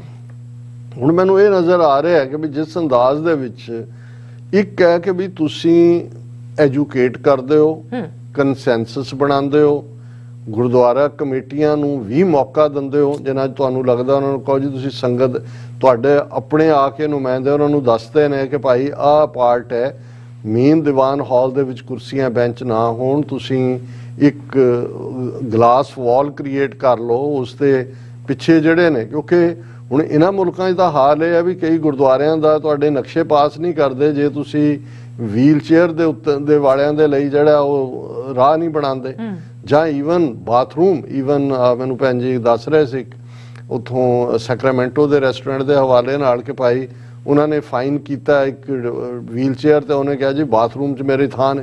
ਔਰ ਈਵਨ ਹੁਣ ਇਹ ਗੁਰਦੁਆਰਿਆਂ ਦੇ ਹਵਾਲੇ ਨਾਲ ਵੀ ਕਈ ਥਾਵਾਂ ਦੇ ਉੱਤੇ ਇਸ ਕਿਸਮ ਦਾ ਪਾਰਟ। ਸੋ ਮੈਨੂੰ ਇਹ ਲੱਗਦਾ ਹੈ ਕਿ ਵੀ ਇਹ ਇਸ ਕਿਸਮ ਦੀਆਂ ਡਿਬੇਟਸ ਵਿਦ ਇਨ ਕਮਿਊਨਿਟੀ ਹੁੰਦੀਆਂ ਨੇ, ਲੇਕਿਨ ਜਿਸ ਅੰਦਾਜ਼ ਦੇ ਵਿੱਚ ਫਿਰ ਇਹ ਕਿ ਭਾਈ ਕੁਰਸੀਆਂ ਕੱਲੀਆਂ ਇਹ ਨਹੀਂ ਵੀ ਚੁੱਕੀਆਂ ਜਾਂ ਬੈਂਚ ਵੀ ਉਹਨਾਂ ਨੂੰ ਤੋੜੋ ਕਿ ਕਿਤੇ ਹੋਰ ਜਿਹੜੇ ਪਹਿਲਾਂ ਹੀ ਜਿਹੜੇ ਨੇ ਬਦਕਿਸਮਤ ਨੇ ਇਹ ਕਿ ਵੀ ਇਹਨਾਂ ਦੇ ਉੱਤੇ ਕੋਈ ਬੈਠਾ, ਇਹਨਾਂ ਨੂੰ ਸਾੜਨਾ ਚਾਹੀਦਾ। ਹੁਣ ਇਹ ਠੀਕ ਹੈ ਵੀ ਕੋਈ ਚੀਜ਼ ਕਈ ਵਾਰ ਜਿਹੜਾ ਜਜ਼ਬਾਤ ਹੈ ਉਹ ਤੁਹਾਨੂੰ ਇੱਕ ਅਪਰ ਹੈਂਡ ਦਿੰਦਾ ਹੈ, ਪਰ ਮੈਨੂੰ ਇਹ ਨਜ਼ਰ ਆਉਂਦਾ ਹੈ, ਔਰ ਉਹਨਾਂ ਦੇ ਮੈਂ BBC ਸਟੋਰੀ ਵੀ ਦੇਖੀ ਹੈ, ਪੰਜਾਬੀ ਅਜੀਤ ਵੀ, ਹੋਰ ਵੀ ਸਾਧਨਾਂ ਤੋਂ।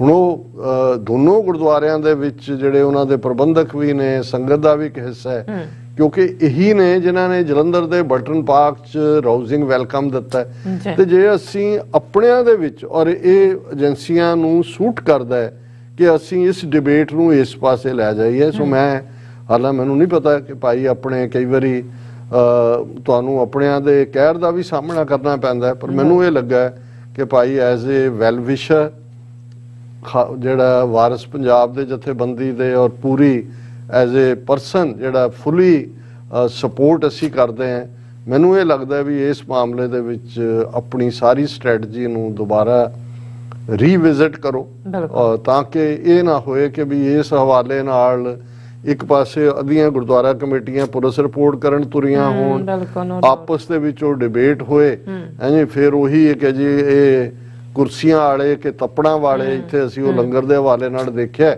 ਫਿਰ ਉਹ ਮੋਡਰੇਟ ਵਰਸਸ ਦੂਜਾ, ਤੇ ਉਹ ਜਿਹੜੀਆਂ ਏਜੰਸੀਆਂ ਨੂੰ ਅਜੇ ਤੱਕ ਕੋਈ ਮੌਕਾ ਨਹੀਂ ਮਿਲ ਰਿਹਾ ਹੱਥ ਪਾਉਣ ਦਾ, ਉਹ ਵਿਦਨ ਕਮਿਊਨਿਟੀ ਜਿਹੜੀ ਹੈ ਇਸ ਕਿਸਮ ਦੀ ਗੱਲ ਖੜੀ ਹੋਏ। ਸੋ ਮੇਰਾ ਇੱਕ ਆਪਣਾ ਮੈਂ ਫਰਜ਼ ਸਮਝਿਆ ਕਿ ਵੀ ਮੈਂ ਇਸ ਦੇ ਉੱਤੇ ਆਪਣੀ ਗੱਲ ਕਰਾਂ। ਜੀ ਰਾਜ ਸਾਹਿਬ, ਤੁਹਾਡਾ ਬਹੁਤ ਸ਼ੁਕਰੀਆ। ਇਸ ਵਕਤ ਲੈਣਾ ਬ੍ਰੇਕ। ਵਿਊਅਰਸ, ਤੁਸੀਂ ਕਿਤੇ ਨਹੀਂ ਜਾਣਾ, ਮਿਲਦੇ ਹਾਂ after this short break.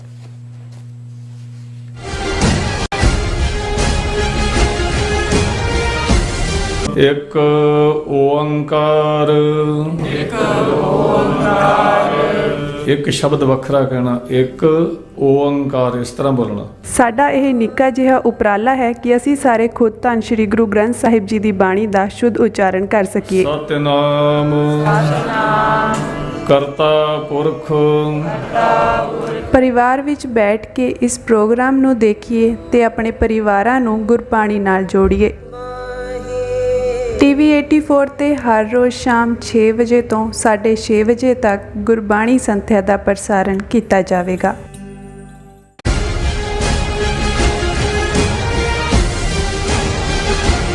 Viewers, welcome back on programme. So viewers, ਗੱਲਬਾਤ ਕਰਨ ਜਾ ਰਹੇ ਹਾਂ ਕਿ ਨਿਊਜ਼ੀਲੈਂਡ ਦੀ ਪਾਰਲੀਮੈਂਟ ਵੱਲੋਂ ਸਿਗਰਟ ਅਤੇ ਤੰਬਾਕੂ ਤੇ ਪੂਰਨ ਪਾਬੰਦੀ ਲਾਉਣ ਵਾਲਾ ਜਿਹੜਾ ਕਾਨੂੰਨ ਹੈ ਉਹ ਪਾਸ ਕਰ ਦਿੱਤਾ ਗਿਆ ਹੈ, ਔਰ ਜ਼ਾਹਿਰ ਹੈ ਕਿ ਅਗਲੀ ਜਨਰੇਸ਼ਨ ਨੂੰ ਨਿਊਜ਼ੀਲੈਂਡ ਦੀਆਂ ਦੁਕਾਨਾਂ, ਸਟੋਰਾਂ ਤੇ ਸਿਗਰਟ, ਤੰਬਾਕੂ ਬਿਲਕੁਲ ਨਹੀਂ ਮਿਲੇਗਾ। ਇਹ ਇੱਕ ਬੜੀ ਹੀ ਯੂਨੀਕ ਕਾਮਯਾਬੀ ਹੈ। ਸੋ ਇਸ ਬਾਰੇ ਆਪਾਂ ਗੱਲਬਾਤ ਕਰਨ ਜਾ ਰਹੇ ਹਾਂ, ਔਰ ਨਾਲ ਹੀ ਗੁਰਬਾਣੀ ਵਿਚਾਰਨ ਸਾਂਝ ਤੁਹਾਡੇ ਨਾਲ ਪਾਈ ਜਾਏਗੀ।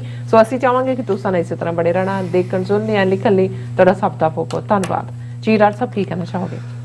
ਦੇਖੋ, ਨਿਊਜ਼ੀਲੈਂਡ ਡਿਊਰਿੰਗ ਦਾ COVID-19 ਉਦੋਂ ਸੁਰਖੀਆਂ 'ਚ ਆਇਆ ਇੰਟਰਨੈਸ਼ਨਲ ਲੈਵਲ ਤੇ, ਜਦੋਂ ਕਿ ਉਹਨਾਂ ਦੀ ਪ੍ਰਾਈਮ ਮਿਨਿਸਟਰ ਨੇ ਟੋਟਲ ਜਿਹੜਾ ਪਾਬੰਦੀਆਂ ਲਾ ਕੇ COVID-19 ਦਾ ਸਪਰੈਡ ਰੋਕਿਆ।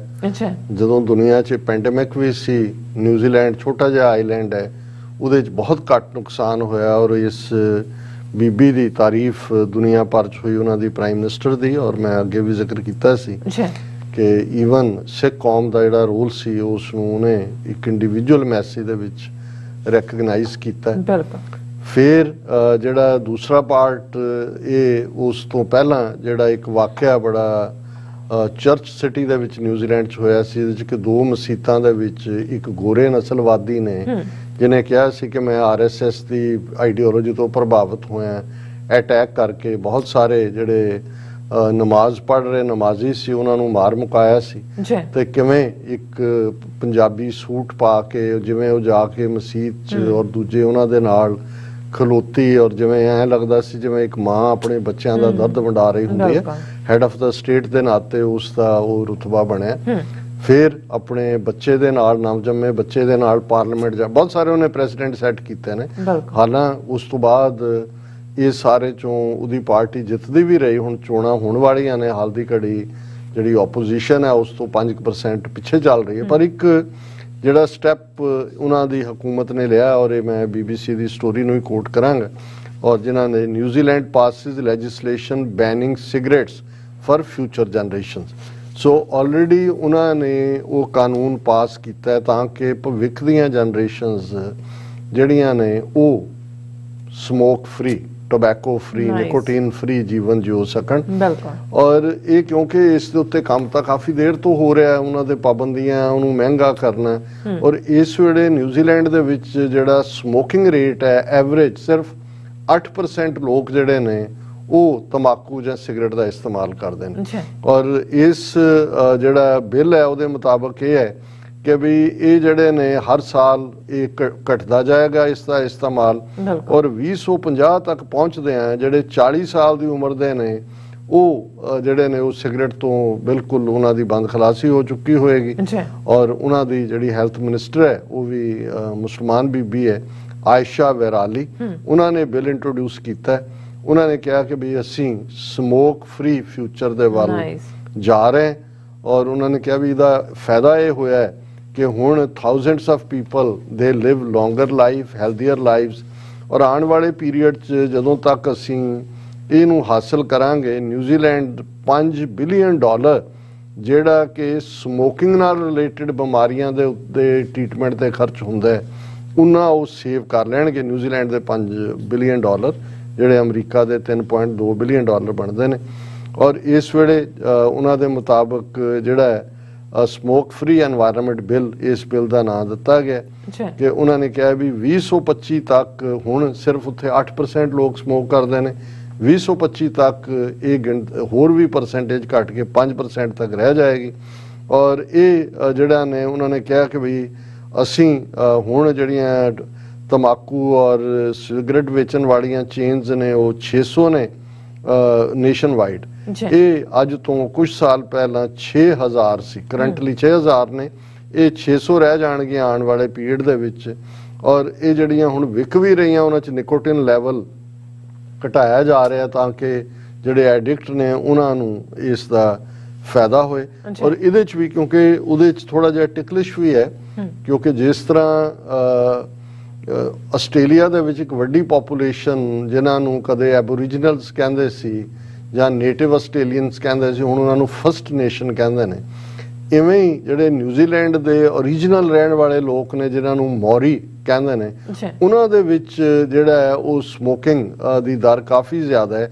ਔਰ ਹੁਣ ਤੱਕ ਉਹਨਾਂ ਦੇ ਵਿੱਚ ਪਿਛਲੇ ਸਾਲ 22.3% ਜਿਹੜੇ ਮੌਰੀ ਨੇ ਉਹ ਸਮੋਕਰ ਸੀ, ਜਿਹੜਾ ਹੁਣ ਘਟ ਕੇ 19.9% ਰਹਿ ਗਿਆ। ਔਰ ਇਸ ਕਰਕੇ ਉਹਨਾਂ ਦੀ ਲੌਂਜੇਵਿਟੀ ਵੀ ਘੱਟ ਹੈ, ਘੱਟ ਉਮਰ ਹੈ, ਬਿਮਾਰੀਆਂ ਵੀ ਬਹੁਤ ਨੇ। ਜਿਵੇਂ ਸਾਡੇ ਆਸਟ੍ਰੇਲੀਆ ਤੋਂ ਵੀਰ ਦੱਸ ਰਹੇ ਸੀ ਕਿ ਇਹ ਜਿਹੜੇ ਉਹਨਾਂ ਦੇ ਐਬੋਰੀਜਨਲ ਜਿਹੜੇ ਹੁਣ ਫਸਟ ਨੇਸ਼ਨ ਨੇ ਉਹਨਾਂ 'ਚ ਕੁਝ ਖਾਸ ਕਿਸਮ ਦੀਆਂ ਬਿਮਾਰੀਆਂ ਨੇ। ਸੋ ਜ਼ਾਹਿਰ ਹੈ ਟੋਬੈਕੋ ਦਾ ਇਸਤੇਮਾਲ ਜੇ ਘਟੇਗਾ ਉਹਨਾਂ ਦੀ ਵੀ ਉਮਰ ਵਧੇਗੀ। ਸੋ ਮੈਂ ਜਦੋਂ ਇਹ ਖਬਰ ਦੇਖ ਰਿਹਾ ਸੀ ਤੇ ਜਦੋਂ ਅਸੀਂ ਭਵਿੱਖ ਦੇ ਖਾਲਿਸਤਾਨ ਦੀ ਗੱਲ ਕਰਦੇ ਹਾਂ ਜਾਂ ਸਭ ਤੋਂ ਪਹਿਲਾਂ ਤਾਂ ਮਨ ਦੇ ਵਿੱਚ ਸ਼ੁਕਰਾਨਾ ਆਇਆ ਗੁਰੂ ਕਲਗੀਧਰ ਪਾਤਸ਼ਾਹ ਦਾ ਕਿ ਉਹਨਾਂ ਨੇ ਕਿਵੇਂ ਆਪਣੇ ਸਿੱਖਾਂ ਨੂੰ ਇਸ ਤੋਂ ਵਰਜਿਆ। ਜਿਹੜੀਆਂ 4 ਕੁਰੈਤਾਂ ਨੇ ਉਹਨਾਂ ਦੇ ਵਿੱਚ ਇੱਕ ਤੰਬਾਕੂ ਨਾ ਪੀਣਾ, ਔਰ ਇਸ ਦਾ ਨਤੀਜਾ ਅਸੀਂ ਦੇਖਦੇ ਹਾਂ ਵੀ ਇੱਕ ਵੱਡਾ ਸਮਾਂ ਪੰਜਾਬ ਦੇ ਵਿੱਚ ਇਹੀ ਨਹੀਂ, ਕਿਉਂਕਿ ਜਦੋਂ ਤੰਬਾਕੂ ਦੀ ਖੇਤੀ ਦਾ ਜਿਹੜਾ ਉਹ ਲਾਹੇਵੰਦੀ ਵੀ ਸੀ, ਪੰਜਾਬ ਦੇ ਸਿੱਖੀ ਨਾਲ ਜੁੜੇ ਹੋਏ ਕਿਸਾਨ ਜਿਹੜੇ ਸੀ ਉਹ ਤੰਬਾਕੂ ਨਹੀਂ ਬੀਜਦੇ ਸੀ। ਉਹਨਾਂ ਦਾ ਸੀ ਕਿ ਵੀ ਇਹੀ ਨਹੀਂ ਵੀ ਅਸੀਂ ਇਸਤੇਮਾਲ ਨਹੀਂ ਕਰਨਾ, ਇਹ ਅਸੀਂ। ਔਰ ਇਤਿਹਾਸਕ ਗੁਰਦੁਆਰੇ ਨੇ ਜਿਵੇਂ ਨਗਰੋਟਾ ਭਗਵਾਂ, ਇਹ ਧਰਮਸ਼ਾਲਾ ਜਿਹੜਾ ਡਿਸਟ੍ਰਿਕਟ ਹੈੱਡਕੁਆਟਰ ਹੈ ਕਾਂਗੜਾ ਜ਼ਿਲ੍ਹੇ ਦਾ, ਉਹਦੇ ਤੋਂ 35-40 ਕਿਲੋਮੀਟਰ ਦੂਰ ਇਤਿਹਾਸਕ ਗੁਰਦੁਆਰਾ ਹੈ 10ਵੇਂ ਪਾਤਸ਼ਾਹ ਦਾ ਪੌੜ ਸਾਹਿਬ। ਔਰ ਉਸ ਦਾ ਇਤਿਹਾਸ ਹੀ ਇਹ ਹੈ ਕਿ ਗੁਰੂ ਸਾਹਿਬ ਜਦੋਂ ਨਦੌਣ ਦੀ ਜੰਗ ਤੋਂ ਬਾਅਦ ਉਸ ਇਲਾਕੇ ਚੋਂ ਗੁਜ਼ਰੇ ਤੇ ਉਹਨਾਂ ਦਾ ਨੀਲਾ, ਘੋੜੇ ਨੂੰ ਨੀਲਾ ਕਰਕੇ ਐਡਰੈਸ ਕੀਤਾ ਜਾਂਦਾ ਸੀ, ਉਹ ਇੱਕ ਥਾਂ ਦੇ ਉੱਤੇ ਉਹਨੇ ਆਪਣਾ ਪੌੜ ਗੜ ਦਿੱਤਾ, ਅੱਗੇ ਨਾ ਤੁਰੇ। ਔਰ ਕੁਛ ਮੁੱਸਾ ਜਿਹਾ ਹੋ ਰਿਹਾ ਸੀ, ਸੰਧਿਆ ਦਾ ਵੇਲਾ, ਔਰ ਜਦੋਂ ਉਤਰ ਕੇ ਸਿੱਖਾਂ ਨੇ ਦੇਖਿਆ ਉਹਨਾਂ ਨੇ ਕਿਹਾ ਜੀ ਤੰਬਾਕੂ ਦਾ ਖੇਤ ਹੈ।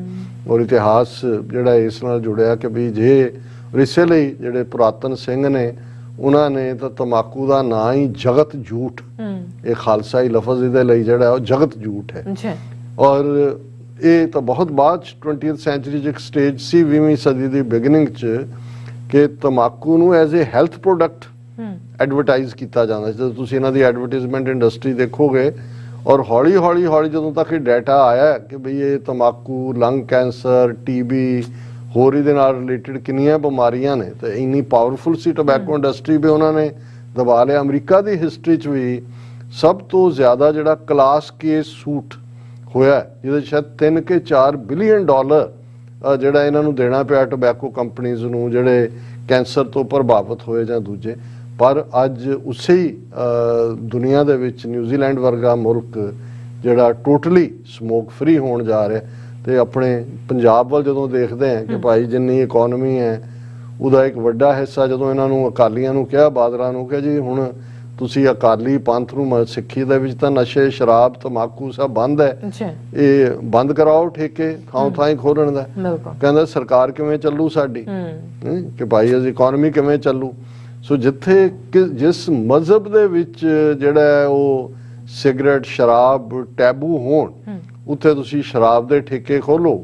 ਔਰ ਤੰਬਾਕੂ ਪੰਜਾਬ ਦੇ ਵਿੱਚ ਅੱਜ ਹੁਣ ਅਸੀਂ ਕੋਈ ਇਹ ਲਫ਼ਜ਼ ਕੋਈ ਨਫ਼ਰਤ ਨਾਲ ਨਹੀਂ ਕਹਿੰਦੇ, ਜਦੋਂ ਅਸੀਂ ਬਈਏ ਯੂਪੀ ਬਿਹਾਰ ਦੇ ਕਹਿੰਦੇ ਇਹ ਆਏ, ਇਹਨਾਂ ਦੇ ਨਾਲ ਤੰਬਾਕੂ ਆਇਆ, ਜ਼ਰਦਾ ਆਇਆ ਔਰ ਗੁਟਕਾ ਆਇਆ। ਇੱਕ ਪਾਸੇ ਸਾਡੇ ਲਈ ਪਵਿੱਤਰ ਲਫ਼ਜ਼ ਗੁਟਕਾ ਬਾਣੀ ਪੜ੍ਹਨ ਵਾਲਾ ਸੀ, ਉਹਨਾਂ ਨੇ ਉਹਦਾ ਨਾਂ ਹੀ ਉਹ ਰੱਖਿਆ। ਔਰ ਕਿਸ ਅੰਦਾਜ਼ ਦੇ ਵਿੱਚ ਪੰਜਾਬ ਦੀ ਜਵਾਨੀ ਦੇ ਵਿੱਚ ਤੰਬਾਕੂ ਦਾ ਵੀ ਇਸਤੇਮਾਲ ਸ਼ੁਰੂ ਹੋਇਆ। ਸੋ ਮੈਂ ਆਈ ਹੋਪ ਕਿ ਅਸੀਂ ਇਹ ਇੱਕ ਰੋਲ ਮਾਡਲ ਮੁਲਕ ਹੁੰਦੇ ਨੇ। ਔਰ ਕਨਕਲੂਜਨ ਦੇ ਵਿੱਚ ਅਸੀਂ ਸ਼ਬਦ ਜਿਹੜਾ ਸ਼੍ਰੀ ਰਾਗ ਦੇ ਵਿੱਚ ਸੀ, 4 ਪਦੇ ਉਹਦੇ ਅਸੀਂ ਡਿਸਕਸ ਕਰ ਲਏ ਸੀ। ਉਦੋਂ ਮੇਰਾ ਖਿਆਲ ਹੈ ਸਾਡੀ ਟੈਕਨੀਕਲ ਟੀਮ ਨੂੰ ਵੀ ਲੱਗਾ ਵੀ ਸ਼ਬਦ ਮੁਕੰਮਲ ਹੋ ਗਿਆ, ਪਰ ਮੈਂ ਜਦੋਂ ਬਾਅਦ ਚੈੱਕ ਕੀਤਾ ਇੱਕ ਪਦਾ ਉਹਦਾ ਕਵਰ ਨਹੀਂ ਸੀ ਹੋਇਆ। ਔਰ ਅਸੀਂ ਉਸ ਨੂੰ ਵਿਚਾਰ ਰਹੇ। ਲਿਖਿਆ ਆਇਆ ਗੋਬਿੰਦ ਕਾ ਵਣਜਾਰਿਆ ਮਿੱਤਰਾ, ਉੱਠ ਚੱਲੇ ਕਮਾਣਾ ਸਾਥ, ਇੱਕ ਰੱਤੀ ਬਿਲਮ ਨਾ ਦੇਵਨੀ ਵਣਜਾਰਿਆ ਮਿੱਤਰਾ, ਉਨੀ ਤਕੜੇ ਪਾਏ ਹਾਥ। ਲਿਖਿਆ ਆਇਆ ਪਕੜ ਚਲਾਇਆ, ਮਨਮੁਖ ਸਦਾ ਦੁਹੇਲੇ, ਜਿਨੀ ਪੂਰਾ ਸਤਿਗੁਰ ਸੇਵਿਆ, ਸੇ ਦਰਗਹਿ ਸਦਾ ਸੁਹੇਲੇ। ਕਰਮ ਧਰਤੀ ਸਰੀਰ ਜੁਗ ਅੰਤਰ, ਜੋ ਬੋਵੈ ਸੋ ਖਾਤ, ਕਹੁ ਨਾਨਕ ਭਗਤ ਸੋਹੇ ਦਰਬਾਰੇ, ਮਨਮੁਖ ਸਦਾ ਭਵਾ। ਪੰਜਵੇਂ ਪਾਤਸ਼ਾਹ ਦਾ ਸ਼ਬਦ ਸ੍ਰੀ ਰਾਗ 'ਚ, ਕਿਉਂਕਿ ਬਾਕੀ ਸਾਰੇ ਸ਼ਬਦ 4 ਪਹਿਰਾਂ ਨਾਲ ਜੁੜੇ ਹੋਏ ਸੀ, ਇਹ ਜਿਹੜਾ ਹੈ ਇਹ ਪਦਾ ਇੱਕ ਵਾਧੂ ਹੈ, ਲੇਕਿਨ ਅਲਟੀਮੇਟਲੀ ਇਨਸਾਨੀ ਜ਼ਿੰਦਗੀ ਦੇ ਸਫ਼ਰ ਦਾ ਅੰਤ ਹੈ। ਲਿਖਿਆ ਆਇਆ ਗੋਬਿੰਦ ਕਾ ਵਣਜਾਰਿਆ ਮਿੱਤਰਾ, ਉੱਠ ਚੱਲੇ ਕਮਾਣਾ ਸਾਥ। ਕਿ ਭਾਈ ਆ ਗਿਆ ਸੱਦਾ ਤੁਰ ਜਾਣ ਦਾ, ਤੇ ਜੋ ਕੁਝ ਤੂੰ ਕਮਾਇਆ ਜ਼ਿੰਦਗੀ, ਜੋ ਤੇਰੇ ਐਕਸ਼ਨ ਸੀ, ਹੁਣ ਉਹ ਤੇਰੇ ਨਾਲ ਜਾਣਗੇ। ਕਿ ਭਾਈ ਅਲਟੀਮੇਟਲੀ ਤੂੰ ਆਪਣੇ ਕੀਤੇ ਦਾ ਜਿਹਾ ਬੀਜੈ ਸੋ ਲੁਣੈ, ਕਰਮਾ ਸੰਧੜਾ ਖੇਤ। ਕਿ ਵੀ ਜੋ ਤੂੰ ਕਰਮ ਕਮਾਏ ਨੇ ਉਹੀ ਤੇਰੇ ਨਾਲ ਜਾਣੇ। ਇੱਕ ਰੱਤੀ ਬਿਲਮ ਨਾ ਦੇਵਣੀ ਵਣਜਾਰਿਆ ਮਿੱਤਰਾ, ਉਨੀ ਤਕੜੇ ਪਾਏ ਹਾਥ। ਕਿ ਮੌਤ ਦਾ ਫਰਿਸ਼ਤਾ ਇੰਨੀ ਮਜ਼ਬੂਤ ਜਕੜ ਦੇ ਨਾਲ ਫੜਦਾ ਹੈ ਕਿ 1 ਸੈਕਿੰਡ ਬਿਲਮ ਹੁੰਦਾ ਲੇਟ, ਉਹ 1 ਸੈਕਿੰਡ ਵੀ ਲੇਟ ਨਹੀਂ ਹੋਣ ਦਿੰਦਾ। ਉਹ ਜਦੋਂ ਆ ਕੇ, ਜਿਹਨੂੰ ਗੁਰੂ ਸਾਹਿਬ ਨੇ ਫਰਮਾਇਆ ਸੀ, ਗੁਰੂ ਨਾਨਕ ਸਾਹਿਬ ਨੇ, ਕਿ ਮਮਸਰ ਮੂਏ ਅਜ਼ਰਾਇਲ ਗ੍ਰਿਫਤੇ ਦਿਲ ਹੇਚ ਨਾਦਾਨੀ। ਕਿ ਮੇਰੇ ਸਿਰ ਦੇ ਵਾਲ ਮੌਤ ਦੇ ਫਰਿਸ਼ਤੇ ਇਜ਼ਰਾਈਲ ਨੇ ਫੜੇ ਹੋਏ ਨੇ। ਔਰ ਇੱਥੇ ਗੁਰੂ ਸਾਹਿਬ ਯਾਦ ਦਹਾਨੀ ਕਰਵਾਉਂਦੇ ਨੇ, ਉਨੀ ਤਕੜੇ ਪਾਏ ਹਾਥ, ਮਜ਼ਬੂਤ ਹੱਥਾਂ ਦੇ ਨਾਲ ਉਹਨੇ ਹੱਥ ਪਾ ਲਿਆ। ਹੁਣ ਇੱਕ ਰੱਤੀ ਵੀ, ਰੱਤੀ ਮਾਸਾ ਇਹ ਪੁਰਾਣੇ ਮੇਜਰਮੈਂਟ ਸੀ, ਕਿ ਉਹਨੇ ਇੱਕ ਰੱਤੀ ਪਰ ਵੀ ਦੇਰ ਨਹੀਂ ਹੋਣ ਦੇਣੀ। ਲਿਖਿਆ ਆਇਆ ਪਕੜ ਚਲਾਇਆ, ਮਨਮੁਖ ਸਦਾ ਦੁਹੇਲੇ।